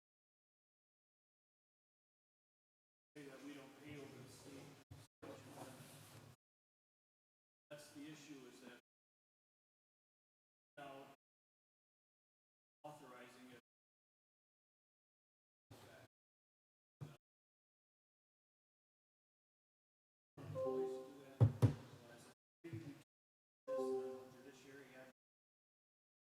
Can't hear him. Supervisor Locke, we're having a little difficulty with some of the audio, but we're close to being back on. I think we have them now. Please go ahead, Supervisor Rasmussen. Your mic's. You want me to start over? Please go ahead and start over, Supervisor Rasmussen. Okay, the questions were whether anybody's limited on the committees, and that's not what this is. This was to say that we don't pay more than the state statute. I bring this up every year. It's not a lot of money, but it's just the idea of it that people go over, they get paid, and then it gets authorized 6 months later, and that's not right. And so the intent of this was, since we have the largest county board in the state, or tied for it anyways, that there's no reason for us to exceed the state statute limit, that when you get to the 30, that's it. And I heard two comments here, which I agree with. We're not here for the money. This doesn't limit anybody to go to any meetings or be involved in the committee meetings. It's just that we only pay up to the state statute. That's the intent of the resolution. Thank you. Thank you, Supervisor Rasmussen. I'll next call on Supervisor Albrecht, followed by Supervisor Spellman. I wanted to comment that there's a lot of counties don't even use this anymore. I mean, they leave it up to the chairman of the board to regulate it. You're referring to in terms of actually approving the excess committee days? Right. There's not actually a resolution that's Thank you. Thank you, Supervisor Albrecht. I'll have Supervisor Spellman on Zoom and then Supervisor Shorsey afterward. So Supervisor Spellman? Thank you, Mr. Chairman. I wanted to ask for clarification from Supervisor Rasmussen regarding Supervisor Lautenschlager's original question. Thank you. Please go ahead, Supervisor Rasmussen.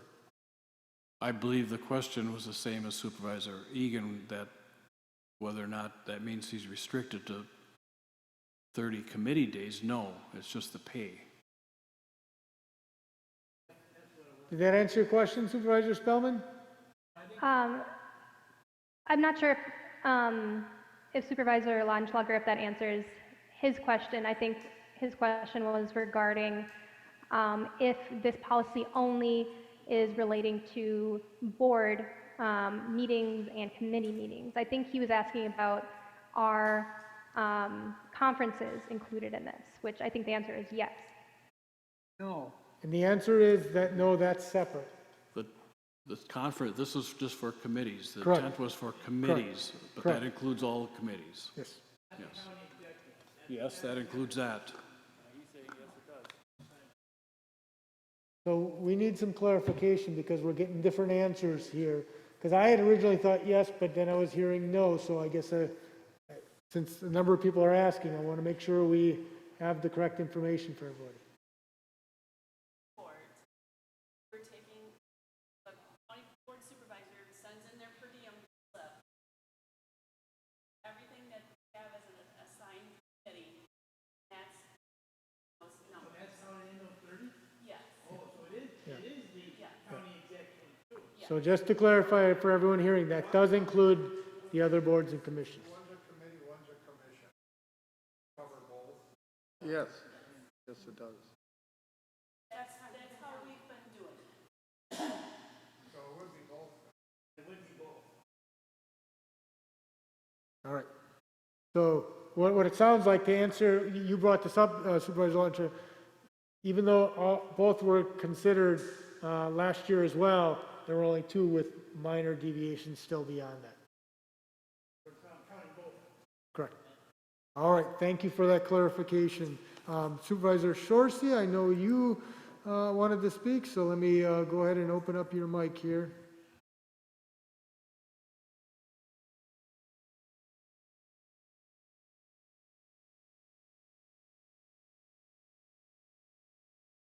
Okay, please go ahead. There we go. Thank you. Thank you, Mr. Chairman. I would just add to Joel's comments that some of the discussion was around making sure that we are looking at the distribution of board members on various committees, et cetera. And to answer your question, Supervisor Egan, if you were elected to vice chairman and you knew you would be having additional duties for Chairman Ramos, for instance, then you might want to look at letting go of some of the other responsibilities and making way for newer people to come on committees. So that was part of the idea, was making sure that those of us, well, and I've not been around that long, but you know, that we don't have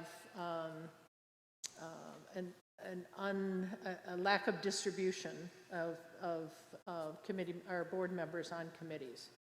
Thank you. Thank you, Supervisor Shorsey. I'll call on Vice Chairperson Egan. I'm sorry, but unfortunately, there's a technical difficulty. Whenever I click on you, Supervisor Egan, actually. There's one committee, and I'm not going to say what it was, but there's one committee I did ask to go off from. And it was a commission, but no, it couldn't because of the area that I'm in. Somebody else couldn't pick it up because there were some other ones, and so, you know, sometimes it all depends on the area that you're in also.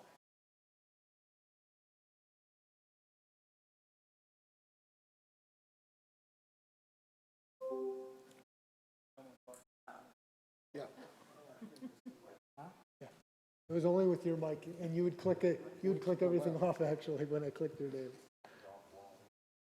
All right. Bear with us. We just have a couple technical difficulties, and we'll have it corrected very shortly. Raise your hand if it doesn't get you. You want to talk.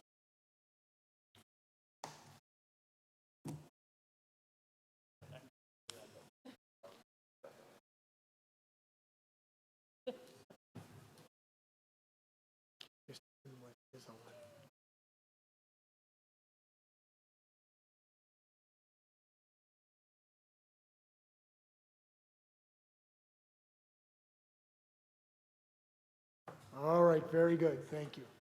Anyone else who wishes to speak on? Okay, so I see Supervisor Konecki and Supervisor Lenz and Supervisor Lautenschläger again. So first we'll go with Supervisor Konecki. Please go ahead, Supervisor Konecki. Thank you, Mr. Chairman. I would think there's times when you cannot make, you cannot make the meetings, a very important one, and the vice chair would fill in. And I don't think that should be held against him in that case. It is true. There are sometimes when I have filled in, and there's sometimes that instead of me, Vice Chairperson Egan has filled in. Yes, that is accurate. That was my point. Yeah, we shouldn't be Thank you. against them. Remember, there's a lot of times they want to warn him too, so he has to fill in, so there's a. Sure. Right. And so Supervisor Lenz, I believe, please go ahead, Supervisor Lenz. Thank you, Chairman Ramos. I just wanted to point out that Supervisor Warnke has been trying to indicate that wants to speak. Or Okay. at least it appears that way. Thank you. We're going to go ahead and recognize him next. I know there was one other person waiting, but Supervisor Warnke? Yeah, can you hear me? Yes, we can hear you well. Okay, I've been on this list now for many years, and I never could quite understand what this is all about. So I talked to Sue Ertmer about it, and basically what she told me was it really doesn't mean anything. And like David Albright said, most counties don't even look at it anymore. So that's what I was told, and if it's going to get to the point where I'm going to be on the list again, I want somebody to tell me, and I won't go to the meeting. That's all there is to it. I mean, it's nobody in this whole state hardly uses this anymore. It's something that was passed in the legislature years ago, and it's sort of just got dropped. So it really should be cleared up. And I know Supervisor Rasmussen has been on this one for a long time, so let's get it cleared up. And if you're gonna be called on it, then let us know, and we won't go to these meetings then, so we don't get on this list where somebody says we're trying to cheat the county out of some money, and we're not. I don't even know how it works. And I asked her, I said, well, does it count for when you go to conferences or when you go to, to meetings out of town or whatever? And she said, no, it doesn't count. It doesn't count for anything. So I don't know. I think somebody don't know what's going on because I hear so many different stories. So that's all I got to say. Thank you, Supervisor Warnke. Next speaker, I know Supervisor Lautenschläger was it.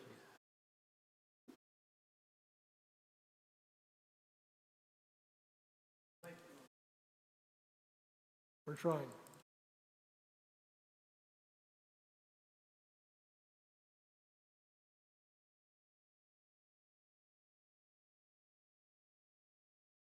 Oh, yeah.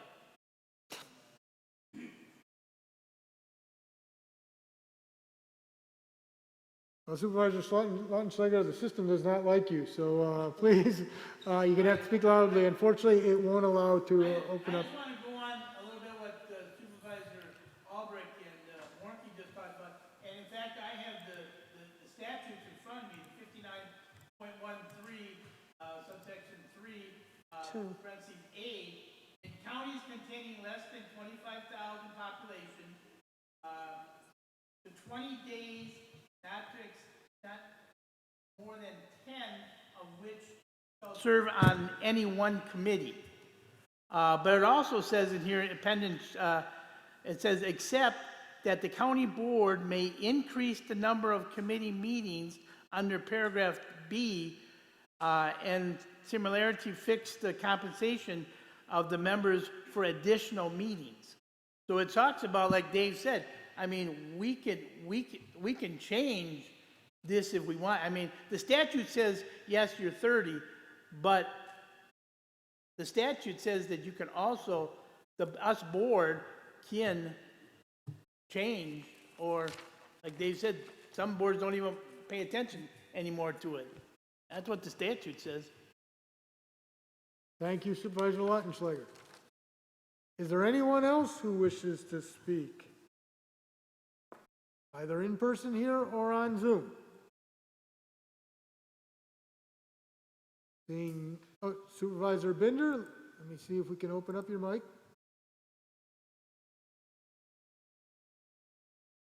Just like an answer from corporate counsel, what is your opinion on this? Can the board as itself change that to 35 days? Is there some way that they can notify us that we reached our potential? If I was a day or 2 days away last time, but if Julie tells me that I hit my 30 days, I'm fine to go to the meetings and not get paid for them. I don't keep track of it. I don't know how many meetings I went to in a year. I go to, this month I went to facilities and personnel and finance. I didn't put those down. I'm not on the committee. I go to umpteen meetings a month that I don't get paid for, but I don't keep track of the ones I get paid for.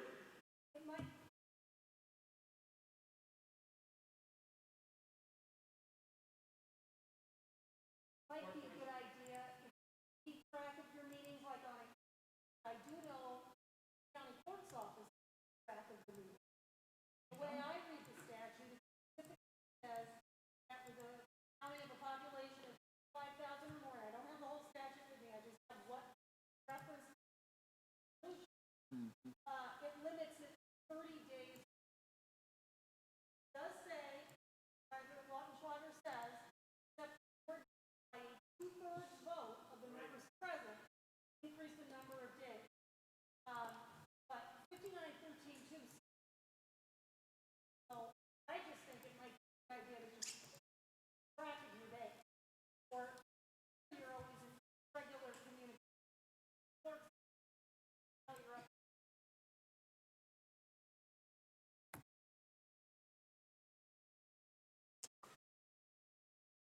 Thank you, Corporation Counsel. Is there anyone else who wishes to speak? Seeing none, we'll go ahead and go to a vote. Well, so what we're going to do on this, as I think there'll be a number of votes both for and favor, what we'll do is we're going to do in-person here vote, okay? Ayes to raise their hand, vote no to raise their hand afterward, and then we'll do Zoom and we'll add it together, okay? Yep, so we're going to call the roll, but since you're all present and we can raise hands rather than names, so the in-person, all those in favor, please raise your hand. We're going to tally them. And so this is in favor of the resolution to enforce the policy in excess days, okay?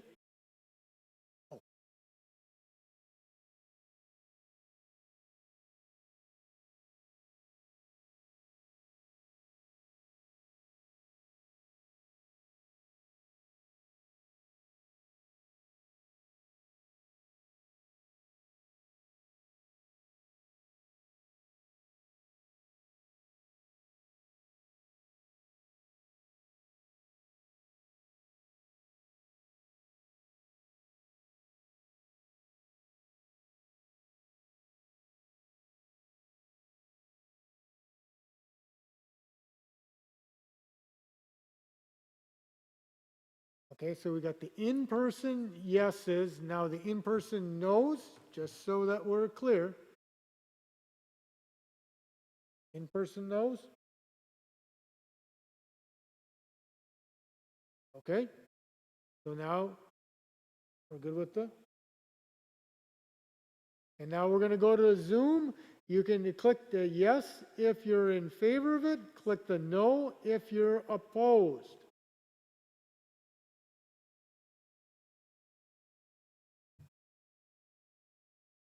So on Zoom, there are 12 yeses and 0 no's that I see. How do you do it? Oh, so Supervisor Warnke, if you are unable to click yes or no, you can let us know and we'll add your vote. Do you want to vote yes in favor of enforcing the policy or no? No. Okay, you are a no. Thank you. Yes.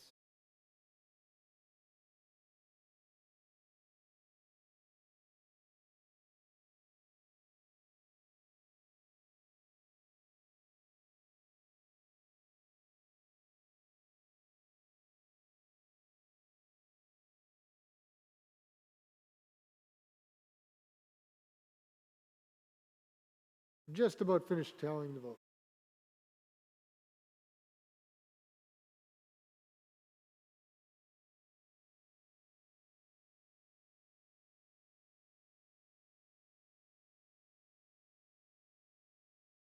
Overtime tonight. Okay, then.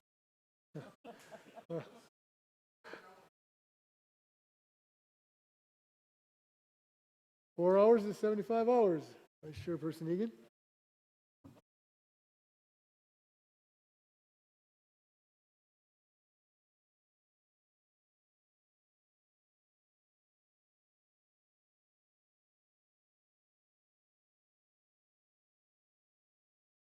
I believe the vote was 29-4, but we're verifying it with the clerk.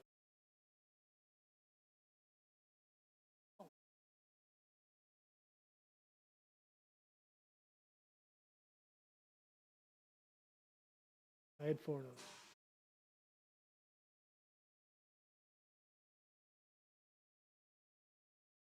Yes. Oh, yes.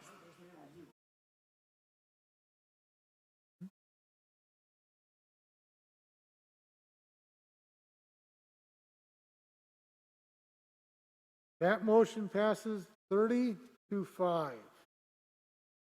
So we'll move on down then to the next item. That's resolution number 036-07-2020.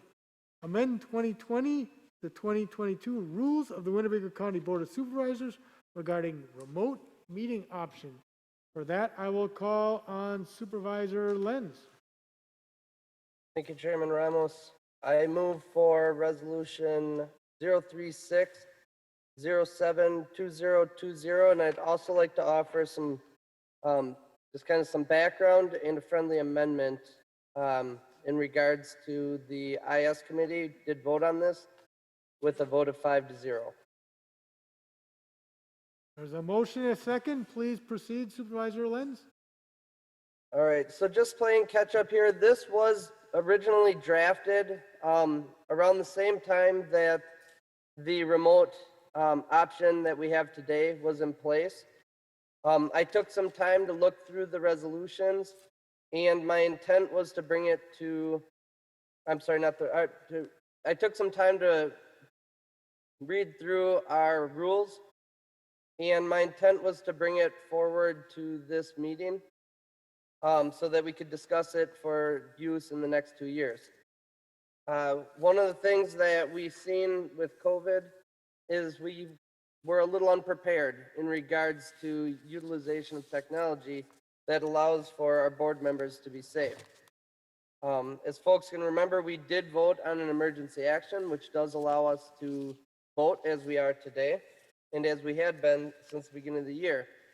But since doing this, I did realize that with these new technologies, we can also expand and offer aid and assistance to those who may have a hard time hearing, and this would go both for supervisors and public, being that these new tools do allow for closed caption.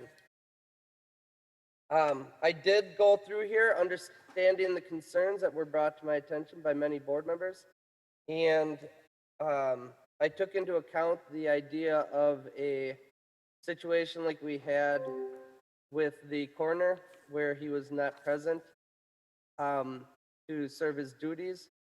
And I did put in there the requirement of the chairs of either the committee or the board, with the assumption that in order for a person to get to that position, they will be a responsible person and will not abuse this privilege. I hope that you, the members of the board, have had a chance to look through here, and I would be happy to answer any questions that might be out there in regards to this. Again, the intention is strictly to make us more prepared if a situation like a pandemic occurred again, as well as to offer new aids to anybody that these new tools bring to the board with us. Thank you, Supervisor Lenz.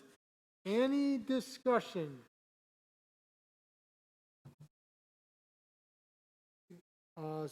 Supervisor Shorsey, we'll go to Supervisor Shorsey first. Let me open up your mic.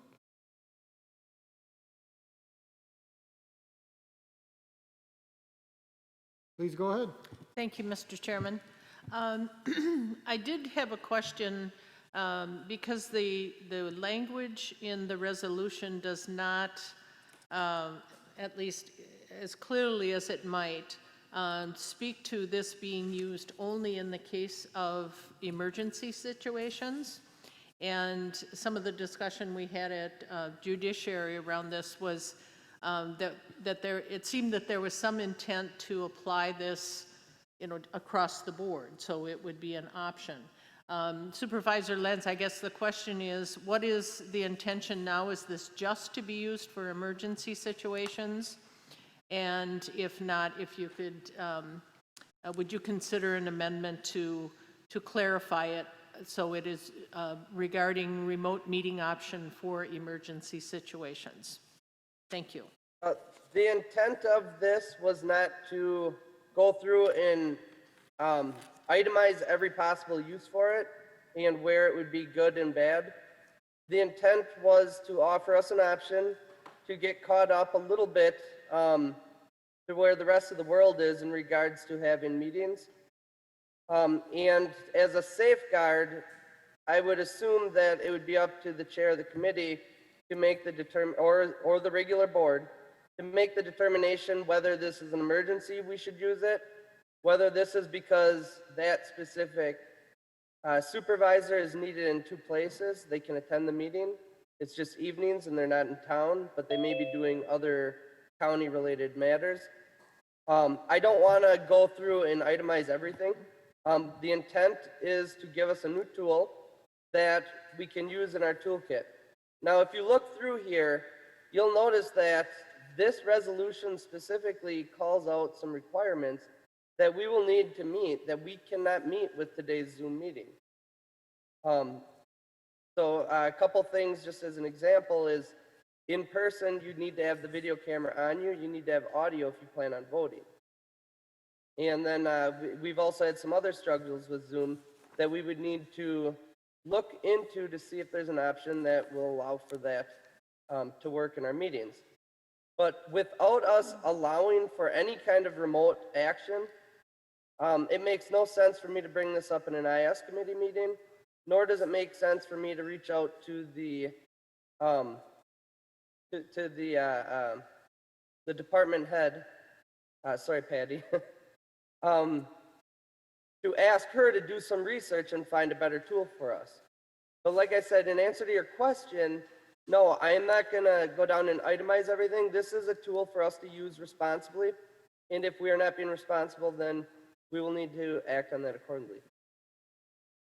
And I would, my response to that then is because I absolutely could not support using this tool for board members who could not attend board meetings. Committees, that's a little bit more, there's a lot more flexibility there, and anything that of importance that would need action would come to the full board. But I do not, I do not support using this for regular board meetings once we get beyond pandemics or whatever it is that we're dealing with. So I would be very concerned about that, and I would hope that my colleagues on the board would share my concern about this. Thank you, Supervisor Shorsey. Next speaker will call on Supervisor Norton, followed by Supervisor Rasmussen. So Supervisor Norton. Thank you. Please, one second.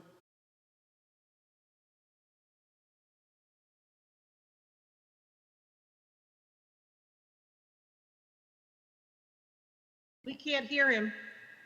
Please go ahead and try again, Supervisor Norton. What? Oh. Supervisor Lenz, could I ask a question? This would apply to committee meetings?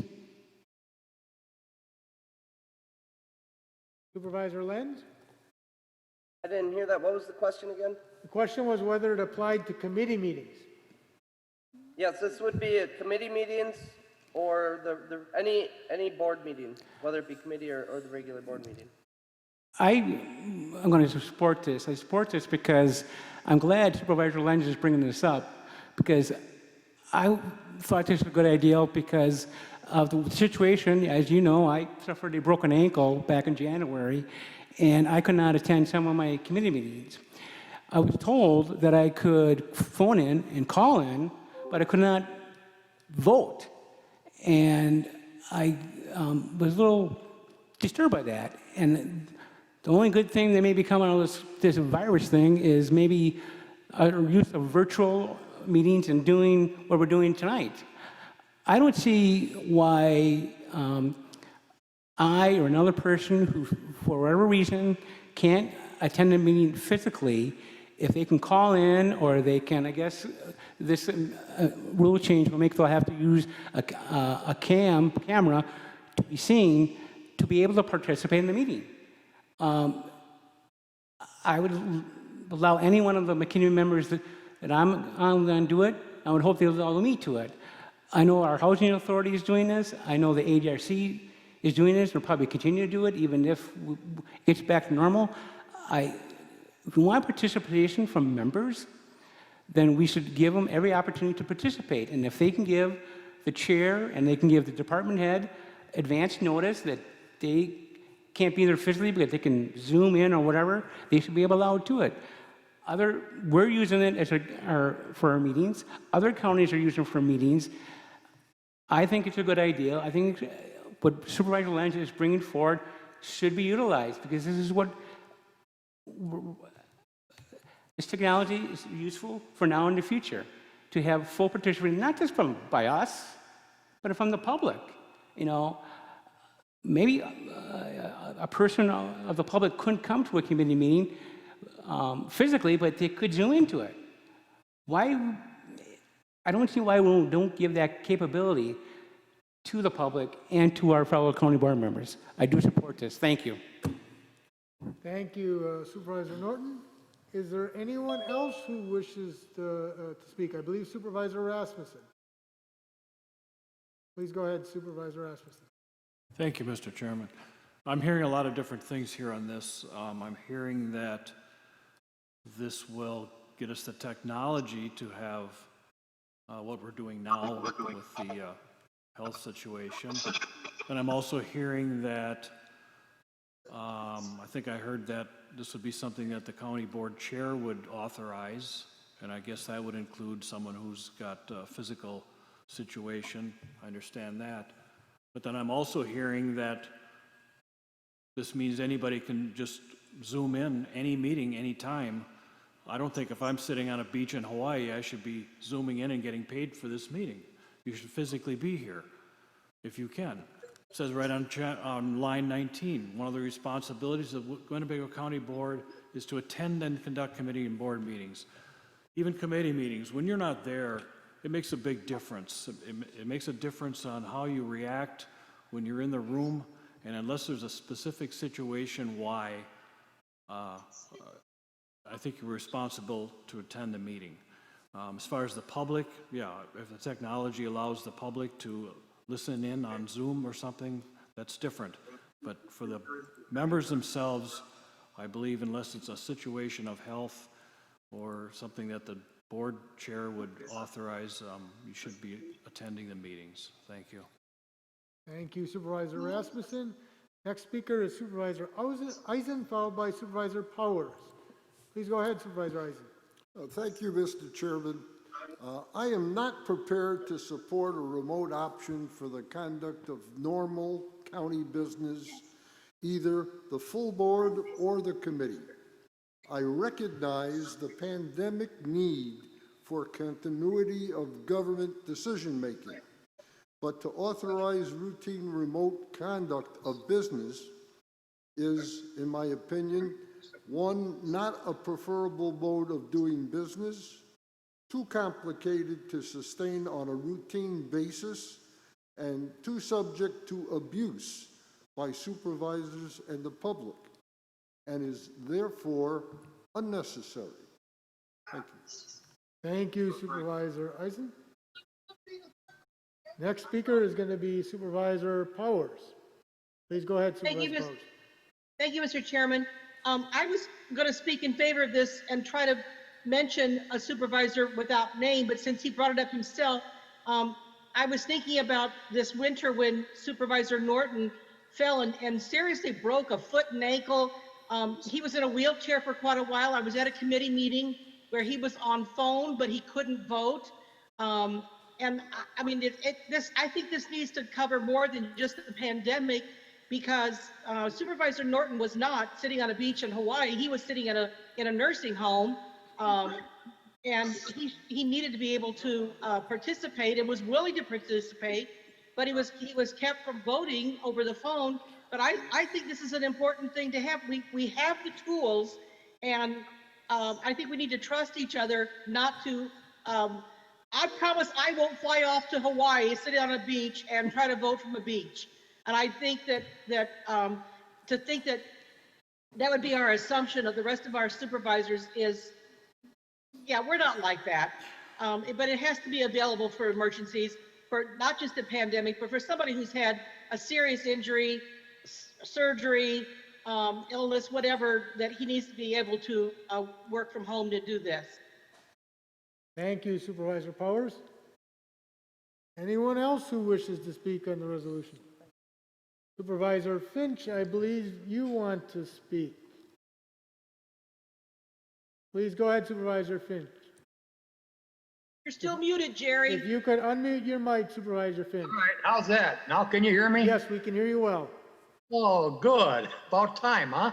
Now, I am for this 100%, mainly because of the fact there's times that things can happen and you can't make it or whatever, you know, and I just feel that we should, if anything else, trust our own selves. And if somebody gets on the committees and does foolish things, then that individual should be brought out in the open to let the rest of the board know. But I think this is a good thing, especially when, you know, if you got, like Karen said, a bad foot or something like that, and you can't make it, but yet now our committees are 5, all right? And if you're hurt, now you're down to 4, and if somebody, for whatever reasons, or 2 of them can't make it, there you sit. You don't have enough for a quorum. And I feel that first off this is Winnebago County supervisors. And there's none of them that I can't trust. Thank you, Supervisor Finch. Thank you. Next speaker will be Supervisor Weiss, followed by Supervisor Fari. So please go ahead, Supervisor Weiss. If you could, please go ahead. Thank you, Mr. Chairman. Can you hear me? Yes, we can hear you well. Thank you very much. I'm in support of this also. I think this is a very good thing for us to be considering at this point in time. It just has bothered me that when we first started talking about the pandemic and going to this, that we really had nothing in the process for us to look back on and say, okay, here, this is what we do when we have an emergency. This is just one emergency. There can be emergencies coming up that we haven't even thought about yet. It could be that, you know, the elevators quit working in the courthouse or something. Yet it could be anything like that, that it's an emergency that we have to have our meeting, and we have no way of doing it at this point. I think this is an excellent thing. Supervisor Scorsi was talking about having the case of emergency situations. Yes, I agree. I agree with that, and I think that probably our chairman and vice chairman will make these decisions in all good consciousness. So I heartily support this. This is something that is needed. These rules were probably written back when we never had this available at our fingertips. There are some problems with it, with the Zoom, on the GoTo and the Zooms and everybody else. But for now, this is the best that we have, and I'm sure it's going to get better. So I heartily support it. Thank you. Thank you, Supervisor Weiss. Now we'll move towards Supervisor Fari, followed by Vice Chairperson Egan. Please go ahead, Supervisor Fari. Thank you, Mr. Chairman. I think my comment would be that given the current environment, pandemic, COVID-19, we don't know if it's gonna get better or worse. The projections are worse in this county if you follow it daily like I do. Given that situation, until that is alleviated, we get a vaccine or whatever, I think this is probably a very good idea to pursue this, so, that's my comments. Thank you, Supervisor Fari. Next speaker is Vice Chairman Egan. Thank you. I was very much in favor of this, and I still am with technology and all this and that, but I still have a bit of a problem, like was brought up here before. You know, nowadays people are out working all different kinds of jobs and that, so are we going to say that somebody can be working their job and pull over alongside the road and go ahead and take part of these meetings and that? Is that what we're coming to? We're going to be a part-time supervisor now, or what's going to happen now? Because it used to be, when I first got on, in order to vote, your seat had to be, or your butt had to be in your seat. That was the old saying, if you're going to vote. I don't know if we're getting away from it. I think it's a very good idea. I applaud the supervisor for thinking of it, but I'm just wondering if we're going ahead. I can see, well, the COVID's going on or whatever, but how far are we going to go? Is it going to be on for a month? Is it going to be on for 2 years? Who knows? I think we're going along quite well now. I think our chairman is running it very well. If you want to come to these meetings, you can. If you don't want to, you don't have to. I think some were surprised tonight that you didn't have to wear masks. Some were upset about that. If we're going to, I'm not saying that we're going to, don't anybody take me wrong on that, but, you know, so there could be a lot of different circumstances that can come up, but I just have a problem that if we're going to stay as a meeting, that we got to go ahead and stay that way and let the chairman go ahead and make these special circumstances as they are. But I think there's a time coming, but I just don't know as if it's right now. Thank you. Thank you, Vice Chairperson Egan. And I know Supervisor Spellman also wanted to speak on Zoom. Supervisor Spellman, you can go ahead and unmute. Thank you, Mr. Chairman. I had a couple statements and a couple quick questions. First, I'm kind of concerned about the statement of being a part-time supervisor. To me, it sounded like that implies that if a person works full-time, that they cannot contribute fully to their duties as a supervisor. And as someone who works full-time, I do take offense to that because I should be able to participate in both actively, and I feel that I do. And I don't think that someone should be punished because they work during the day. I also think that allowing for calling in for Zoom meetings would help people participate more that are in the public that also maybe aren't able to attend in person. This last winter, there was a really bad snowstorm the day of one of my committee meetings, and I asked the chair of the committee if I could call into the meeting because I wanted to participate, I wanted to vote, and I was not given that option. And because of safety reasons, I did not want to travel in person to the meeting. And that's the same reason that I'm calling in tonight from home, because I care about my safety and the safety of others. The first question that I have is regarding to who decides if a committee is going to be having a virtual meeting. On lines 44 to 46, it looks like it is up to the chair of the committee or the board. So I was wondering if Supervisor Lenz could answer that. And then my second question is about lines 34 to 35. In lines 34, it says the remote option grants supervisors the ability to attend a board or committee meeting as a regular voting member. My question regarding that is if the majority of the committee members are in person, but one supervisor is calling in, will they also be able to vote? Thank you. Supervisor Lenz, could you please answer a question? In regards to the who allows for the option, that would be up to the committee chair. Again, it's kind of a safeguard to make sure that we're not applying these in unnecessary situations. That puts a person in place to make the determination whether this is appropriate or not. It also adds accountability to the decision. In regards to the second question, the intent of that is after the chair has made their decision and allows it for an option, then yes, the person attending remotely would be able to be a fully participating member of the committee for that session. Yeah, so did that answer the question? Yes, thank you. Thank you, Supervisor Lenz, and thank you, Supervisor Spellman. Is there anyone else who wishes to speak on this resolution? Supervisor Shorsey, let me go ahead and open up your mic here.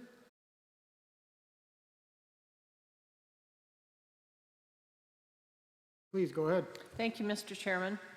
I move to amend the resolution to add the words on the second line under resolution regarding remote meeting option for emergency situations. So you are asking to add for emergency situations, those 3 words after the word At the option. heading, at the resolution heading, yes. Resolution 8. So there's a motion. Okay, there's a motion to amend and there's a second. So that is our discussion going forward right now, is to add the 3 words for emergency situations in the resolution title. Okay? Supervisor Norton, you're the next speaker. Please go ahead. Specifically on the amendment.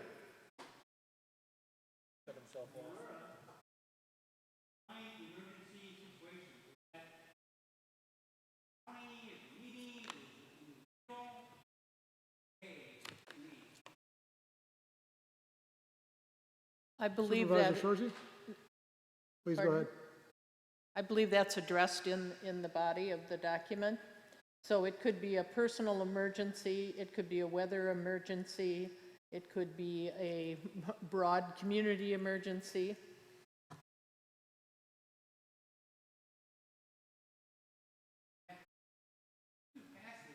The public wouldn't be able to remotely have access to a committee meeting because they would have to prove that there is an emergency situation for them to join in at the meeting virtually. I guess that's what remotely, I guess the proper word, remotely. This would not apply to the public input portion of the meetings. This would just apply to our board and committee meetings.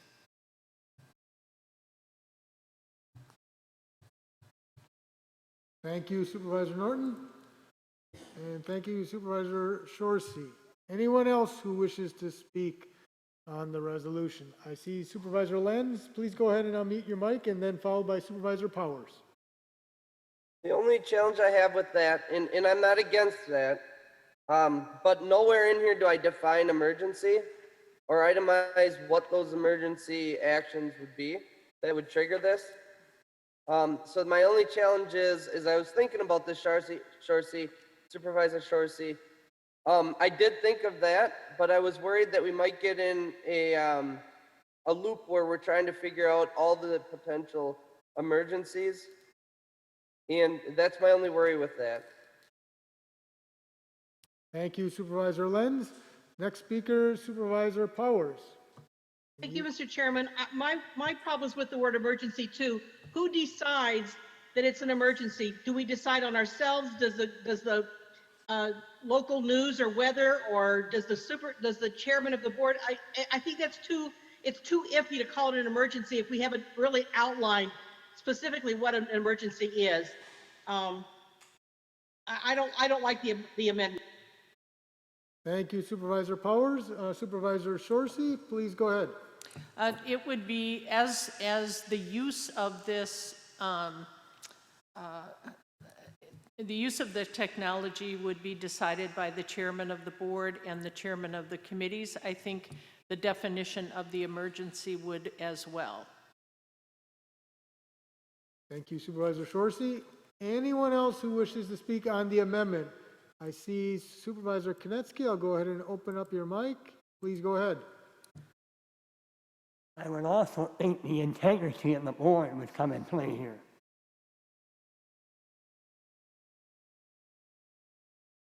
Very good. Supervisor Finch, please go ahead and open up your mic, Supervisor Finch.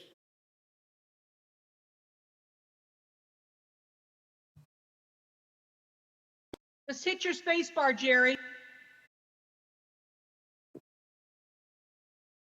There, okay, are we good? We can hear you well. Right, I am not for the amendment at all. I think the way it was written is written for the Winnebago County Board of Supervisors. I think we're all pretty honest and open. And to start making a rule for this and a rule for that, we're just going to get ourselves in trouble. I personally feel and believe we should leave it alone and do what Jeff or Steve had said. So, thank you. Thank you, Supervisor Finch. Anyone else who wishes to speak on the amendment? I'll call on Supervisor Lautenschläger. Please go ahead. Yeah, thank you, Mr. Chair. Reading the amendment, actually, lines 35 and 36, Supervisor Sorcy does include the public in it. It says the remote option requires that the public have equivalent access to remote board members and would also have said to the board members. So it also talks about that the public will have access to this too. Thank you, Supervisor Lautenschläger. I guess just to clarify, and please correct me if I'm wrong, Supervisor Lenz, I think what he was referring to is if the remote meeting option is deemed appropriate and approved by the chairperson of the board or the committee, then if a supervisor had the remote option for that particular committee or board day, then the public would as well. Yeah, if I can speak to that, the public needs to have full access to the board members that are in the committee. The intent is to open that up to the public if the remote option will be used by that committee. Right, right. So it doesn't mean that every meeting would have the remote option to the public. It means that if it was approved for the remote option for a supervisor for a given board or committee for a given day, then the public also would have it. Thank you, Supervisor Lautenschläger, and thank you, Supervisor Lenz. Anyone else who wishes to speak on the amendment? Supervisor Konecki.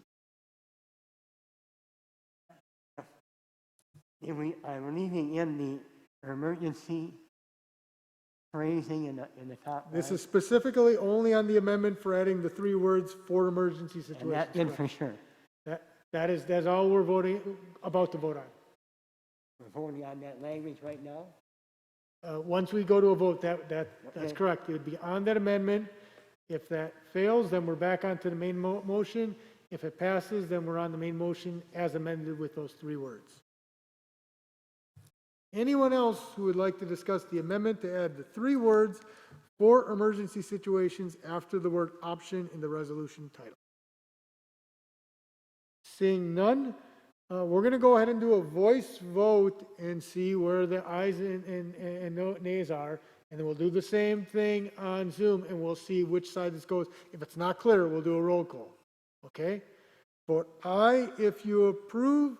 This is in person first, and then we'll do Zoom. Vote aye if you in favor of adding the words for emergency situations. Raise your hand.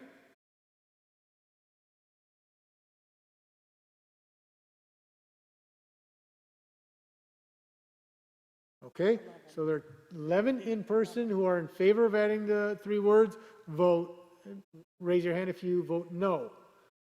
That's in person.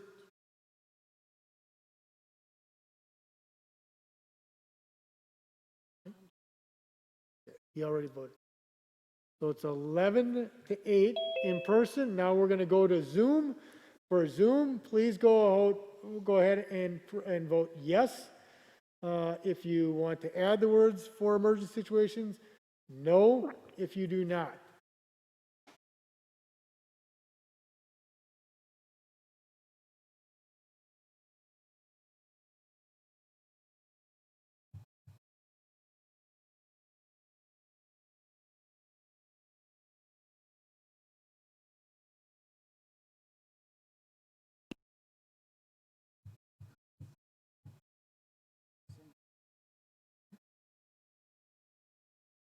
Hello?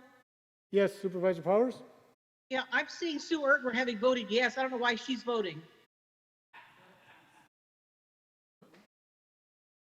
Sue Ertmer voting yes. There's a green check mark next to her name. Okay, so what I'm going to do is I'm going to clear all who are in Zoom, and I'm going to ask you to vote again. Please vote yes if you want to approve the amendment to add 4 emergency situations. Press no if you don't. So we're revoting in Zoom, and then we'll add it to the in-person. Does demonstrate a bit of the challenge, nonetheless, between the two.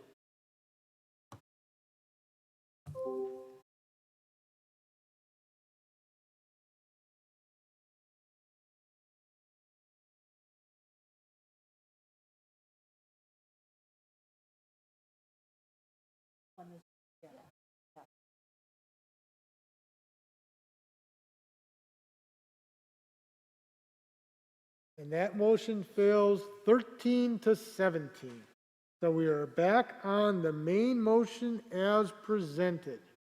Any other discussion on the main motion as presented? Seeing none, we're going to attempt a voice. Oh, I'll call on Supervisor Gabbert.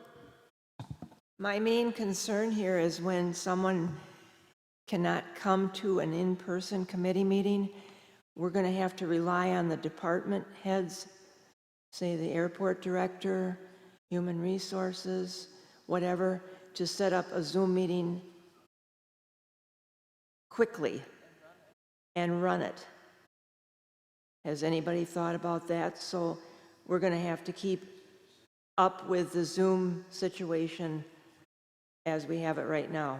You can't expect them to set something up the night before you have a meeting and pay for it. So I think the Planning and Zoning Department has said they've renewed their fee to Zoom for another year. So I think there is a fee, but just so our department heads don't think that we're doing something on a surprise, we're going to have to alert them that every month we could have someone that is going to come through the meeting on Zoom and be prepared to set this up. So I think that would be only fair to our department heads. Thank you. Thank you, Supervisor Gabbert. Is there anyone else who wishes to speak on the main motion? Seeing none, we're first going to try a voice vote and see where it goes. Otherwise, we will convert like last time. All those in favor of Resolution 036-07-2020 say aye. Aye. Aye. Aye. Opposed? No. Okay, so can I see the no hands in person? The no, those who voted no in person. 1, 2, 3. So there are 6 in-person no's. On the Zoom call, how many no votes could you please identify if you were a no vote? On the Zoom. If you could open up your mic on Zoom, was there anyone who was a no? I was a no. Keller. Supervisor Keller was a no.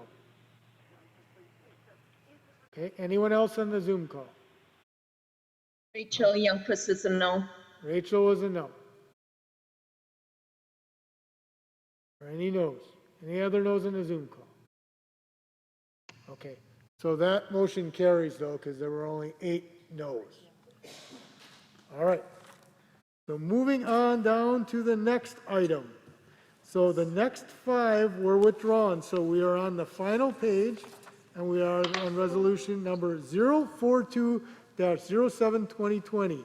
Create a Diversity Affairs Commission. For that, I will call on Supervisor Norton. Thank you, Mr. Chairman. I'll move for Resolution 042-07-2020. There's a motion and a second to approve resolution number 042-07-2020. I'll open up for discussion. I'll be very brief because I know it's very late and I want to get this passed. I was very interested in an issue a couple of years ago when meeting with Sylvia Butler, who at the time was the diversity vice chancellor at UWO, and we had talking about how the city of Oshkosh turned down having a diversity coordinator for the city of Oshkosh.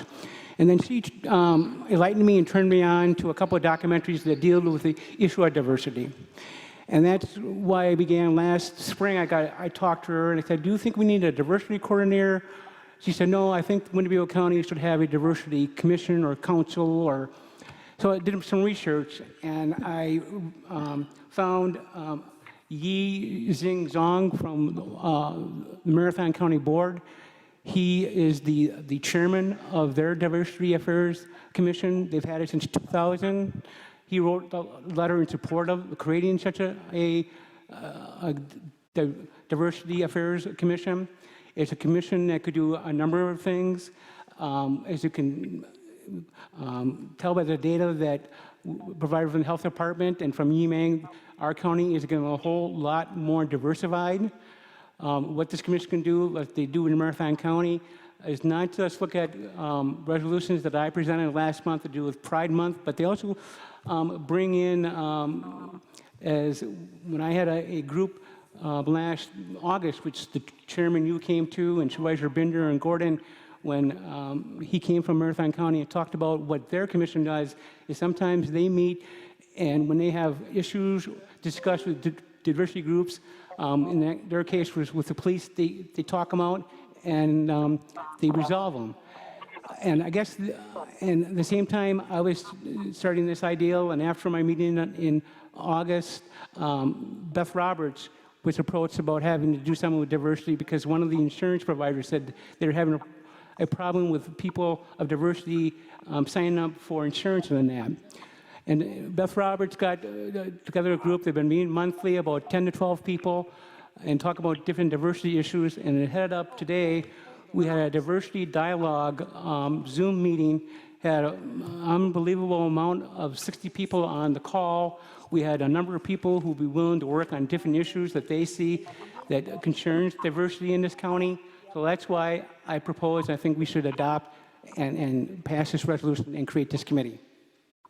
Thank you, Supervisor Norton. Next speaker is Supervisor Snyder. Please go ahead, Supervisor Snyder. Thank you, Mr. Chairman. Supervisor Norton consulted with the Extension Committee and with the people at Cooperative Extension out at the Coughlin Center. And Mandy Dornfeld has really signed on and really wants to work with Beth Roberts and the others to make this a success. And Mia Young is also interested in signing on, so we're on board at the Extension. Thank you, Supervisor Snyder. Next speaker is Supervisor Defferty. Thank you, Mr. Chair. I do support creating a Diversity Affairs Commission, but I'm very concerned that this is just simply, glad handing. And I'm looking at this, and there's a lot of vague terms on here. And I'm not really sure, what exactly it is intending to accomplish and how it's, if there's any checks and balances to county government in particular. And I think that's what's really key in order for this thing to work, is that there has to be some checks and balances to us and the county board as well. So I'd like to know, I do have a question in regards to this, because this is an issue that covers a lot of aspects. I mean, not just simply, it covers into, systemic racism and in regards to criminal justice, in regards to, housing, in regards to jobs. There's a lot of factors involved here. Now, I know that this was brought forth to the Judiciary Public Safety Committee. I was there. No one spoke for this. So what other committees has this idea been brought forth? Has it been brought to the Human Services Board? Has it been brought to the Board of Health? What other committees has this been brought forth before it came here to the county board? If someone could, enlighten me on that. Supervisor Norton, please go ahead. Are you talking, Supervisor Defferty, about the Diversity Commission itself? Because I will speak, and Chairman Ramos here on the Health Board, we have had reports due with about I don't want to, Doug Ewing's in the back, he could correct me about in the schools, and not race relations, but something like that. It's been talked about kind of that ADRC, but not totally. I would, I mean, it's an initiative that I've brought up. I've included other people. Last August in my meeting, I invited everyone. I had a few supervisors who came, so it's not like it's not been known that I have any interest in this. And other people have had an interest in it. And you saw the letter that came from the health department. They're in support of the ideal, and I think there are things that we can grow on this. I'm going to, I'm tipping my hand here. I know the health board knows about this. Some counties have passed racism as a health issue. We may look at that. This kind of commission could look at that too. I mean, so, and I take a little bit, not issue when you said this won't do anything. I think if you ask the people in Marathon County that it's more than just passing resolutions, they have in the past have had to bring in police and education people when they've had questions or issues with different diversity groups. And it's a place where the diversity people of diversity could go to. And like I say, in our diversity dialogue at the meeting today, we had more than a couple, 2 or 3 different things that people could work on. How people of diversity could access different forums and institutions. Someone brought up, we could look at what the county policies are. So there's a number of things this commission can do. I think there are departments who are looking at it and who will look at it further, and I think that's why it's much needed. I hope that's answered your question, Brian.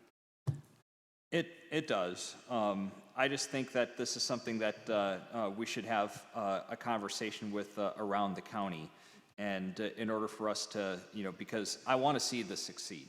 I really do, and I want to see this show that I want this to show that we actually mean it and that we actually have a plan of action. And there just seems to be a lot in here that just seems to be rather vague. And I want some actual structure, some actual teeth on it. And so with that in mind, I'm going to make a motion to bring this to the Human Services Board. And I entertain a second on that. There's a motion and a second to refer it to the Human Services Board. So that motion does take precedent at this time. That is debatable. So all discussion going forward at the moment is in regards to the motion to refer to Human Services Board. I saw a number of folks calling in. I'll go one by one, but it's specifically on the referral to the Human Services Board. Supervisor Fari? My question was not specific to that, no. Okay, thank you, Supervisor Fari. Next, Supervisor Wingren, specifically to the referral to the Human Services Board. Sure. Please, go ahead. I was going to say the health department, but human services is even better. I applaud Mr. Norton's passion for this, but I also understand the practicality that Brian brings to this as well. Doesn't the city of Oshkosh have something like this? So we're not left in the lurch, are we? The city of Oshkosh has an ongoing group of people, so to wait while the Human Services Board comes up with information won't hurt anything. I think it's too easy. You can't just pass a law to make people like each other, unfortunately. I'm all for this. Who the heck is against diversity? Nobody. So I think that we need to look at this further and make sure that when we do this, we do it right. And I don't think that this does anything other than makes us all feel good. We go home, wash our hands and say, oh goodness, we've done something, but we really haven't. So let's do this right. Let's have the Human Services Board look at it and give their expertise. More heads and brains that come together to think about things like this, involving the public and some input. I don't think there's been any input. There hasn't been on any committee where the public showed up at any number to talk about it. So that's why it's a good idea to go to the Human Services Board and have a good hearing and airing of this important issue. Thank you, Supervisor Wingren. Next speaker is Supervisor Shorsey. Thank you, Mr. Chairman. I too, as I looked at this, thought it's a little premature to bring it to us to approve when there's no substance to the program. So I think that it should be required that this go through the regular program development, budgeting process, because there will be costs to this, and we would be naive not to recognize that. And also to make sure we aren't duplicating efforts that are going on. I believe Nina has a group too now.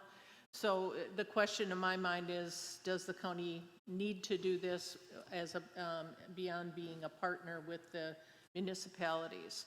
So I do support this amendment, and Human Services does a great job of looking at whether programs are truly needed or not, and putting together a program plan. Thank you. Thank you, Supervisor Shorsey. I see Supervisor Binder. I'm going to go ahead and work to open up your mic here, Supervisor Binder. Please go ahead. I know we've been meeting probably for almost a year on this, and what we're really looking for is the county to recognize this as a committee. We've basically met. Today we had a meeting. We had 63 people attend our meeting today, and I believe Beth Roberts sent the invitation out to everybody on this county board to attend our meeting today. You know, we've made a lot of progress. I mean, when you're not a person of color, you don't realize how hard life can be on you. You know, we take it for granted. We're basically, we're accepted. You know, we basically go into a grocery store, they basically treat us different than they do a person of color. All we're looking to do is being recognized as a committee so that we can bring things forward to this county board that maybe help Winnebago County.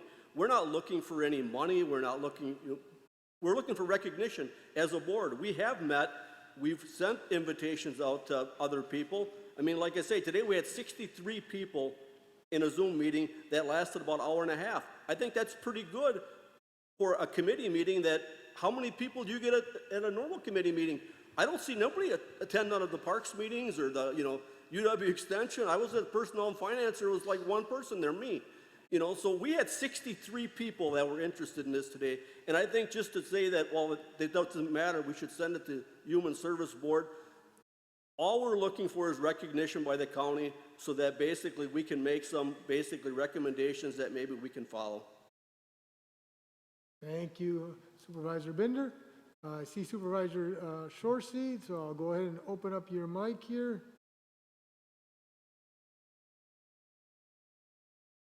Please go ahead. Thank you. Thank you, Mr. Chairman. Supervisor Binder, so these people were meeting to discuss the Diversity Affairs Commission? Mike Martin and I, Beth Roberts, and they come in different, we've been meeting for probably a year. And then Mike wrote this up, and these people are basically sponsoring this resolution. Okay, so but this isn't like we just, two of us. Because would that be... We didn't have a committee, no, there wasn't enough to... Would that be a problem with a meeting violation? You have to have a quorum, which would be 3. We never had a quorum. Okay, so the list of supervisors never came to a meeting? They did not attend a meeting. We maybe, they could have talked to somebody through, Okay. but today there was 63 people on the Zoom meeting. And I believe, it shows up by phone numbers. I believe Mike Norton and I were probably the only 2 that I could actually see as a committee. Yeah, and that would be a concern too, is that we get the cart before the horse. I mean, I realize in order to get ideas, you have to have some discussions, but it could get us into trouble too, because you've been representing the county with people from other organizations, and when we haven't agreed to move in this direction. So we didn't just a cautionary tale, but it wasn't a violation of on anything. And meeting. Beth Roberts basically led up the meeting. Yeah. So I think it's something that we have to realize that people of color aren't treated like we are. We go and people just accept us. They don't accept people of color. And if we can't make people aware of that, we came a long way since 1964, but believe me, there's a long ways to go. So we can sit back on our mighty and basically believe there's not a problem, but believe me, there's a problem, And if we don't want to do something about it, it's going to remain a problem. I'm glad that the people before us attempted to do it, because that's how far we got already, but we got a long ways to go. Thank you Supervisor Binder, and thank you Supervisor Shorsey. Thank you. Next speaker, Supervisor Fari. Thank you, Mr. Chairman. I'll let you rule whether or not my question is valid to the referral back, but I assume it's valid to those who have participated in the previous resolution specific to per diems. My question is, will this commission, the members of it, be paid a per diem? I think the answer would be yes. I think the conflict is obvious. Thank you. Thank you, Supervisor Fari. Supervisor Keller on the Zoom meeting would like to speak. You can go ahead and open up your mic, Supervisor Keller. Please go ahead, Supervisor Keller. I didn't know that I had my hand raised to speak, but I would certainly not support this. Thank you, Supervisor Keller. Is there anyone else on Zoom who wishes to speak on the referral to the Human Services? He was against it. And so I'm going to call on Supervisor Schellinger. You can go ahead and Thank you, open Mr. it. Chairman. Yes, we can hear you well. Thank you. I think we should not send this back to or send this to the committee to review. I agree with Supervisor Deferding and the sort of the core of the referral. I think that this really does lack the teeth that we need. I think as we recognize the moment that we are in both nationally and locally as we confront as we confront our the racial injustice that's built into our country, that this is the creation of a diversity affairs commission is a early point in a long journey, and to get to where where I think we should be, we need to have something stronger for this commission to do. But I also think that that's built into the way this commission is supposed to do its work. The line 16 suggests that this commission is going to develop a strategic plan that's going to be approved by this county board, which should flesh out some of the more important things that this commission can do that will bring about the concrete change. It seems to me like the composition of this committee, the 12 members, are probably going to be pretty competent in thinking about what goes into a strategic plan. People who have been thinking about diversity and how to improve conditions in our county. And so I'm very confident that if this commission is formed, that they will be doing some really good work to provide a comprehensive strategic plan presented to this board. We'll be able to provide our review and come to a mission for this commission. And I don't think we need to go to the Human Services Board to get that kind of definition right now. Thank you, Mr. Chairman. Thank you, Supervisor Schellinger. Next speaker, Supervisor Eisen, followed by Supervisor Albrecht. Yes, Mr. Chairman, I call for the question on the amendment. There's a motion to call the question on the referral back, or the referral to Human Service Committee. Is there a second? There's a motion and a second to call the question and debate. That is not debatable. Does require a 2/3 vote to do that. If that occurs, then we'll go to immediate vote on the referral to the Human Services Board. Okay, so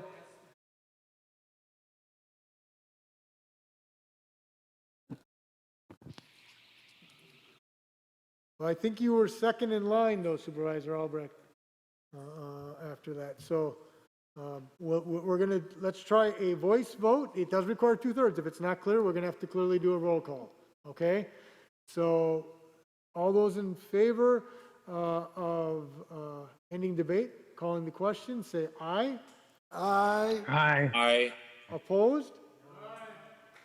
The noes, can they please raise their hand in person? 1, 2, 3, 4, 5, 6. There's 7. And now in Zoom, all those in favor of calling the question, I'm going to clear you just to start over. All those in favor of calling the question, vote yes. Those opposed, vote no.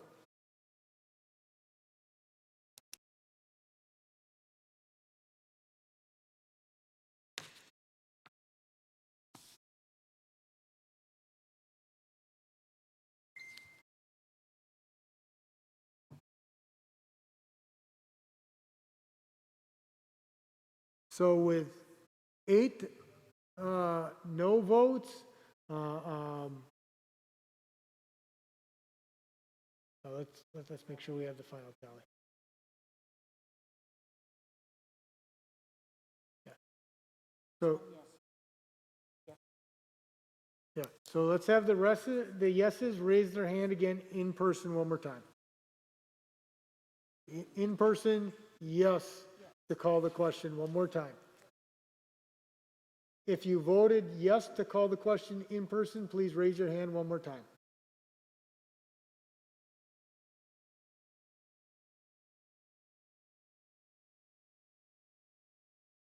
Yep. In person. And so it's 22 to 8, and you need 2/3. But is that the members present? I need a clarification, Corporation Counsel. Is that 2/3 of the members present or of the membership? I just want to clarify that because it looks like it matters in this case.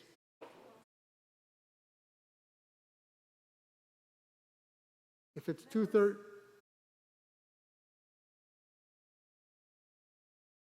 Okay.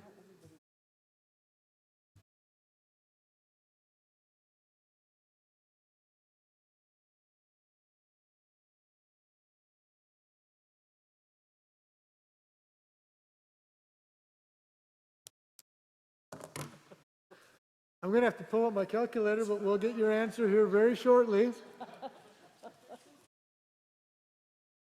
Well, it's because it's of the members present, though.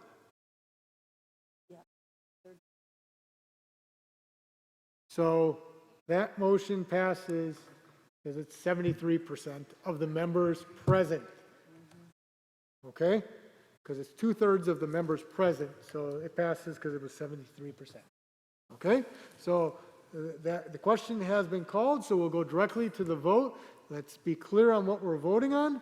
We're voting on to refer or commit it to the Human Services Board. Okay? Now that only takes a simple majority to pass. Okay? So we're going to attempt to do this by a voice vote. Otherwise, we go back to what we just did here. Okay? So all those in favor of referring it to the Human Services Board in person, say aye. Aye. Aye. All those opposed in person, say no. No. Okay, we're clearly going to have to do this again. So in person, if you want to refer it to Human Services, raise your hand.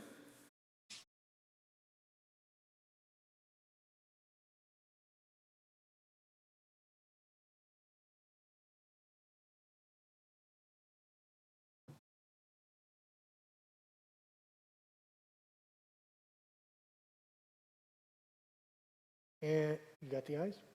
Yes, that's how it is.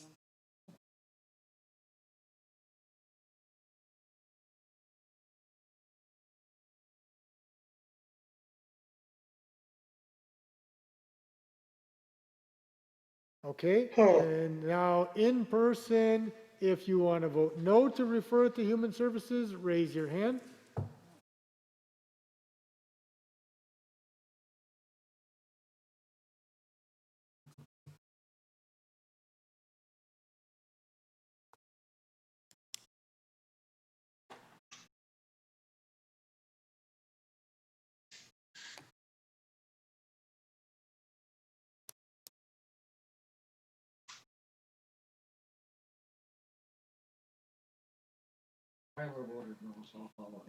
Okay, now we're going to go to Zoom.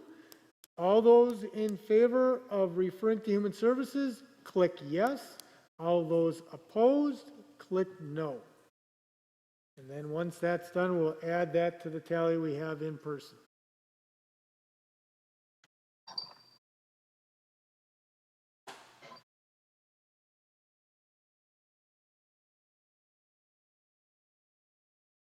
So on Zoom, it's 7 yes, 5 no. So 18 to 12, so that passes because it simply requires a simple majority, so that is referred to the Human Services Board. So, moving on down to the final resolution. I'm going right tonight. Excuse me? Supervisor Nussbaum? No? Okay. Moving on down to the final resolution. Resolution number 049-07-2020. Adopt the rules of the Winnebago County Board of Supervisors. As amended tonight is what it should say. I'll ask for a motion. This is what we do every time, normally at our original organizational meeting, if we have an amendment. We did have one amendment tonight, so we'll actually have to adjust some of the numbers that I've looked at, and I'll tell you what they are, and you tell me if I'm wrong.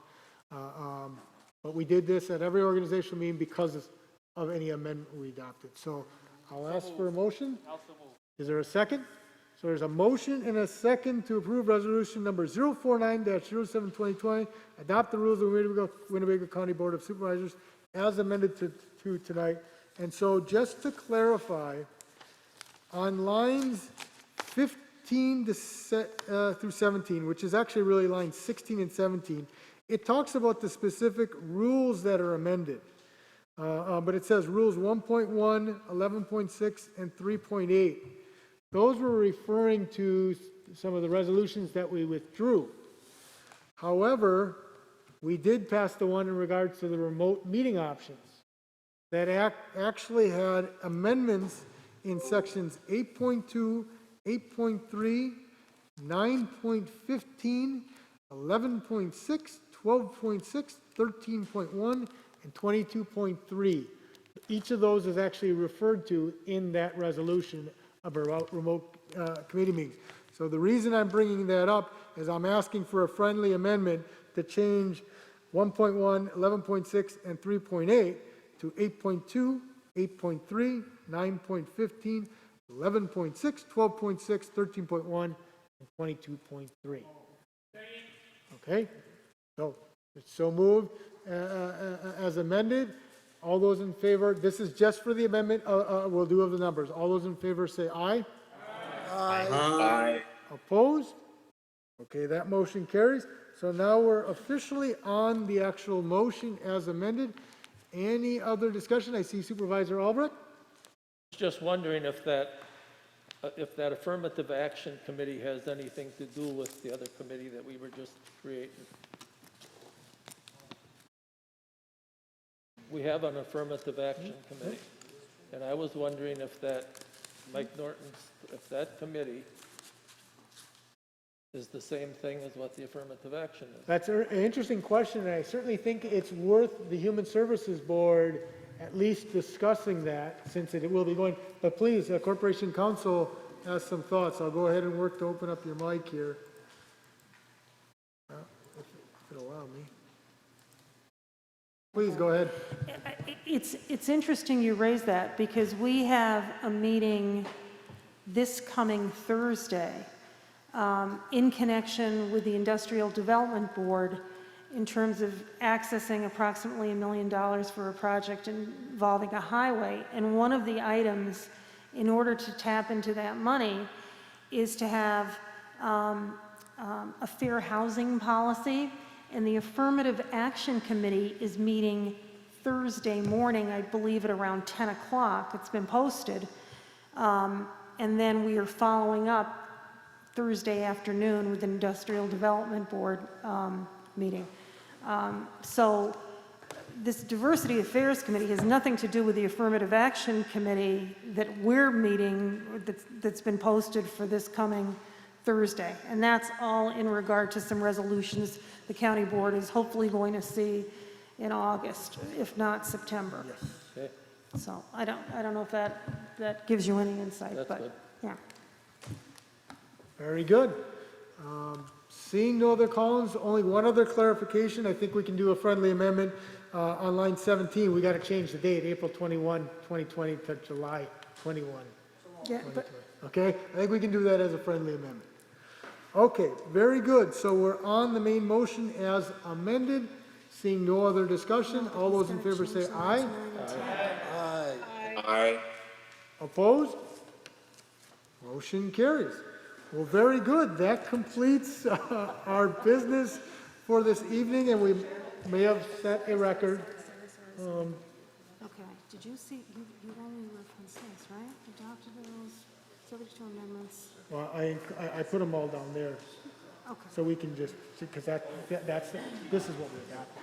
We'll just have to, you see what I'm saying? Yeah, but do you need to? You want me to- I don't think so. Oh, yes. Well, unfortunately, that is not on the agenda this evening, so we can't vote on it, Supervisor Konecki.